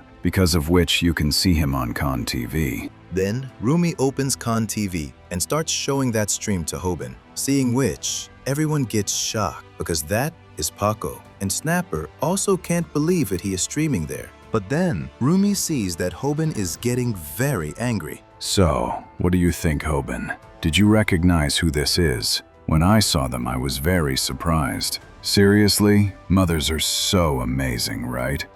Well, don't get me wrong. I didn't deceive your mom at all. She came to me herself because she found out that she was going to get $2,700 in this job. But you don't worry. I haven't told her that you are on YouTube. But do you know what the fun part is? Along with Paco in this video, your mom will have to shave her hair. And she already knew about this. That's why she said that she can do anything for her son, because she has to pay her son's college fees. Seeing your mom, I now understand how you became such a good streamer. And yes, don't worry, I won't fire her, because she is the top showgirl of XJ Company. By the way, Hobin, I am a little curious. What does your face look like at this time? Then we see here, seeing his mom's condition like this, Hobin and Snapper get very angry. Songjun, you shouldn't have brought my mom into this. So here, after streaming, Hobin's mom is going back home, and looking at her hair, she's worried about what she will tell Hobin about this. I hope my first stream went well. I'm getting $2,700 every month, and on top of that, he is also going to share the donations with me. Today we earned $2,700 from donations, and I got all this just by shaving my hair. So I don't care what people think about me, because if we don't collect the money, Hobin will be made fun of later anyway. That's why I'm not ashamed to do all this. Then Hobin's mom comes back home, where we see Hobin welcoming her with food, and he is acting completely normal, so that his mom doesn't even know that he knows her truth. Then Hobin's mom gives Hobin the donation money, which Hobin accepts while trembling, and starts apologizing to his mother that she has to work so hard because of him. Then we see Hobin's company office here, where Snapper is telling Hobin to bring out the truth about Songjun and Pago in front of everyone. But Hobin is not saying anything, and also asks Snapper to keep quiet, because Snapper had also said a lot about Hobin's mom in the beginning. Then Gao also asks Hobin to take revenge for his mom, but Hobin shuts her up too, and Bomi also starts telling him for this matter. I am not going to bring their truth in front of everyone. What are you saying? I don't want to do this because I haven't told them until now that I run a YouTube channel in which there is fighting. And on top of that, Mom also didn't tell me that she does streaming. So if I bring out her truth, then my mom will also realize that I know about her live stream. And she will also come to know that I get beaten up for money, which will break her heart. So I don't want to hurt her. So will you let me down now, Manji? If you don't want to bring out their truth, then let me deal with all of them. And don't worry, this time I will kill them. So Hobin forbids Mangi from doing anything like that too, which makes Mangi very disappointed. Then Snapper starts explaining to Hobin that he will have to take revenge on his mom because he cannot sit quietly like this. And on top of that, when Snapper had said bad things about Hobin's mom, Hobin had started a fight with him too. That's why Snapper is not able to understand why Hobin is so quiet this time. Then Gaiul asks Snapper to stay calm and explains that Hobin is the one who is suffering the most in all this. Then Mangi hangs Hobin with a hanger, and here Paco has gone to meet Songjun, where he has done another live stream with Hobin's mom today, and he asked them if they would like to see their son burning or drowning. Hobin's mom is not able to answer this question, due to which the subscribers start getting bored. And to make the live stream interesting, Paco asks Hobin's mom to do a handstand, and he asks her to apologize to everyone, for which Hobin's mom gets ready, and all the subscribers are also enjoying it a lot. Then Songjun also starts laughing seeing this, and Paco starts asking Songjun if Hobin is not going to come after them for this. He won't come after us, because if he brings out our truth in front of everyone, then his truth will also come out in front of his mom. And his mom will also come to know that Hobin has seen their live stream. And Hobin would never want that. That's why he can never come after us. Then Snapper starts going to Hobin's house the next day because he was not able to contact Hobin for a long time. Then inside Hobin's house, Snapper finds Hobin's mom, who tells him that Hobin has gone out to meet someone at this time, due to which we see Snapper starts going to Hobin's room, and Hobin's mom starts explaining to him that Hobin has forbidden anyone from entering that room. But Snapper does not listen to Hobin's mom, and as soon as he enters that room, he sees that the condition of that room is very bad, and blood is spread all over that place, due to which Snapper is also not able to understand what Hobin used to do in that room. Then Snapper goes to meet Taehoon and starts telling him about Hobin, but we see that Taehoon is not affected by this. He is busy converting the front yard into a gym, due to which Snapper gets angry at him and starts telling him about finding Hobin. Why are you shouting so much? Hobin had come here because he wanted me to teach him how to kill someone till they die. Then we see here, Paco is preparing for his next content so that he can harass Hobin's mom even more. But just then, Hobin comes there, and here we see that Taehoon also knows that Hobin has come to meet Paco. Because of this, Snapper starts asking him why he didn't stop him. I couldn't stop him at any cost, because at this time, seeing him, I myself was scared. Then here Paco gets very happy seeing Hobin, and starts asking him if he has come there to bring out his truth. My plan was never to bring out your truth, because my plan is to kill you. Then we see here that Hobin had come to Taehoon for help. I know you said that Paco is an amateur fighter who hasn't learned any martial arts, but seeing him, it seems that he is much bigger than you. So what have you come here to do? Do you want me to teach you the 1080-degree kick?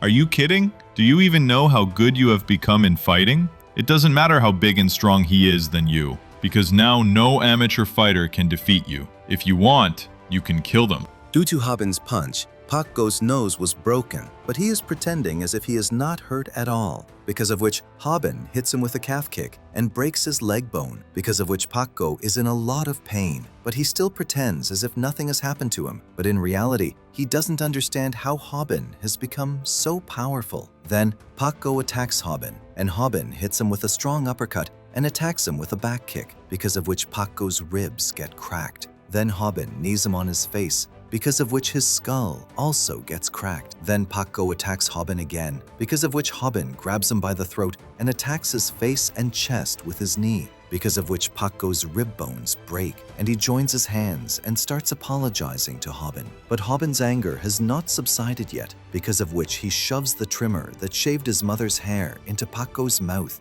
and he knees his face and breaks the trimmer. Then we see that Hobin has also seen Paco's next video, because of which he starts punching his face, and Paco starts begging him for his life, because of which he tells him to eat the eel lying in the room completely. Then, at night, Hobin's mother comes to Paco's apartment, where Hobin is already waiting for her, and he has cleaned himself completely so that his mother doesn't know anything. Then Hobin's mother is very shocked to see him, and they are afraid that he might have found out about their job. But Hobin refuses to do this and tells his mother that the place has been closed, because of which they should go home now. Mom, you have suffered a lot because of me, so I promise that from today onwards, you will not have to suffer like this again. Then, because of the place being closed, Hobin's mom starts talking about calling her boss, because of which Hobin starts asking who her boss is.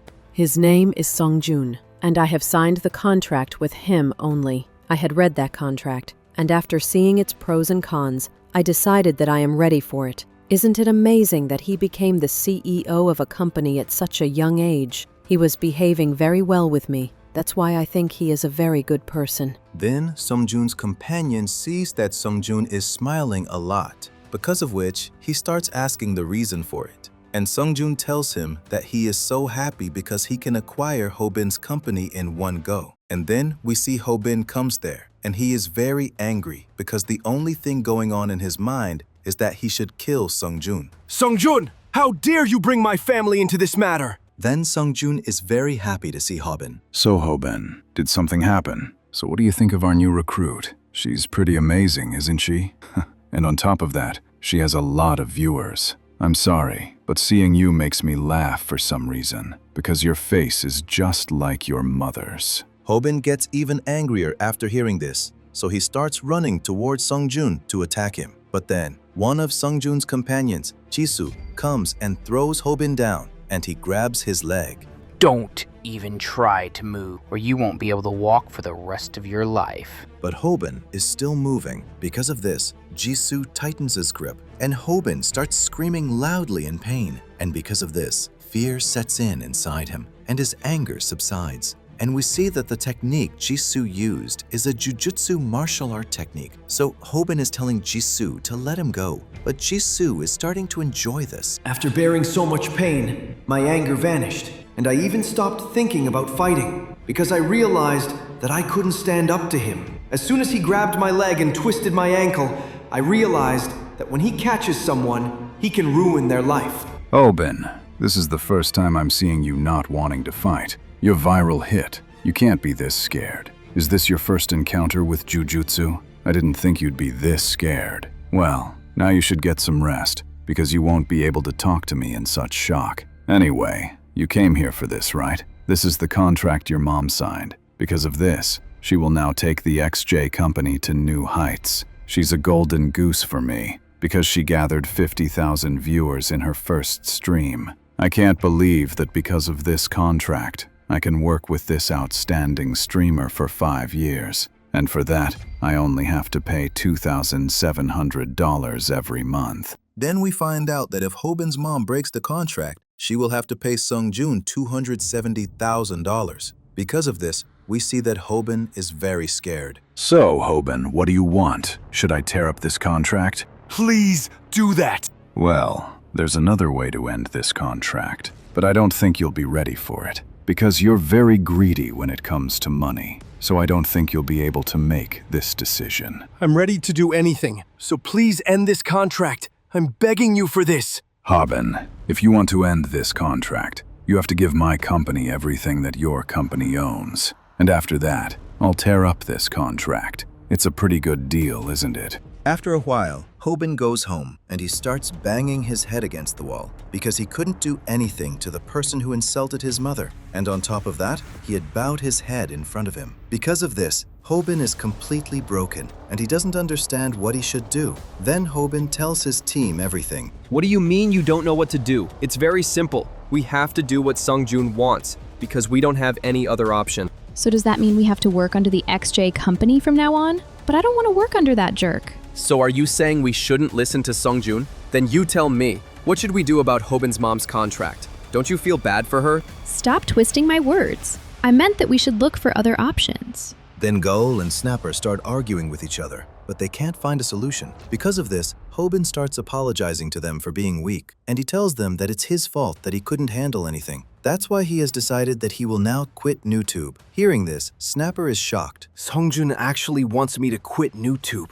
and if I do that, he won't come after you either. That's why you guys won't have to work for the XJ company either. The Hobin U company will be finished. And no matter how much I think about it, there's no other way to save you guys. That's why I have to quit streaming. I have to! So you're talking about running away after dragging me into all this? So tell me, if we turn the tables, will you stand up and fight him again, like you always do? Then, we are shown a scene from sometime later, where Hobin is very impatiently looking for a Samdak video to fight with a jujutsu fighter. And finally, he finds that video. He is very happy to see it. Then, we see here that Taehoon and Rumi had talked to Chan's girlfriend to turn the tables, and they had brought her there with them. Then, we see a scene from sometime before, where Chan and his friends are smoking by the river, where he is talking about his work and girlfriend, and at the same time, he is taking out his anger on his girlfriend. Then Chan starts to leave from there, and just then, Taehoon arrives. He starts asking him if he still beats people for money, and before Chan can say anything, he starts slapping him because he thinks that he was the one who attacked Yuno's father. He starts asking Chan about it, and Chan is acting as if he doesn't know anything.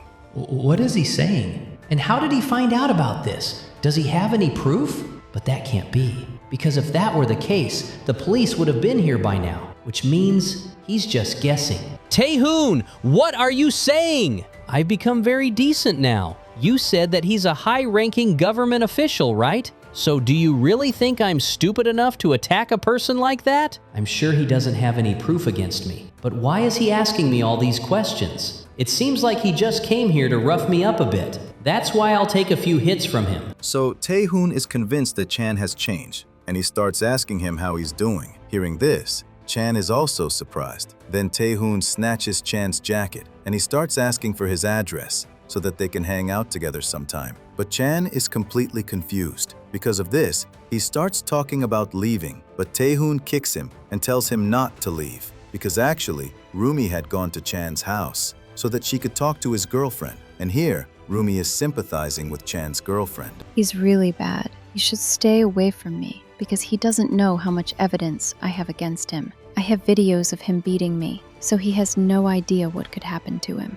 Then Rumi hugs Chan's girlfriend, and she starts bad-mouthing Chan with her. Because of this, Chan's girlfriend gets very emotional, and she starts telling Rumi about the injustice done to her. But Rumi has no interest in this. She just wanted to know on whose orders Chan attacked Yuno's father. That's why she starts asking Chan's girlfriend about it. But Chan's girlfriend refuses to say anything. Come on, Myung. If you want to talk about it and get away from it, this is the right time. The news of this attack is in the news because Chan attacked a high-ranking government official. So do you really think the police won't be able to catch you guys? That's why I'm saying this for your own good. And besides, do you want to ruin your life for that bad person? Because of Rumi's emotional blackmail, Chan's girlfriend tells her that Chan did all this on Sungjun's orders. Rumi records this, and Hobin plays that recording for Yuno. In this recording, one of the culprit's accomplices told us everything, and we took her permission to record it.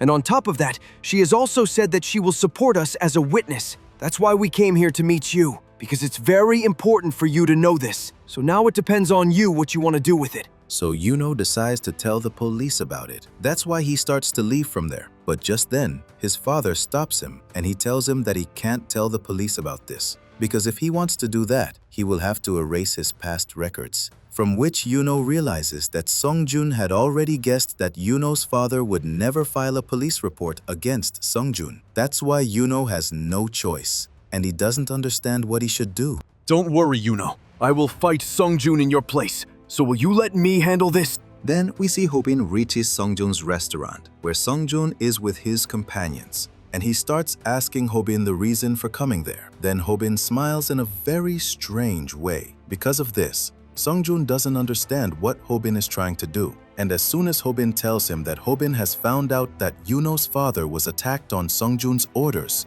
he is very surprised. But he acts as if he doesn't know anything, and he starts reminding Hobin about his mom's contract.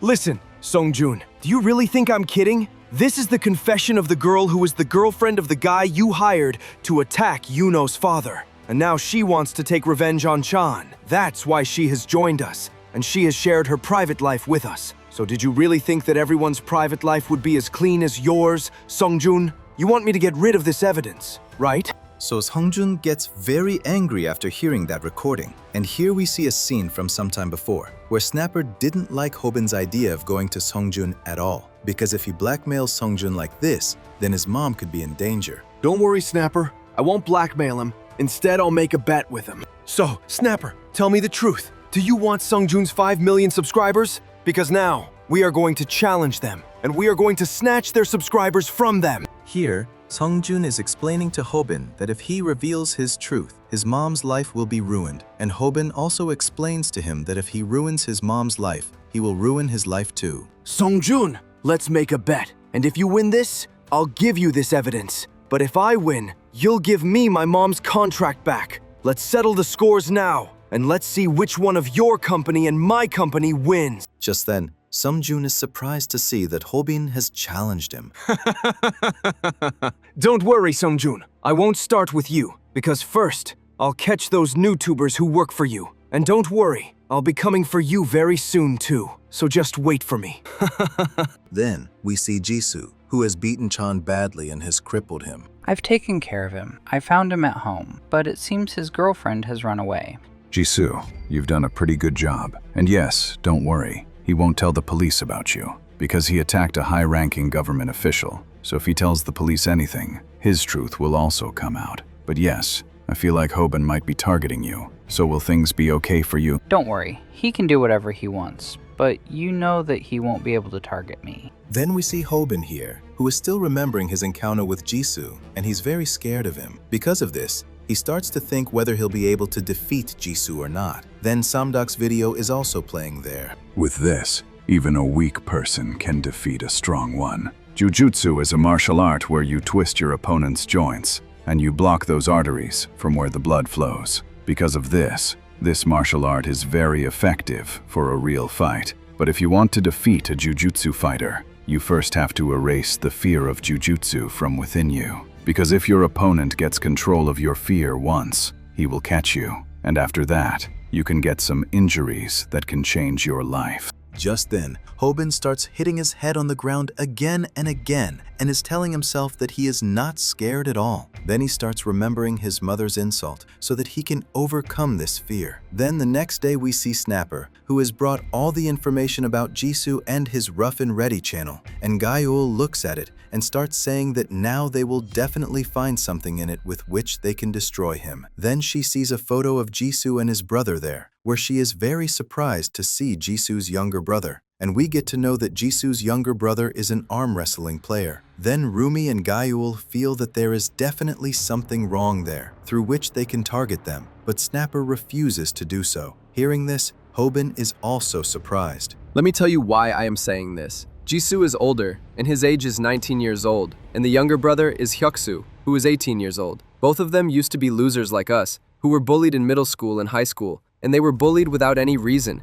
just like what used to happen with us. But if there was a reason, then according to me, all this was because of Jisoo's personality, because he was not at all serious and was very lazy. Because of this, the kids at school used to bully them a lot. Then we see that after being bullied so much, Hyuksu starts telling Jisoo to become strong so that they can take revenge on those people and change their destiny. But Jisoo doesn't want to do anything like that because of laziness, and he is looking for something that he can do while lying down. Because of this, he goes to jujutsu classes and lies down on the mat there. But just then, a girl comes there who tells him that they both will practice together from today onwards. Then Kaol is very surprised to hear that despite being so lazy, he became so skilled. All this happened because he had talent. He had achieved the purple belt in just 2 years. I have researched about it, and I have come to know that no person can achieve the purple belt before 3-4 years, which means that Jisoo is a gifted person. Then after 2 years, he took revenge on those who used to bully him, and because of this,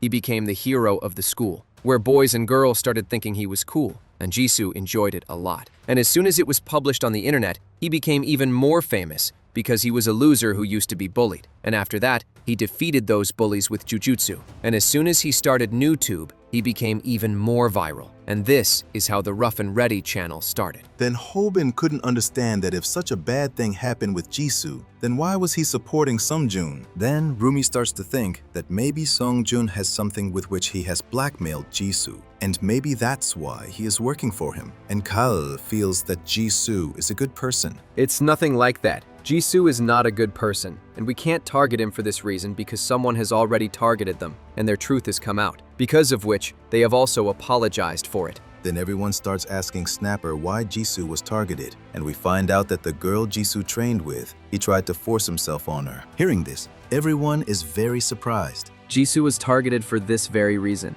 and this also became quite famous online. But despite all this, Jisoo is still a popular YouTuber today. How is this possible? How can they make videos after all this has happened? This is all because after that, something happened that changed their image in everyone's mind. And that incident that made the Rough and Ready channel popular again was also very famous. And I'm pretty sure that you guys must have heard about it too. And the name of that incident is the Dave murder case. At that time, the public was very angry because of that case, because a guy had beaten that student very badly, whom he was teaching. And because of this, everyone wanted to see him dead. This is from the day when the police were taking Dave to the crime scene so that they could investigate properly. And the whole area was filled with people where many YouTubers were also making videos on it. But the viewers were not happy with this at all, because the YouTubers' anger was fake, and those people had come there just to increase their viewership. But just then, another criminal came in front of everyone, who was none other than Jisoo. And he was away from the spotlight for a long time, but then he caught Dave with a jujutsu technique, which made Dave scream loudly, and all the viewers enjoyed it a lot,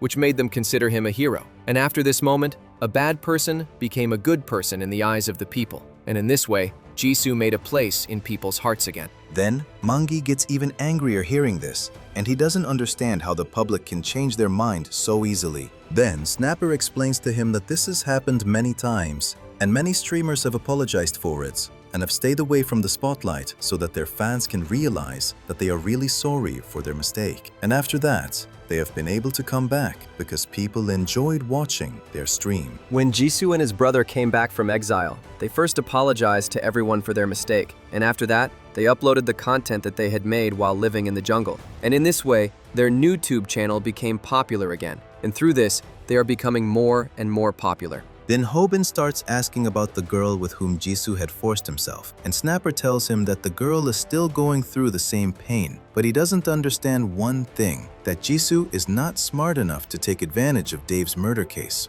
And he starts thinking that whose idea was it after all? Then here we see Sungjun and Jisoo. Sungjun, I didn't understand one thing. Why did you tell me that I should target Dave? Because at that time, we weren't even that close. And on top of that, I wasn't even a part of your company. I didn't do all that to help you, but I wanted to know how easily we can manipulate people's minds. Anyway, let it be. Now it's time for war. Then we see Hobin here, practicing ballet dance to fight Jisoo, in which he is in a lot of pain, but remembering his mother, he is ready to do anything because he has to win this fight at any cost. And for this fight, he has also posted where he has written that he is going to fight with Jisoo. Then here we see Sungjun's companion, who tells all the viewers that there is going to be a fight between Viral Hit and the Rough and Ready channel, and whoever wins will get the managing rights of the other channel. Because of this, his subscribers start to think that Viral Hit will never be able to defeat Jujutsu. Then Sungjun is also talking about this here, and he also feels that it is going to be very difficult for Hobin to fight with a Jujutsu fighter. But Sungjun, to show himself as good, starts saying in front of everyone that he hopes that Hobin wins. But his subscribers don't believe this at all, and we see that this matter has become very big. Then Gaul also starts talking about this, and she asks all the subscribers to be ready for this fight. Then we see that before this fight, Hobin New Company has prepared a special match for the viewers, which is between bodybuilder Hyoksu and Sisrin champion Mangi. Seeing them, everyone gets very excited, and we see that the match is of arm wrestling. Then here Snapper is also watching the live stream, and Viral Hit's live stream has also started, where Snapper is asking Hobin if he can defeat Jisoo, for which Hobin says yes, because he is not scared of him at all anymore. And we see that Jisoo has also come in front of him. This will be amazing, Hobin. I thought you wouldn't even come here, but looking at you, it seems like you are fully prepared to— Then Snapper is very surprised to see Hobin here, and we see that this is because Hobin has tied his hands. And we find out that Hobin has done all this on Samdok's advice. Jujutsu is Brazil's national martial art. So if the opponent grabs your hands or feet, you will lose at that very moment. So if you want to defeat a Jujutsu fighter, you have to make sure that he can never grab your hands. What are you doing, Hobin? Have you gone crazy? Why have you tied your hands? Do you really think you can win with this? You know that if you lose, the managing rights of your channel will go to him.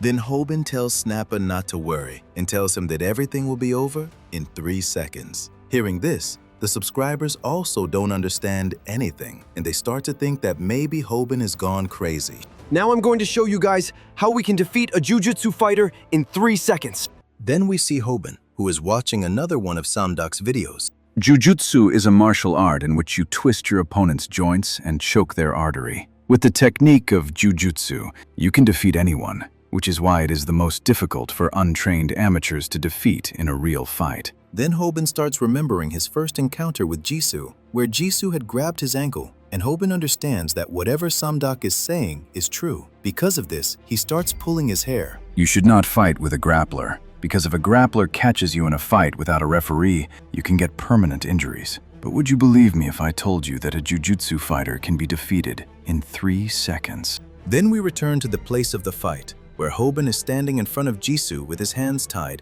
and everyone in the live chat is making fun of him. But Snapper is yelling at him. Hobin, what is this nonsense? After all, how will you defeat him in 3 seconds by tying your hands? What kind of secret weapon is this? Do you really think that this will work? I am sure that I will win, because I have full faith in every technique taught by Samdok. Here, on the other side, Kim and his companions are also watching this fight, where they can't believe at all that a jiu-jitsu fighter can be defeated in 3 seconds because they have trained a lot for it. Then, Kim also finds Hobin's words useless, but he hopes that Hobin will do something. So enough of this time pass, Hobin. Let's get serious now. You were talking about defeating me in 3 seconds, right? So let's see how you are going to do that. No matter how powerful jiu-jitsu is, your opponent will not be able to do anything in a situation where your hands are tied because he cannot hold your hands. Because of this, he will directly attack your legs. Then Jisoo does exactly that, and he bends down to grab Hobin's legs.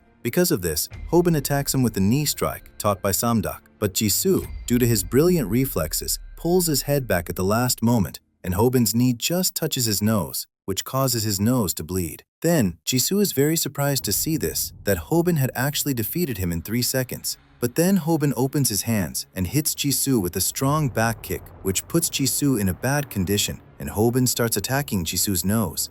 Don't be disappointed just because your knee strike has failed, because this is just the beginning of the fight. There is a pressure point in the body that no one trains, and you can stop your opponent by attacking it. And that pressure point is the nose. Whenever you attack someone's nose, for some time your opponent's body becomes paralyzed. And if you practice and attack your opponent's nasal cavity, you can make him feel a new pain. Now you are not an amateur, because you have already learned many techniques from me. So I am sure that you can do this. Then Hobin uses all his techniques to attack Jisoo, which puts Jisoo in a bad state, but he still doesn't give up and starts trying to catch Hobin. But Hobin again escapes from his clutches. Seeing this, Snapper starts shouting with joy. Are you all seeing this? Look, my boy has grown up. Then Kim is also impressed after seeing Hobin's techniques, and he understands that Hobin is no longer an amateur person. And his friends also start to think that Hobin also has a teacher like Logan,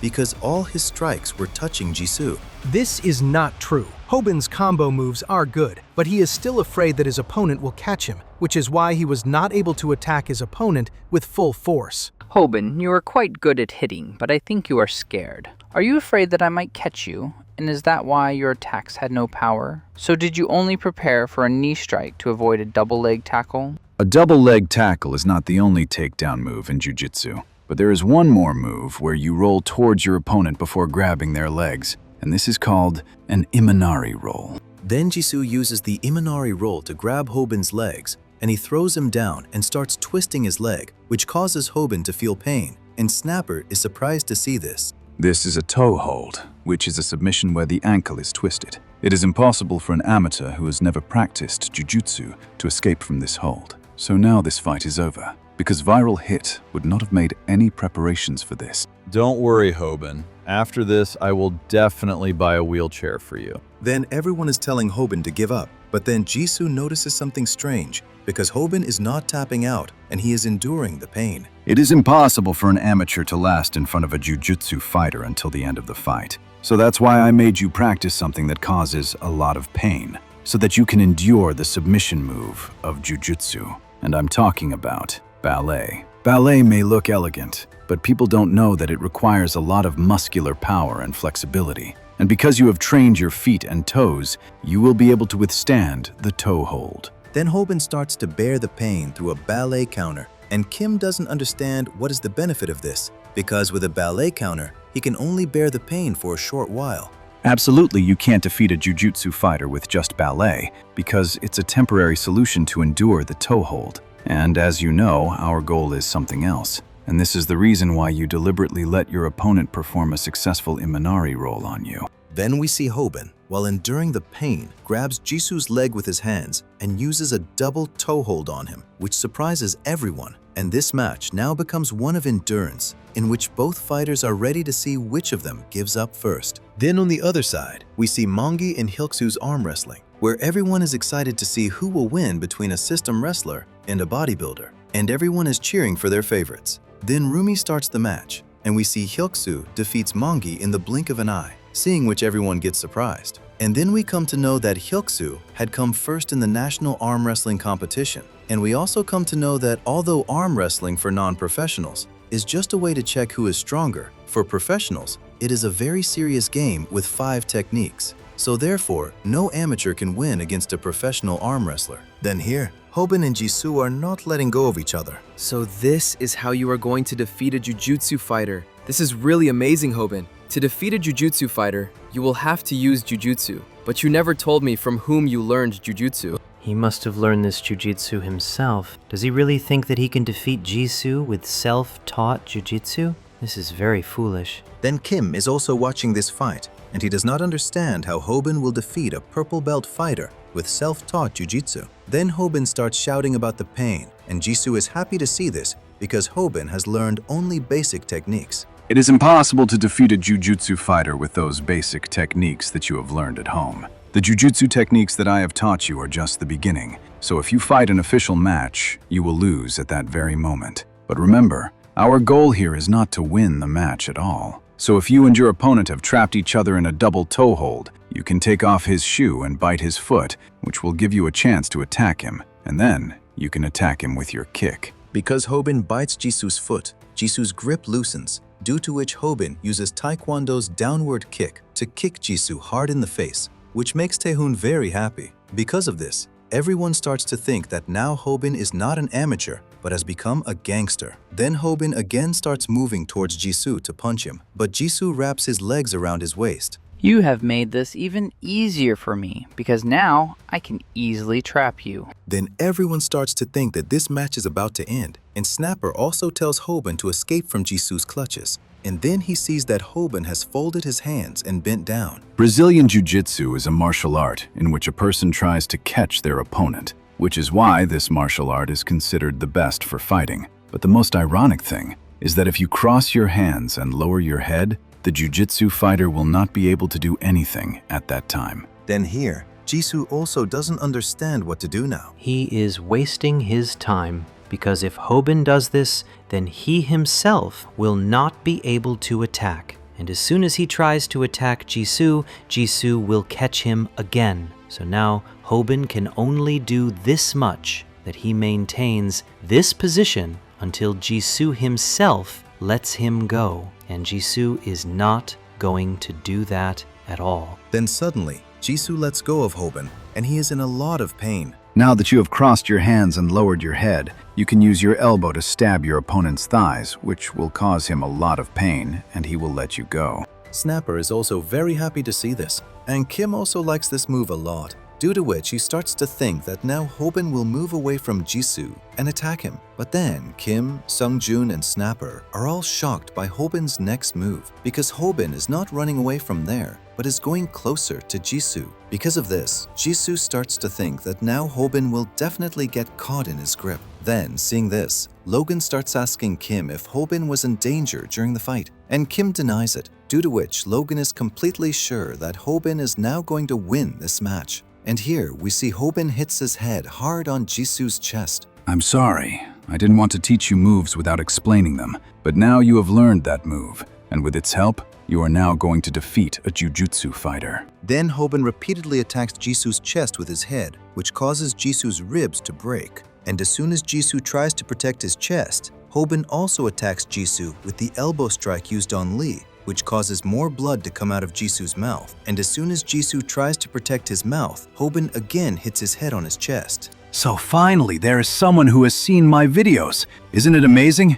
After all, who will now call this boy an amateur fighter? Then here, after getting beaten by Hobin, Jisoo's condition worsens, and he faints, due to which Hobin and Snapper start celebrating their victory. Hobin, you did an amazing job. And for this, you should get an A++.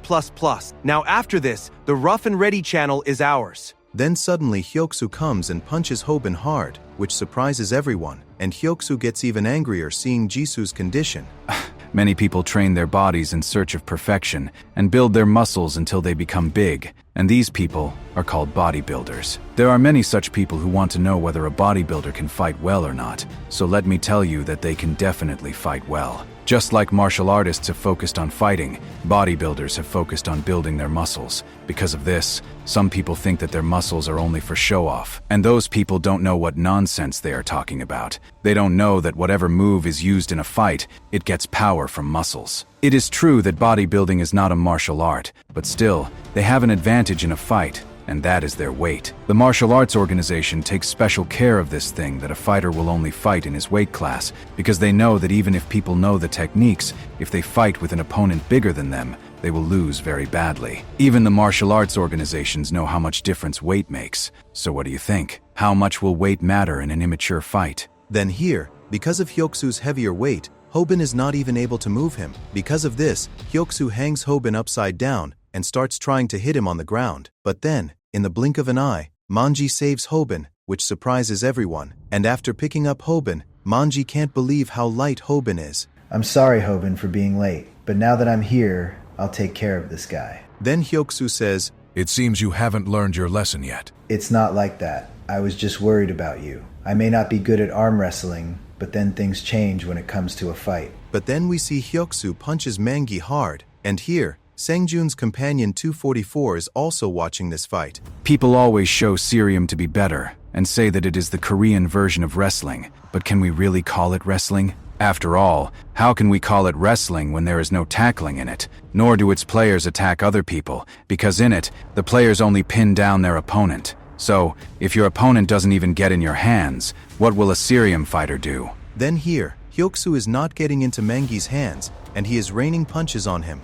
You were worried about me? And what were you saying, that things are going to change? But this thing was even easier for me than arm wrestling. So it doesn't matter at all whether you do wrestling or arm wrestling, because you are very bad at both. Then we see Mangi starts bringing his hands in front of his mouth, because of which Hyoksu also doesn't understand what is happening. But then a hard punch lands on his face, seeing which everyone is surprised, and we see that Mangi has taken a boxing stance. Then we are shown a scene from the past, where we see Han. Sorry I'm late. I didn't think that after all this we would meet again like this. So you wanted to know what I was doing, right? I am currently working in a production company. And yes, you were saying that you want to learn something from me. Then we see Han is teaching Mangi the basic stance of boxing, and also teaching him how to throw a jab. And looking at Mangi, he is completely sure that if he attacks any opponent with a jab, then that opponent's condition will definitely be bad, because no one can stand in Mangi's 8 category. Then we see here, Mangi starts jabbing Hyoksu hard, which makes Hyoksu's condition very bad. And after that,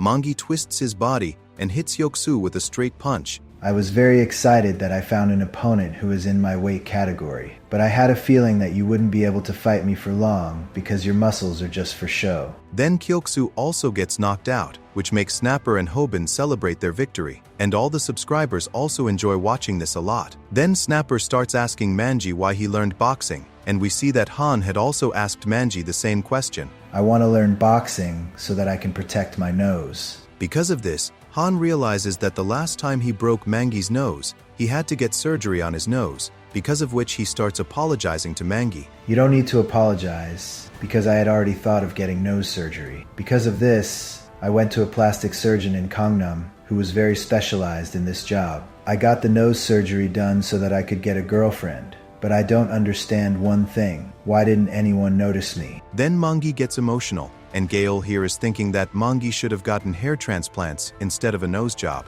Then with this, the fight ends, and Hobin's channel gets 700,000 subscribers. Then after going to the office, Hobin is taking a shower. We finally defeated the Rough and Ready channel, which gave us their managing rights. At first, they were not agreeing to it, but their subscribers repeatedly told them to do so. So if I keep winning like this, one day I will definitely get my mom out of that contract. So now only Sungjun and that 244 guy are left. But who is this 244 anyway? Then Rumi comes outside Hobin's bathroom and tells him to come out quickly so that she can take a shower. Because of this, Hobin asks her why she didn't go to the washroom on her floor. Then Rumi tells him that Gyul is using that washroom. Because of this, Hobin tells Rumi to go home. But Rumi is not agreeing to go home because of the water bill. And as soon as Hobin mentions the water bill there, Rumi offers him to take a shower together, hearing which Hobin is very shocked, and he can't believe that Rumi is saying this. Because of this, he starts asking Rumi about it again, because he doesn't understand why Rumi is saying this, because they are not even that close yet. Then Hobin starts hearing a sound, and Rumi tells him that she is taking off her clothes. Because of this,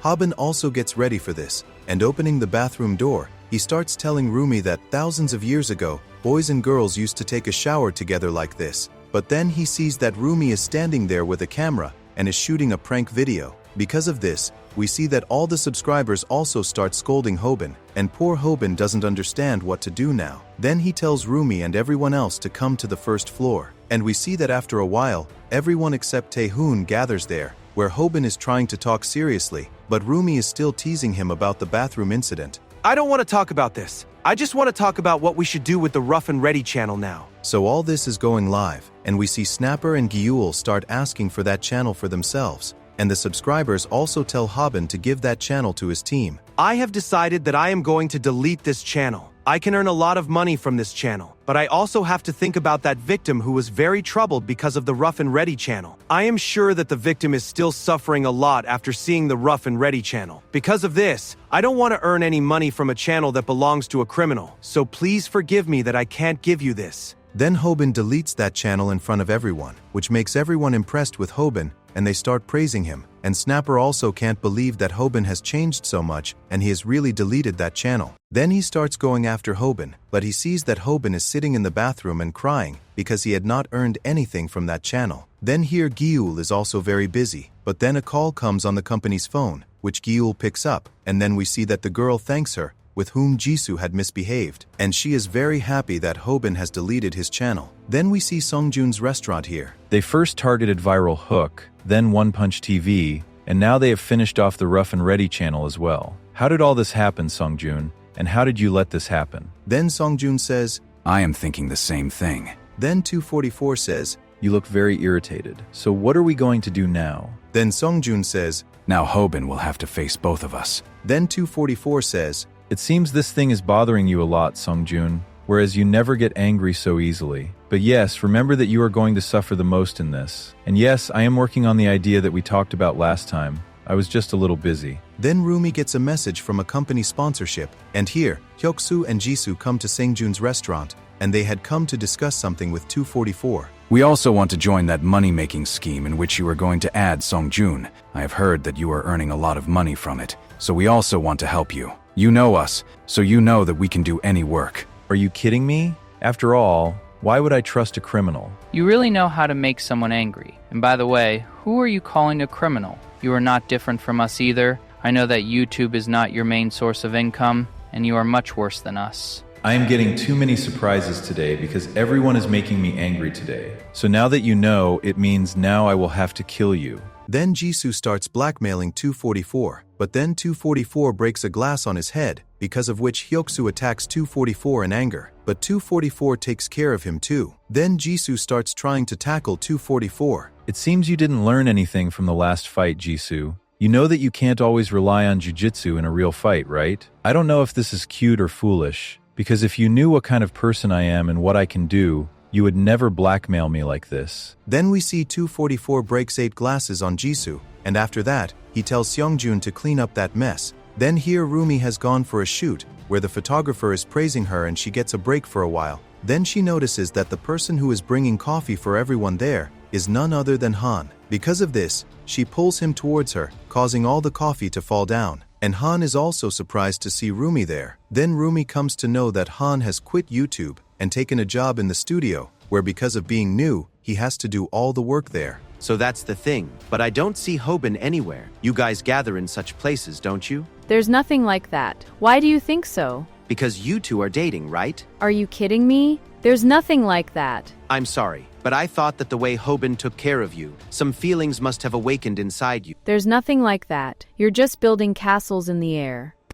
Actually, what he's saying is true. Because of everything he did for me, I developed feelings for him. But I can't do anything like that, because he likes someone else. Why would I like him? The prince of my dreams would be someone who is young and has his own building. Then Han again starts apologizing to Rumi for his mistakes, because Rumi had suffered a lot because of them. But Rumi tells him to forget everything and invites him and Gyul to have dinner with her, for which Han shyly agrees. Then the studio people start calling Han, and Rumi clicks a picture of herself in Han's camera. I can understand how it feels to be new. And anyway, you were the one who said that you couldn't take a picture of any model. So here, this is a gift for you so that you can work with more motivation. And yes, don't fall for me in the process. Then the studio's cameraman tells Rumi to go back to the shoot, but then the owner of the building comes there, and Rumi is surprised to see him. and we see that he has brought coffee for everyone. Then that person starts asking about Rumi and Han, and the cameraman tells him everything.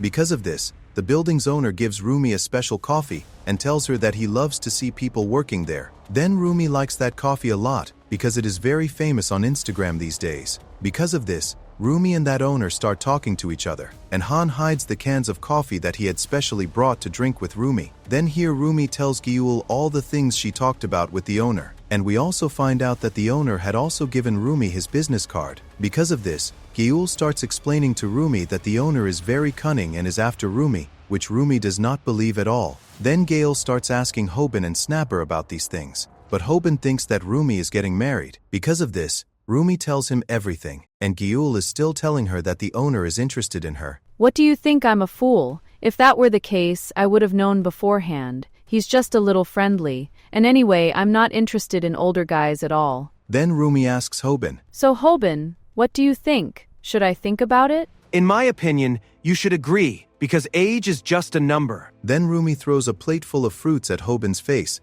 and leaves from there in anger. Then Rumi remembers that the owner of the building had asked her to go for a run with him sometime, and after hearing Hobin's nonsense, she feels that maybe she should contact the owner. Then we see the owner of the building here. I think I talked a bit too much today, which is why my throat is hurting. By the way, how unbelievable and disgusting is it that sometimes people think I am so dangerous, and sometimes they think I am so much below them. But this is also a very interesting thing. And on top of that, I never thought that we would meet like this. Then we see that the owner is none other than 244, and then the next day he again goes to his studio, where the other members of the studio are also dangerous thugs. And 244 has brought an animal with him there. Then the photographer there starts showing 244 all the clips that they have recently shot. There is no need for this, because once you have seen animal mating, you are not interested in it anymore. So I don't understand why people go crazy for it. So now tell me, how is the work on our next video going? We have selected some candidates, but the problem is that their bodies are not that good. Is that so? Then what do you think about that Rumi? But won't Rumi be too young?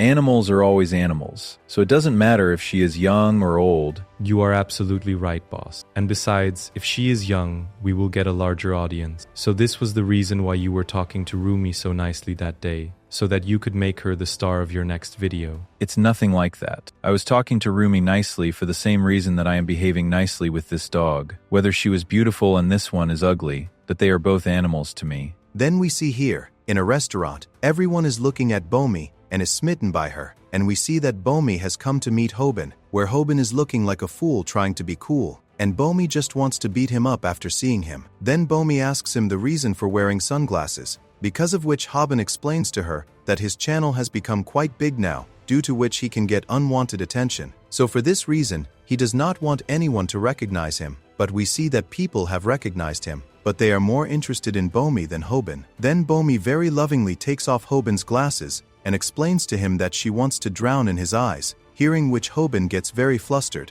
Then we see a scene from the previous day, where Detective Snapper tells his disciple Hobin that Bomi is just making him dance to her tunes, and Hobin is still a small child. Because of this, he is not able to understand all these things. Then Hobin starts denying this, and Snapper explains to him that he looks like a dork, so how can he think that Bomi has a crush on him? Because of this, tears come to Hobin's eyes, and he starts saying that he is cute, and for this reason Bomi loves him. Then Snapper tells Hobin to come out of the world of dreams, and explains to him that love only gives pain, and he himself starts crying. Then Taehoon doesn't understand what they are trying to do after seeing them. Then here Hobin, remembering the past things, starts asking, I came here because this cafe is popular, but what are you doing here? Are you on a date with the studio landlord? Stop your nonsense. We just came here to get coffee for the staff. And anyway, looking at you guys, it seems like you guys are on a date. Then Hobin agrees to this, but Bomi avoids eye contact with Rumi, and seeing Hobin so close to Bomi, Rumi starts getting jealous. If he had to do this, then why did he come so close to me in the first place? Then Hobin starts asking 244 if he needs to work after becoming a landlord. Then 244 explains to him that he still does a lot of work, which includes a lot of things. And then he also offers Hobin a job, for which Hobin also agrees. Then they start leaving from there, because Rumi is getting late for the shoot. And as they are about to leave, Hobin shouts and explains to Rumi that age is just a number, which makes Rumi tell him to shut up. But Hobin finds the two of them quite cute together. Then in the evening, 244 is out for a run, where his companion tells him that Rumi's filming dates have been selected and they will do everything with their old methods, to which 244 agrees, but then he sees Han there, who has come there for a run, and the way Han starts talking to him, 244 understands that Han has not recognized him. I found out from the studio that you were in Juvenile before. I'm sorry, because maybe you don't want to talk about it. Then Han says, No, it's not like that, because I am not ashamed of my past. And that's because I went to Juvenile to protect someone, which I don't regret at all. And I will continue to protect those who are close to me. And this is because I have already lost someone close to me. And this time I am getting close to someone else. So maybe you would have understood. And yes, if you try to do anything wrong with Rumi, I will kill you, 244. Then 244 is surprised to see this, that Han has recognized him. I was very shocked to know that you can change your voice so much. But when you were out of breath because of running, I recognized your voice and knew that it was you. And, on top of that, your cauliflower ears also made me believe this. But who are you really? Your tattoos are fake, and your whole life is a lie. And on top of that, YouTube is not even your main job. When I was in the XJ company, I felt that your and Songjun's relationship was very different. Is he really your boss, or is there some other secret behind it? Then 244 tells Han not to interfere too much in this matter, and explains to him that he is still a kid. Because of this, he should leave some things to the elders. Do you really think so? But what if I tell you that I know what kind of business you do? Then what will you do? When we were exposing people's truths, someone had messaged us to tell the truth about you too. But when we tried to meet them, they suddenly disappeared, and we were told that those people had gone abroad. 244, the studio where I work, is that also one of your businesses? By the way, I am not a good person, so I don't care what illegal things you do. But I want to remind you of one thing. If you do anything with Rumi, I will kill you. Then 244 pushes Han down by pressing on his shoulder, and Han can't believe that 244 is so strong. You think you're a hero, but you have no shame at all. Don't you remember how you ruined that girl's life, and now you want to save her? Don't you think that when Rumi finds out about this, she won't like it at all? By the way, I think you know about this, so maybe that's why you are trying to protect her without telling her. Put your feelings for her aside, Han. And after that, we will focus on our respective jobs and will not get in each other's way. Let me give you some advice. Don't mess with the people in the studio you work with, because it hasn't been long since they rejoined society. Then going home, Han is looking at Rumi's photo, and Gale comes and asks him about it. Because of this, Han gets scared. Then Gale starts to think that maybe Han now wants to take revenge on Rumi and is trying to destroy her again. Because of this, she likes this idea a lot, but Han quietly tells her to go to sleep. Then Gale starts playing Beast Crossing game and tells Han to forget Rumi because they did not do well with Rumi at all. And Gale is thinking that if Rumi even thinks about them, she will be in a lot of pain. Because of this, Han decides that he will forget Rumi and focus on his work. The next day, Han takes all the equipment and reaches the shooting location, where the cameraman Dong-seok's companion tells him that they are ready to shoot. Because of this, they should send Han away from there. But Dong-seok refuses to do this and calls Han to his side. Do you know, Han, why I let you work here? It's because it's very easy to work with people who have been to jail before. And on top of that, you also remind me of my past. Seeing you, I understand what you have been through. You have no other choice but to work here, because other places are not hiring you because of your criminal background.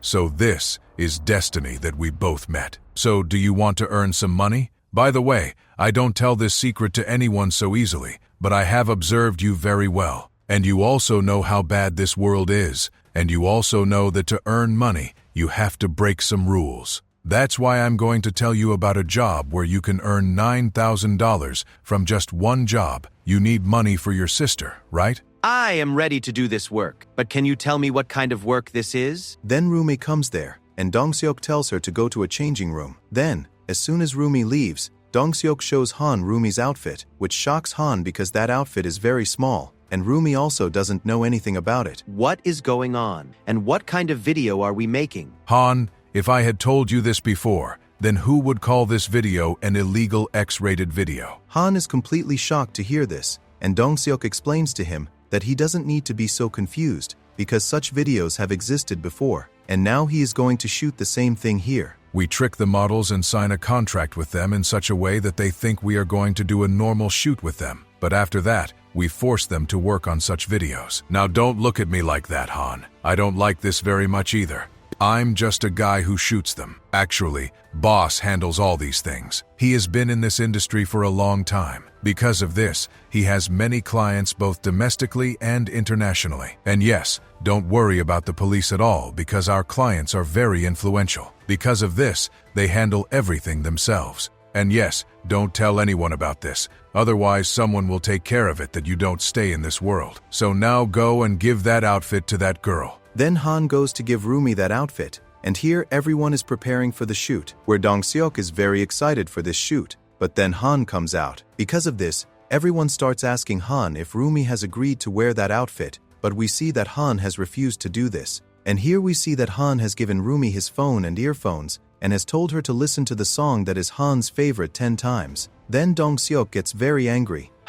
I tried to forget her, and I also tried to suppress my feelings, but I couldn't stop in front of her beautiful smile. What nonsense are you talking about? Do you even know who I am? Yes, I know. You are a gangster. Han, if you get in the boss's way, you will be gone from this world. And I'm saying this because I'm worried about you. So if you can't do this job, then get out of here, and I'll forget that you did something like this. Then we see Han refuses to leave because he wants to save the one he cares about. Then here, Rumi is happily listening to the song, and Han starts beating those people one by one. Because of this, Dong-seok himself comes to fight with Han and punches him hard. What do you think? That people will thank you for doing this? You know how this world works, right? The people who live for their morals are the ones who die first. And by the way, I was happy to know that someone else is a member of the Chungwoi boxing team. Then we are shown the juvenile detention center where the coach there is calling Han a tough guy and is congratulating him on winning his first trophy because they had won a trophy after a long time. Because of this, Han starts asking about the other trophies kept there, and the coach tells him that all those trophies were won by one person who was a gifted person,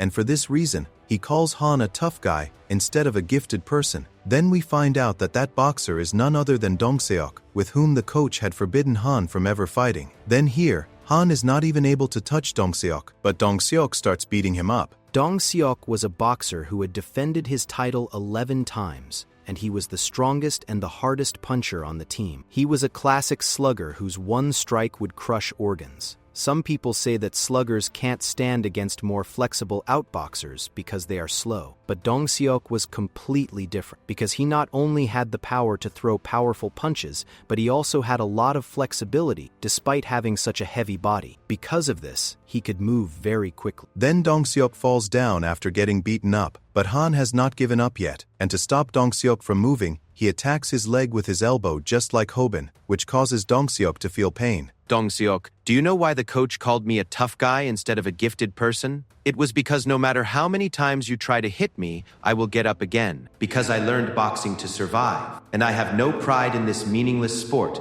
because my worthless father was also involved in it. Then Dong-seok starts attacking Han again, but then 244 comes there. I told you, Han, that we should focus on our own work. Why is everyone crossing their lines these days? Then Rumi has listened to that song 10 times, and she doesn't understand why she did that. Then she goes outside to find Han, and sees that there is no one there. Because of this, she doesn't understand anything. Then here we see Bomi and Hobin are roaming in the market, and after eating, they are looking for dessert. Because of this, they reach a place that they have heard a lot about, but they don't know what that place is like. Because of this, they go to see that place. Then Bomi is climbing the stairs in front of Hobin. Because of this, Hobin slaps himself, and he understands why the boy should be the first one to climb the stairs. Then going inside, a guy gives them a booth for 2 hours. And seeing that room, they start to think that they can sit there and talk comfortably, and for this reason, people like these things a lot. Then Hobin starts to think that the walls are talking. Because of this, he puts his ear to the wall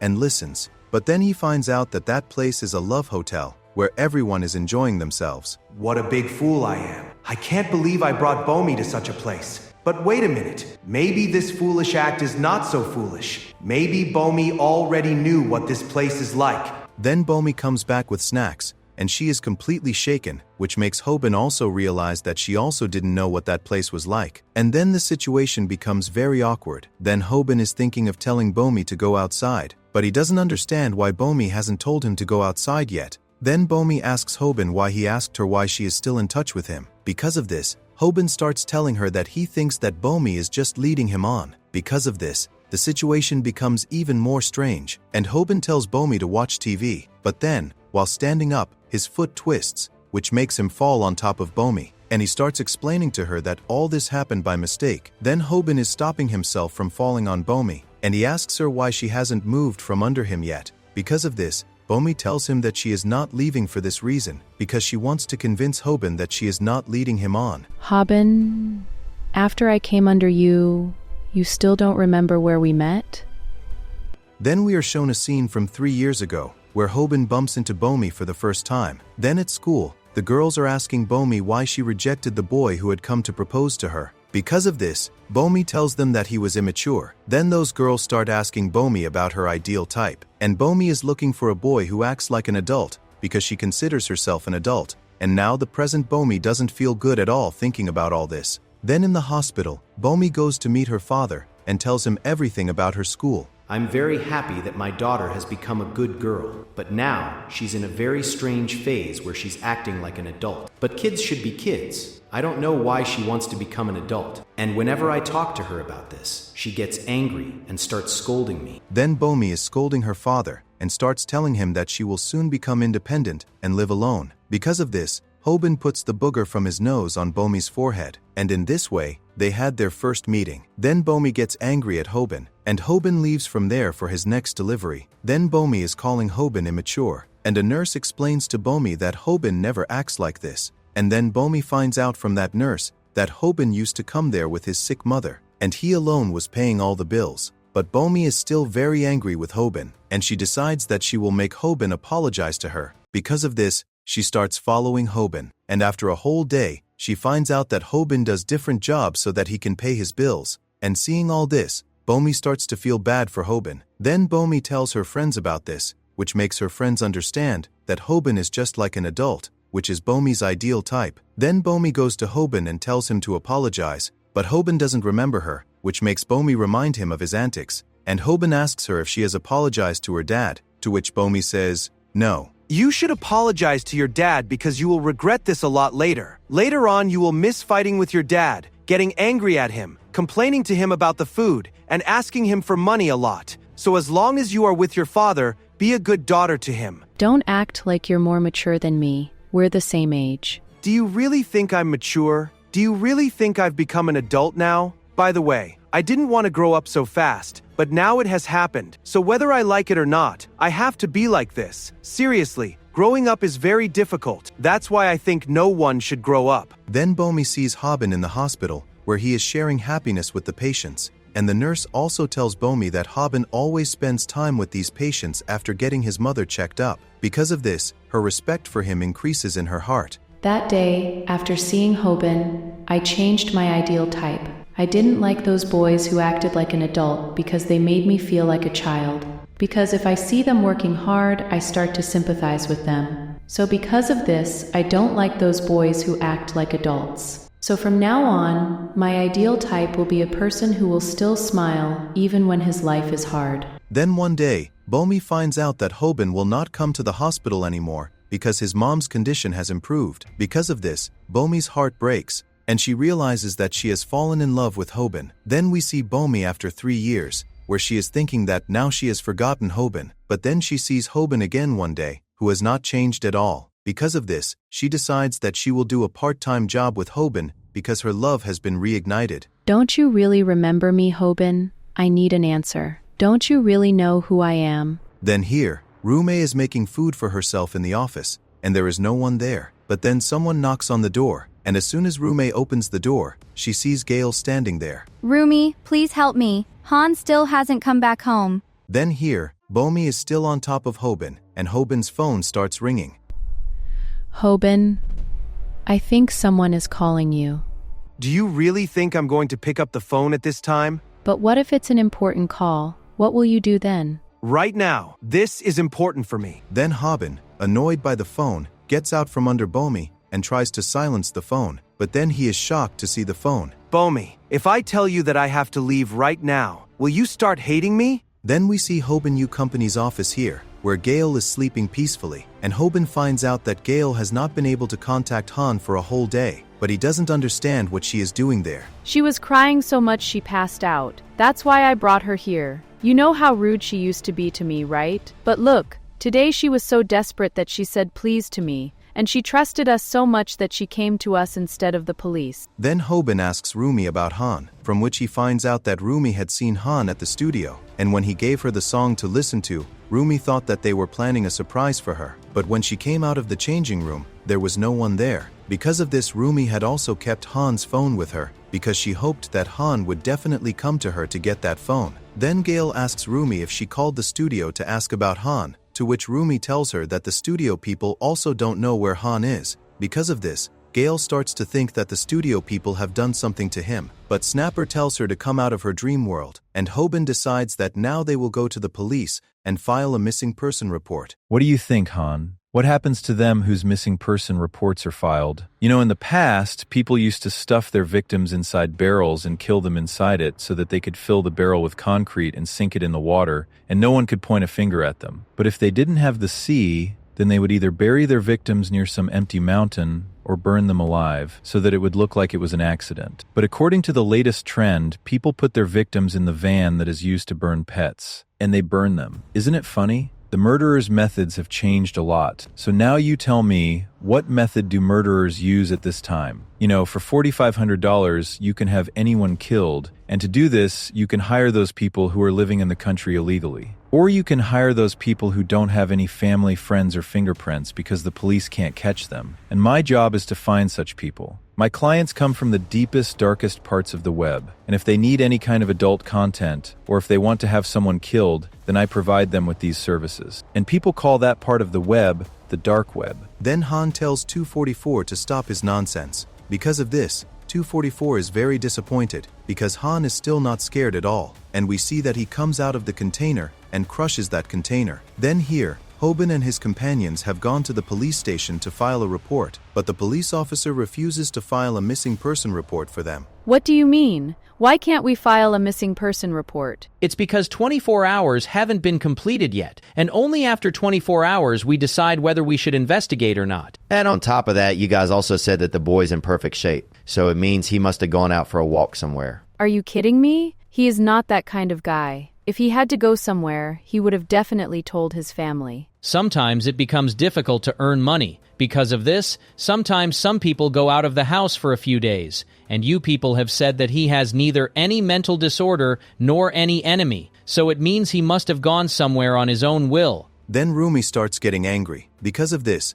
the police officer tells her to calm down and explains to her that such cases come up a lot, and in many of those cases, it happens that the person has gone on his own will. Hearing this, Goal gets angry and prays that the police officer's family also leaves him alone and disappears somewhere. Because of this, the police officer throws them out. Then Rumi is calming Gale down, but Goal has become so depressed that she decides that if she doesn't find Han, she will die. Because of this, Hobin gets angry at her and tells her to take care of herself, but Goal just gives him the middle finger. Then Rumi is looking at 244's card and thinks that maybe he can help them. Because of this, they call him to meet them. Then 244 comes to meet them in a cafe, where Rumi has told him everything. You must be very worried that your brother still hasn't come back. And on top of that, the studio people also don't know anything about him. And now the police have also refused to file a missing person report. You're absolutely right, and that's why I contacted you. That's all fine, but I don't think I can help you with this. But yes, I do know one thing. Really? Then if you can give us a clue, that would be great. All right then, I'll tell you all that I killed Han. Then everyone is shocked to hear this, and they can't believe what 244 said. Because of this, 244 repeats his words, but then Han comes there, whose clothes are covered in blood, and Gale goes and hugs him while crying. Then we are shown a scene from a little while ago, where 244 is coming out of the container. Do you really think that things will always be like this? You think you can control everything, right? And that no matter what you do, you'll never get caught? I used to think the same way. But just you wait, because Hobin will soon bring your truth in front of everyone. Then 244 realizes that Han and Hobin are close at this time, and he doesn't want any more trouble. Because of this, he decides to let Han go, and thanks Hobin for reminding him. Han doesn't understand anything, and he again attacks 244. You should think about your sister. You got a second chance at life because of Hobin. So you should go from here and tell Hobin good things about me, And yes, consider this my final warning. If you interfere in my work again, remember, I'll send a dead body to your house, and that dead body could be your sister's. Then Han leaves from there, and 244 crushes that container. And Han has realized how dangerous 244 is. Then Gale is asking Han questions, but Han is still thinking about 244. Because of this, he doesn't give Gale any answer, and Gale grabs him by the collar and starts questioning him. Then 244 tells Hobin that it was just a prank, and Han mentally apologizes to Hobin because he is not going to mess with 244 because of his sister. Then Han starts to go back with Gale, but Gale tells him to thank everyone, but Han is not even stopping. Because of this, Gale also takes Rumi's name, and then Rumi also tells Han to stop. I have to tell Rume about 244 because maybe they will try something like this again. Rumi, I have to tell you something about the studio owner. Then we see that before Han can say anything, 244 himself tells Hobin what his true identity is. Hearing this, Han is shocked, and Hobin also doesn't understand anything. Because of this,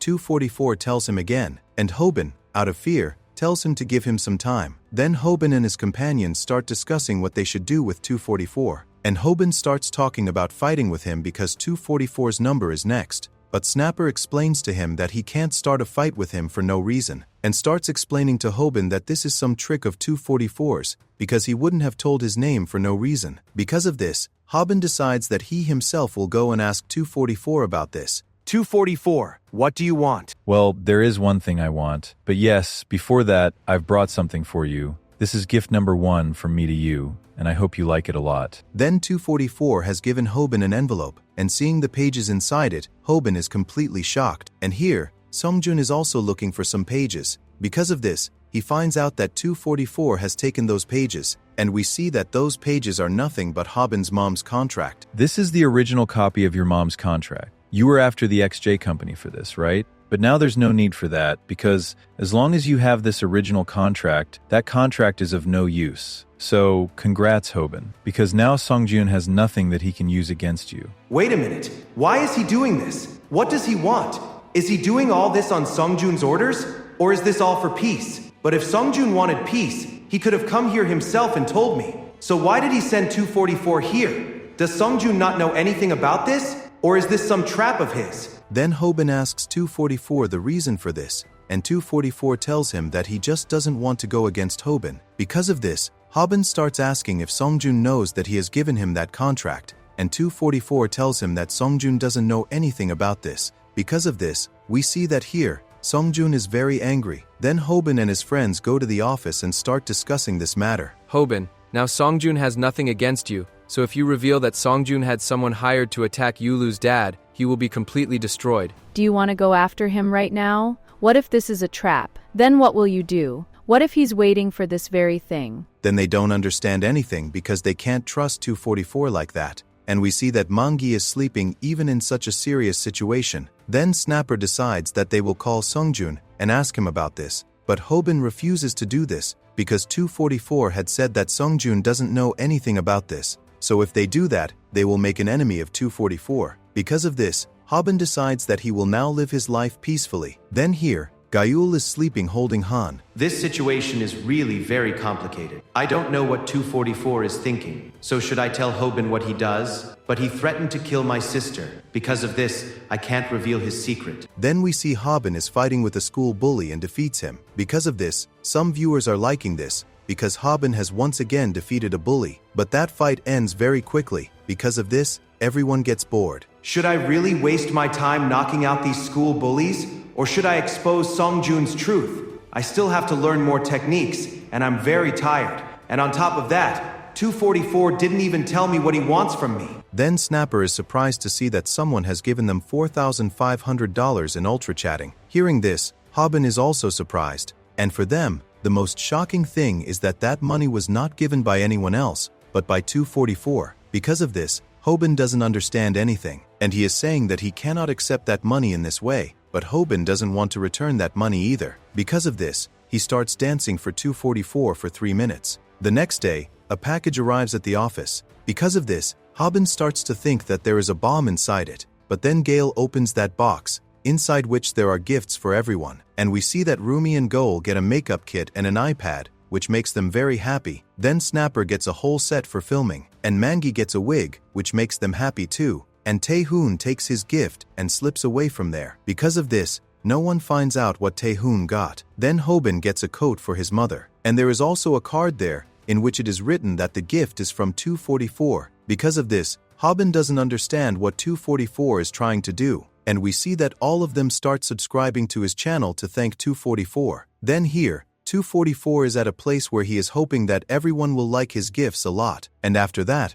all those people will be on his side. Then he gets a call from Songjun. Now why is this shameless person calling me? Has he realized that the contract is missing? So should I pick up his call or should I ignore him? But anyway, I'll just pick up his call. Then after a while, 244 has gone to the washroom, where Songjun also comes. So how are you, Songjun? It seems that after the contract disappeared, you were trying to contact me. But you stopped because you had to think about something. You must be thinking about why I gave the contract to Hobin. Or you must be thinking that this is probably a misunderstanding. You thought absolutely right, but I am pretty sure that you did not think what I am going to do. No matter how much I think, I still don't understand why you gave him the contract. I know that you have some things with which you can throw mud at me, but remember that I also have things against you.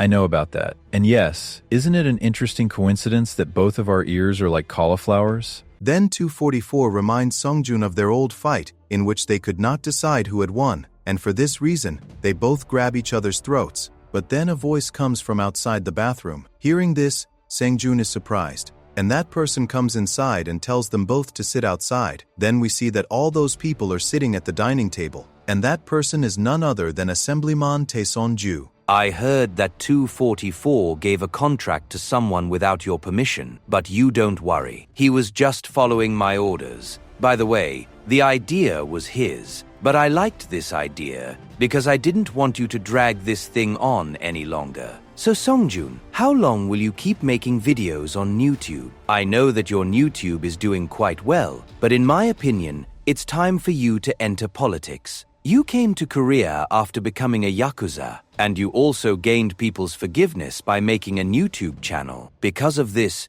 you have now become an honest and hardworking man who has 5 million YouTube subscribers. So it means the time has come for you to fulfill your dreams. Then Songjun is very shocked to hear this because he can't believe that his dream is going to come true. When I first met you, you told me that you want to become rich so that you can become powerful. And in this country, even the rich bow before power. So for this, I want to congratulate you, because now you will not only have money, but also power. Then Songjun bows before Taeson and starts thanking him for this. But he doesn't understand that if he enters politics, then what will happen to the thing that he is doing now? It's good that you asked me this question. I am very grateful that you and the XJ company did so much for us. 244 used to earn us money from the dark web, and the XJ company used to provide that dirty money to our party so that we could use it for our benefit. And because of this, no one even suspected us.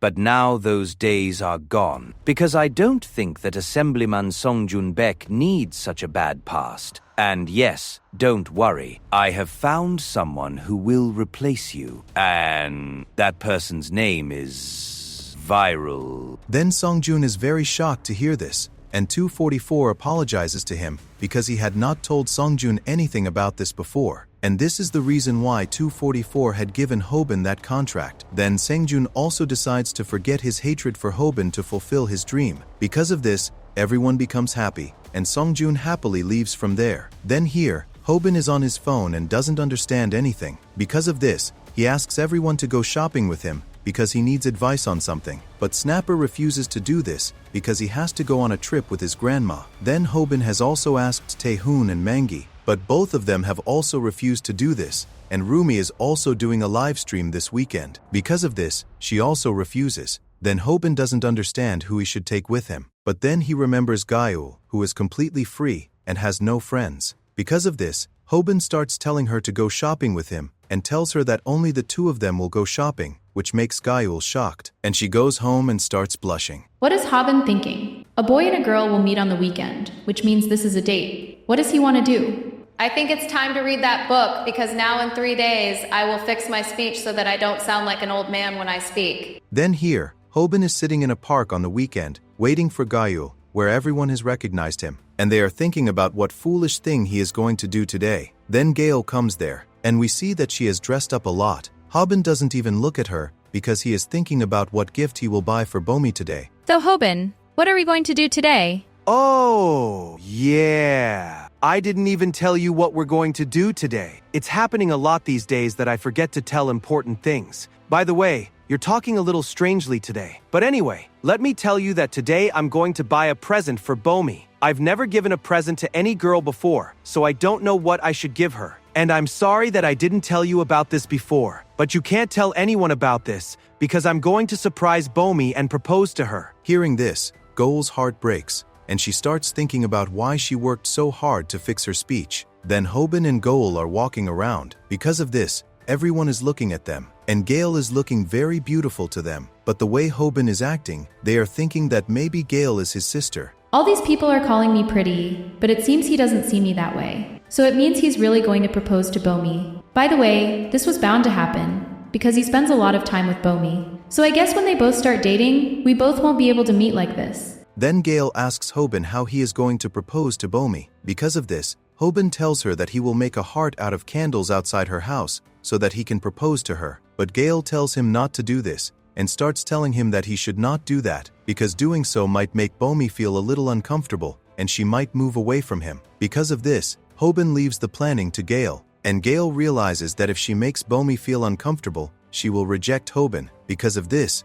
Gale decides that she will make him get rejected. Then Gale goes shopping and starts looking for clothes for Bomi that will make her angry, so that Bomi will reject Hobin, and they will never be together. Then the shop staff shows Gale those kinds of clothes, which makes her happy, and she starts buying them. But then she sees Hobin, who is buying presents for Bomi with a lot of effort. Because of this, Gaul remembers the moments she spent with Bomi, and she decides that she will not do this wrong thing. Because of this, she buys 2 hoodies for Bomi. Shouldn't I have given her more presents? You're a fool. She will go out with you even if you don't give her any presents. And if you give her more presents, she might feel a little uncomfortable. So this is fine. Thanks, Gaul. I didn't think you would help me so much. So now if Bomi says yes, I will treat you to a meal. By the way, I don't know why, but I don't think you're feeling well. Then we see that Goal has caught a cold because she was wearing very short clothes. Because of this, she starts to faint. But then Hobin catches her. Thanks for saving me, Hobin. By the way, I forgot one thing. I should have given you this before. Look, I bought these shoes for you from that shop. By the way, you never wear heels,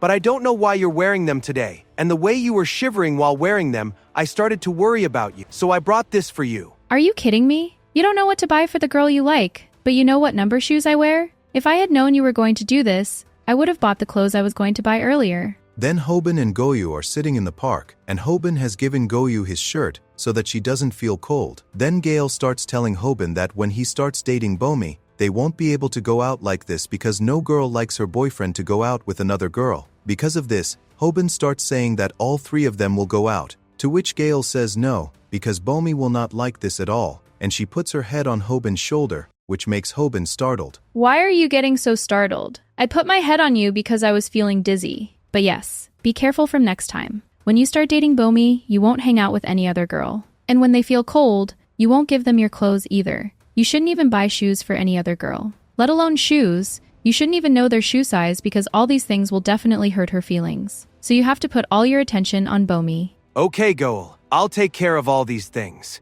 Really? That's great. Then Hobin sees that Goal is crying. Because of this, he grabs her face and starts looking at her, and he realizes that Goal has gotten very hot. Then Goal falls on Hobin's chest, and then Bomi comes there who is staring at them both. Hey, Bomi! You said you were spending quality time with your mom. So did you come here because you saw me here? What are you doing? I was just hanging out with Gaul here. But because Gaul's health is not good, we are here.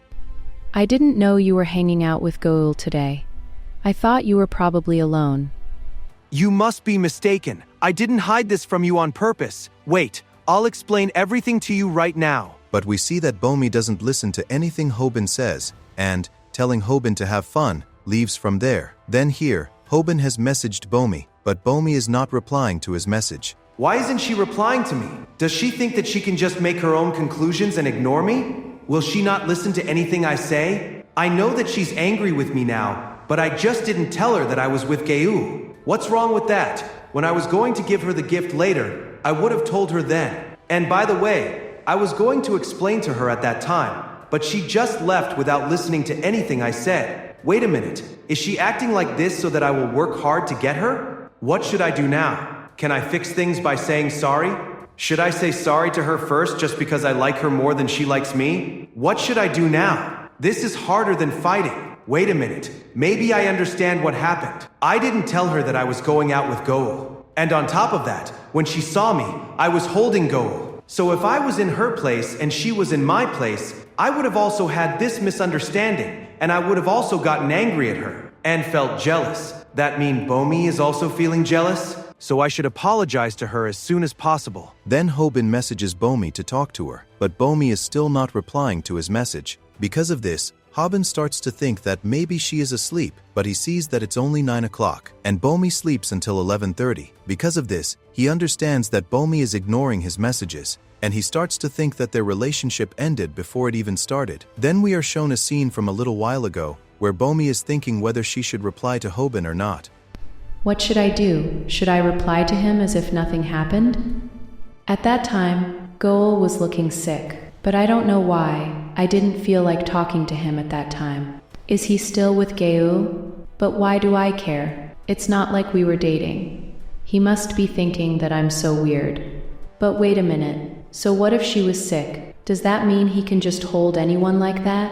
Even if I forget this, he still didn't tell me that he was hanging out with Goyu. I always tell him who I'm hanging out with. Is he not taking me seriously because I like him more than he likes me? Just thinking about this makes me even more angry. Then Bomi sees that Hobin has sent another message. Because of this, she thinks of replying to him, but then she gets a call. Then we see here, Hobin has become a lovesick puppy. I can't believe he's acting like this. I've never seen him act so foolishly before. What happened to this dummy now? It's all because of Bomi. Hobin had texted her to apologize, but she hasn't replied to him yet. He's acting like this here because he thinks that his relationship ended before it even started. Then Tai-hoon wakes up and tells Hobin not to waste his time on a girl. Then Snapper explains to him that it would be a waste of time for him because he has a line of girls. But what does he know about what those poor guys are going through? Then Hobin gets a message on his phone. Because of this, Hobin thinks that maybe that message is from Bomi, and he gets very happy. But that message is from Goal, who is asking him if he needs help with anything. Then here, Goal's father is scolding her for going out in the cold like that. And Gale, after drinking some tonic, is sitting sadly in her room and is telling her father that she will be fine. Everything will be fine because I have no other choice. Then we see that Bomi has gotten a call from Kim, because Kim has come to meet her outside her house.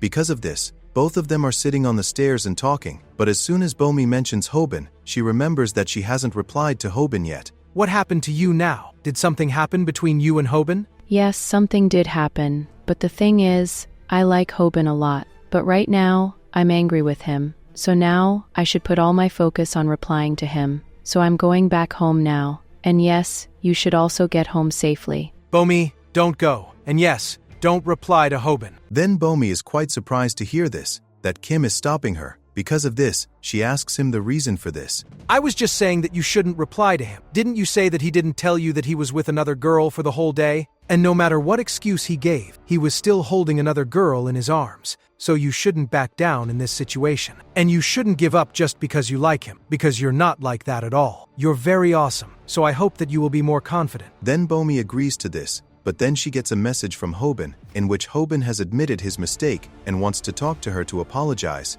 Seeing this, Bomi's heart melts, and she starts telling Kim about this, but Kim leaves from there without listening to anything. So that means the girl he was talking about all this time was Hobin, so she still has a crush on him. Then Bomi reaches home, where her mother tells her to sit down, and her dad is also sitting there. Because of this, Bomi thinks that either her father or she has made a mistake, and we see that her father is ready to apologize even without making a mistake. Then we see that Bomi's mom is angry because her marks are not good. Because of this, she asks for Bomi's phone and starts asking about Hobin. Then Bomi's mom thinks that her marks are low because of Hobin. Because of this, she starts to break Bomi's phone, but Bomi stops her mom and tells her that she likes Hobin a lot, and her dad remembers that Hobin is the same boy who used to come to their hospital. Because of this, he starts getting angry, and at his mom's request, he calms down in one go. After talking to Bomi, Bomi's mom realizes how much Bomi likes Hobin. All right then, you'll have to take care of both, because right now, you're not studying properly. nor are you dating. Dating someone as a student can be a good experience,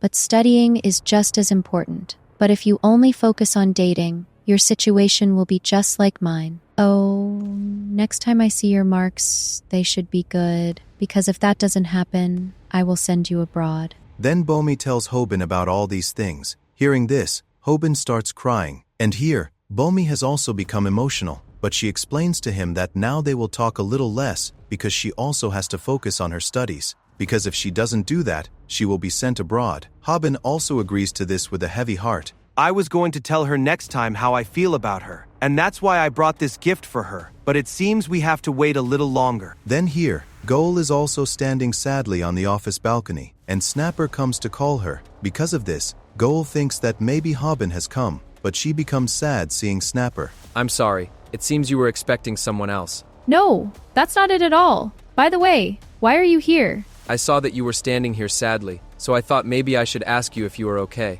I am older than you, so if something is bothering you, you can tell me. And by the way, giving advice is my specialty. Is that so? Then that's good. Thank you for worrying about me. So let's go back now. You know, sometimes I wonder if things would have been different if I had been in the spotlight instead of Hobin. What would have happened if I had been the star of the show instead of the cameraman? What are you saying? Nothing. I was just talking to myself. Then here, Rumi tells Hobin that 244 has sent him another package. Because of this, Hobin doesn't understand why 244 has done that. Then Hobin happily starts opening that package, and as he looks inside it, Rumi and Hobin are shocked to see that thing, and Hobin calls 244 from Rumi's phone. What are your intentions? What were you thinking when you sent me this? Your videos aren't very interesting these days. Your videos are about fighting, right? So you should be fighting in your videos. But these days, your videos are a bit too peaceful, so I thought I should change this. So now I'll be waiting for your next video. Then Snapper asks Hobin if he was talking to 244 right now,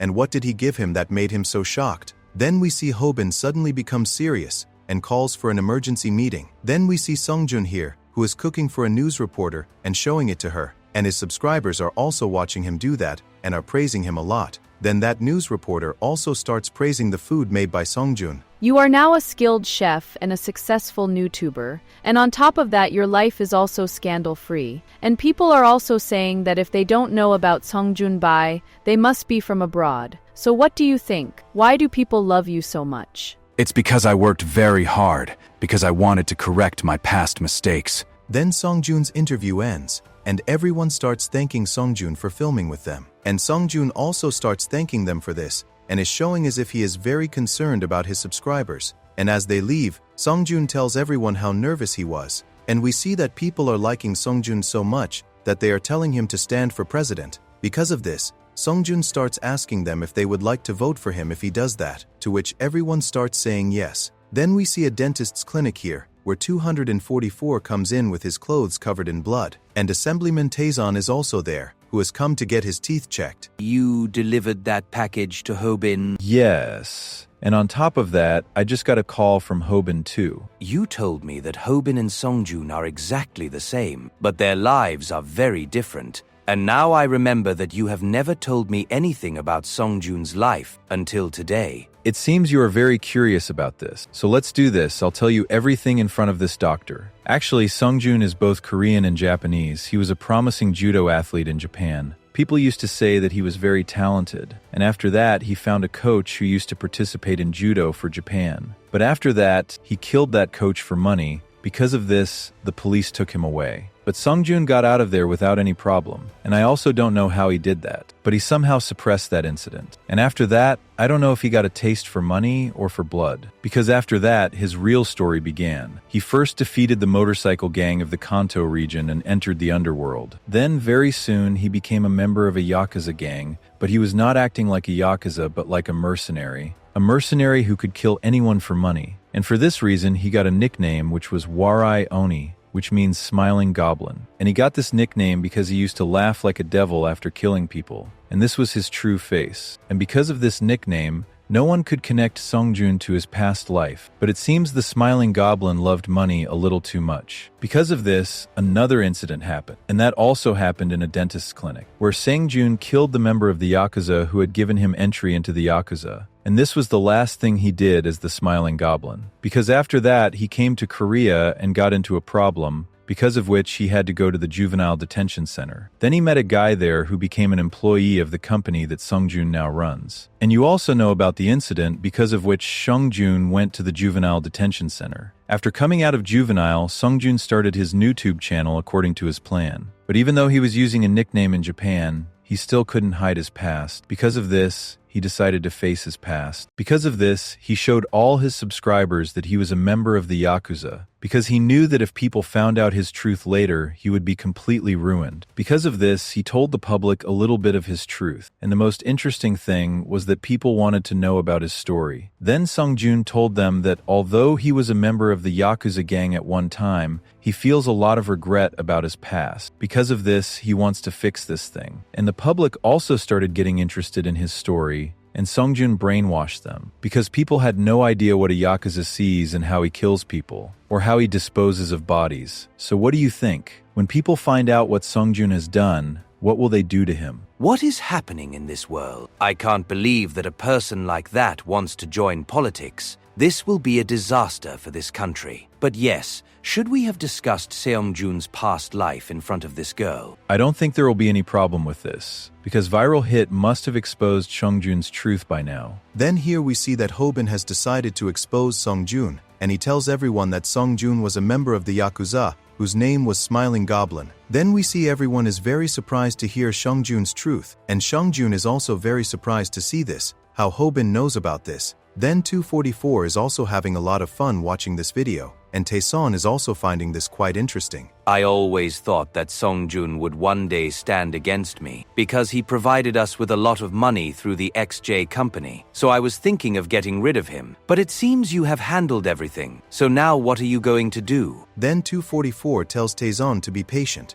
and Taeson is worried that if Sungjun finds out that this was their plan, Sungjun will destroy them. But 244 assures him that Sungjun will never find out about them, because at this time, his focus will only be on Hobin. Then Taeson leaves from there, and 244 is very excited to see what will happen in Sungjun's story now. Then here, many subscribers are thinking that now Sungjun's life is ruined, but Sungjun's subscribers are still with him. Does Hobin really think that he can destroy me? I'm surprised to hear how Hobin found out about my past, but he can't do anything with this, because he only has information, not any proof. Then we see that Sungjun's words turn out to be absolutely correct, because no one is able to believe Hobin's words without proof, and everyone is thinking that he is just after Sungjun's 5 million subscribers. But we see that Hobin has already realized this. Because of this, he has prepared a video evidence, and that video evidence is a viral hook. Hello everyone, my name is Lee, whom you all know as Viral Hook. I've decided to come on video so that I can bring Sungjun's truth in front of everyone, because otherwise, no one would believe me. You all know how I reported Viral Hit's videos and got their channel demonetized, and maybe you guys know that something similar happened with the Charongi and Hoyong YouTubers as well, because their channel also got a copycat channel. So let me tell you all that Sungjun did all this. I worked like a dog for him. But still, he left me alone in the end, and look, he even threw hot oil on me. So Sungjun, let me tell you one thing, that now you are going to be completely ruined. Then we see that Sungjun still thinks that no one can destroy him because his subscribers don't believe these things at all, and they are thinking that Viral Hit has given him money. Because of this, we are shown a scene from a little while ago where Hobin has already realized that Seongjun's subscribers will not believe their words because Seongjun has built a very strong fan base, and on top of that, he has also brainwashed his subscribers. Because of this, everyone thinks that Sungjun is a very good person, so because of this, they will not believe Hobin's words so easily. But Hobin has decided that he will break this support of Sungjun's, and he is pretty sure that those channels will also help him in this, which exposed the truth of YouTubers. Then we see that the same thing starts to happen, where many YouTubers start talking about Sungjun, and Snapper also doesn't understand what's going on there. Then Gail also starts talking about him on her channel, to bring Sungjun's truth in front of everyone,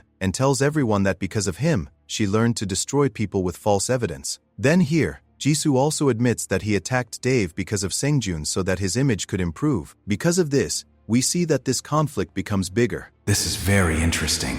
So all these people will now work together to bring me down. But if I go in front of the camera right now, these sheep won't leave me alone. So I'll have to wait a little longer, because this incident will die down in a little while. Then some of Sungjun's subscribers are telling him to talk about this, and some subscribers are thinking that Songjun is a very good person, so he must not know what he should do. Then Rumi also asks Hobin if they can really defeat Songjun with their help, to which Hobin tells her that there is still someone else who is going to make their move. Because of this, Rumi asks Hobin about them. These are the people who stir things up and post anonymously so that they can change public opinion. They don't care what is true and what is false, and they are not interested in knowing the truth either, because they have only one motive: to destroy someone famous. They just have fun with these things. And today, these people are going to help us. You must know about them, because the same thing happened with you. Now, people are also talking about this on social media, because of which this issue has become very big. And to tell everyone about this, it will now be shown on online news. And after that, Songjun's subscribers will also be forced to think about whether they were thinking wrong about Songjun. Because of this, Songjun's fan base will start to break, and he will fall. Then Songjun's subscribers also start to go against him. Because of this,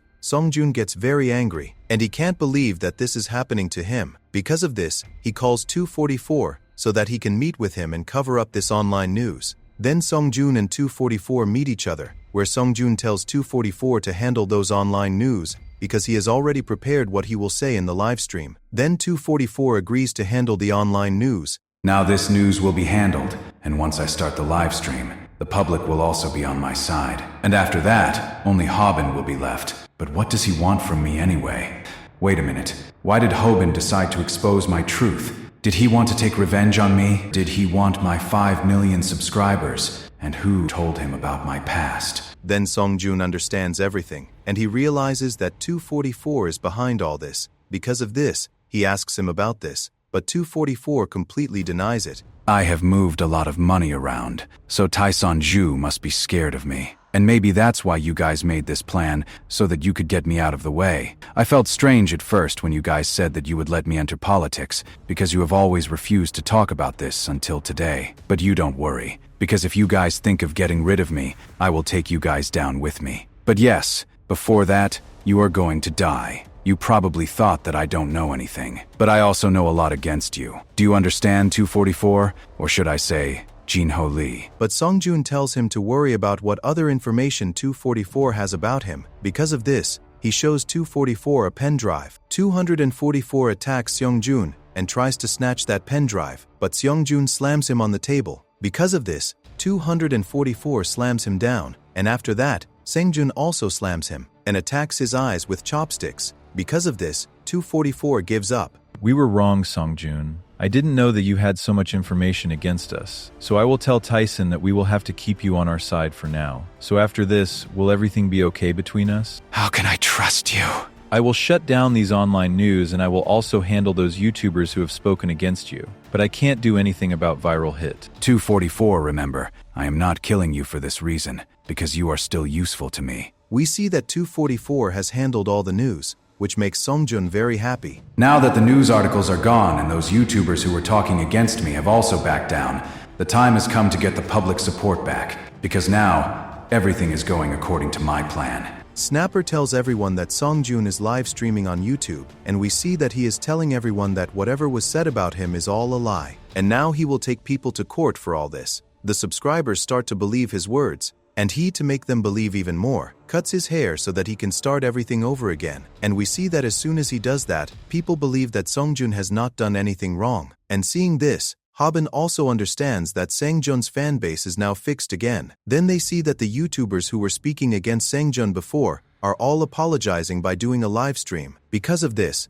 Snapper starts asking Hobin what they should do now, because his subscribers are also asking him for an explanation of this matter. Tyson is also watching all this, and he realizes that Hobin is now in trouble. Tyson starts asking 244 why he supported Songjun because he wanted to get him out in the first place. Don't worry, we will get him out. But we will do all this slowly, because he has a lot of information against us than I thought. Right now, he wants to destroy us. So if we do anything at this time, he can hurt us. But as soon as he goes after viral hit, we will make our move. So he wants to destroy us. That's why I told you before that we shouldn't bring street dogs home. So let's see what happens next. But I don't understand one thing. If things continue like this, won't Hobin be ruined? And will he be okay without our help? Don't worry, Viral Hit still has an ace up his sleeve. We see that ace is none other than Yono, and Hobin is telling him not to do anything because his family can be in danger because of this. But Yono has already decided this,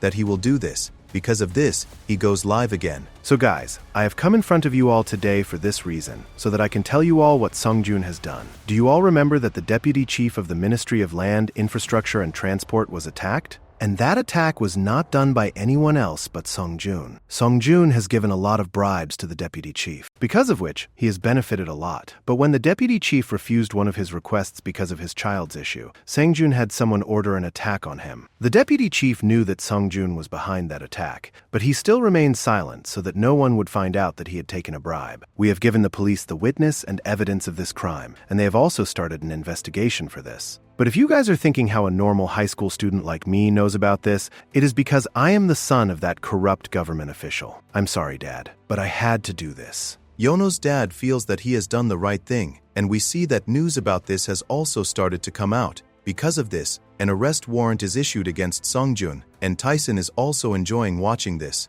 So this is how Sungjun's story ends. Now he will have to go to jail, where he won't even be able to see the sun's rays. This world needs justice, because a world where a guy like Sungjun lives will only be ruined. But I have to admit, the deputy chief's son has defamed his own father. So are you behind this? 244 refuses to do this because he had only sent a message to Yono in which he had told him to think about his father. 244 gets a call from Sungjun, and Tyson picks up that phone. Sungjun starts explaining to Tyson that the news is fake. How dare you call me? You are that disgusting person who should be left among the dogs. You have proven by going after Mr. G that you are still like a Yakuza. And after that, you are telling me that you want to enter politics. A high schooler has defeated you. So how could you think that you can handle politics? You are a fool who thinks that an old Yakuza member can enter politics. Sungjun understands that he is completely ruined, and we see that the police have come to his house to arrest him. But Sungjun has already disappeared from there. Here, Snapper goes out because of the knocking on the door, because he thinks that the food has arrived. But just then, a powerful punch lands on his face, and we see that Sungjun starts beating him hard. Then Mangi also, thinking about the food, happily comes out, but seeing the situation outside, he is very shocked. It seems I have come to the right place. And all the members of the Hobin U Company are inside, right? You guys know what happens when someone has nothing to lose. So today I am going to show you that very thing. I am not here to fight, but I am here to kill you all. Hobin is sitting in the bathroom, watching Samdak's video, where Samdak has told about how to defeat judo fighters, and Hobin has remembered all those things. I watched Samdak's video for this reason, because Sungjun was a judo fighter before. But I don't think I will need these skills, because he is going to prison. Hobin hears a sound from outside, and he shouts and asks if someone has come to meet them. We see here that Sungjun has hit Mangi with a powerful punch, which makes Mangi's nose start bleeding. Sungjun sees that Mangi is very tough, who is not giving up so easily. Sungjun is a judo fighter and a former Yakuza gang member, right? This is really very impressive. But is judo really dangerous? It's a martial art that is weak against people who are heavier than them. So I don't think he will use all of judo's techniques on me. Because of this, he can only attack me from a distance. But if he moves away from me, I can defeat him with boxing,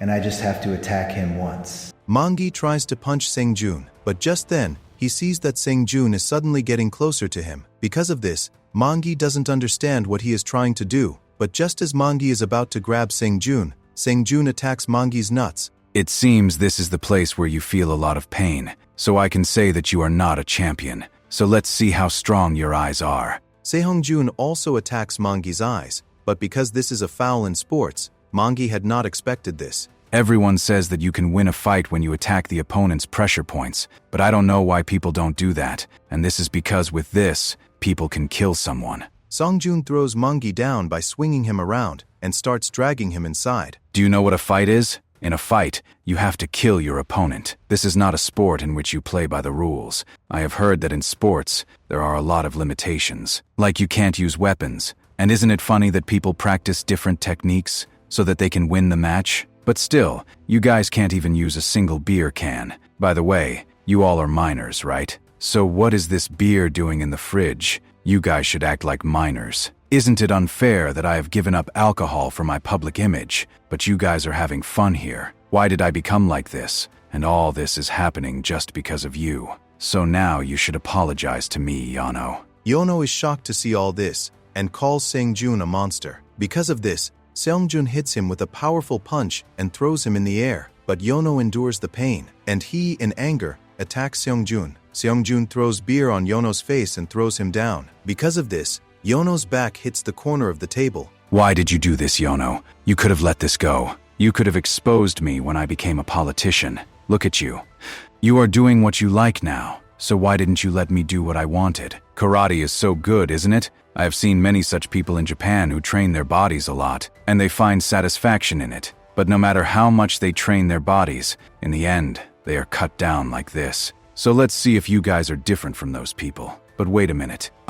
Why are you filming this? Do you want to leave evidence by live streaming? It would be better for you if you don't film this. Snapper doesn't stop, and he has started this stream for this reason, because Hobin has come to face Seongjun. So Hobin, do you think that it was our destiny that we would clash like this? Your entrance was really amazing, and that's why you are famous on YouTube. So now tell me, Hobin, why did you do all this? Hobin throws sesame oil on himself and asks Seongjun what he will do now that he knows the answer, because now their fight is certain. Dongseok tells 244 that, according to the police, Seongjun has disappeared. Because of this, 244 is completely sure that he must have gone after Hobin. Because of this, Dongseok asks 244 if he is not going to do anything else, but 244 tells him that the time has come for them to make their move. Here, Hobin, seeing this, is hoping that he will win this fight now. So you're throwing sesame oil on yourself. By the way, today I understood what it feels like to fight you. Half of me is very excited for this fight at this time, but the other half is scared. So, are you now going to use those techniques that can defeat a judo fighter? Seongjun attacks Hobin. Judo is a martial art in which, in one main move, you grab your opponent and throw them on the ground. So if you throw your opponent on a floor that is very hard, your opponent can die. Because of this, judo is considered very good for real fights. It would be considered suicidal to fight with someone who has practiced judo, because you can get very deep injuries from it. So you should not fight with a grappler until you yourself are a professional. But if for some reason you have to fight with a judo fighter, you have to make yourself slippery. In judo, the fighter has to grab his opponent by the clothes or body. But if you are not wearing a shirt and you make yourself slippery, the opponent will not be able to grab you, and he won't be able to do anything. Hobin also does not come into Seongjun's hands and hits Seongjun with a powerful punch. Then Seongjun again tries to grab Hobin's hand, but Hobin, escaping from his clutches, hits him with a powerful calf kick. Seongjun lifts Hobin up, but again, Hobin slips and comes down, and hits Seongjun's face with a powerful knee kick. Because of this, Hobin also cannot believe that his techniques are working, and he, with full confidence, attacks Seongjun. I can't believe that I can't catch you because of being slippery, but do you really think that I will stop because of this? You have learned the techniques to defeat a judo fighter, right? But do you really think that I have come here only after learning judo? You were the one who said that I am a part of the Yakuza. So do you really think that a Yakuza member would only know judo? There was a time when I used to get frustrated watching your YouTube videos because you would always say that you were either defeating a Taekwondo fighter or a Syrium fighter or a kickboxing fighter or a boxing fighter. But I think besides this, you should have learned how you should defeat an individual in a fight. And by the way, if you were rubbing sesame oil on your body, you should have also rubbed oil in your mouth. Because after this, your techniques for defeating a judo fighter have failed. Hobin, I have always hated UFC, because in that fight, a referee comes between the two people's fight, and those guys choose the winner according to the rules. But will we really call that a fight? That's just a form of entertainment. So Hobin, do you even know what a fight is called? Fighting is what you call it when you cut your opponent, stab them, and break their bones. Seongjun has beaten Hobin badly. Because of this, Snapper comes in between. But Seongjun also punches him and throws him down. And holding Hobin, he asks why he did all this with him, because both of them have faced a lot of hardships in life. So because of this, Hobin should have sympathized with him, not exposed his truth. Seongjun starts to hurt Hobin more. But just then, Tae-hoon, breaking the glass, kicks Seongjun in the face and saves Hobin. Because of this, Seongjun gets very worried because they are all coming one by one. Because of this, he tells them all to attack him together. Then he asks Tae-hoon if he is angry now. Yes, I am very angry. I hate it when people ruin my things without my permission. So you were the one who drank my beer. So now I will not leave you.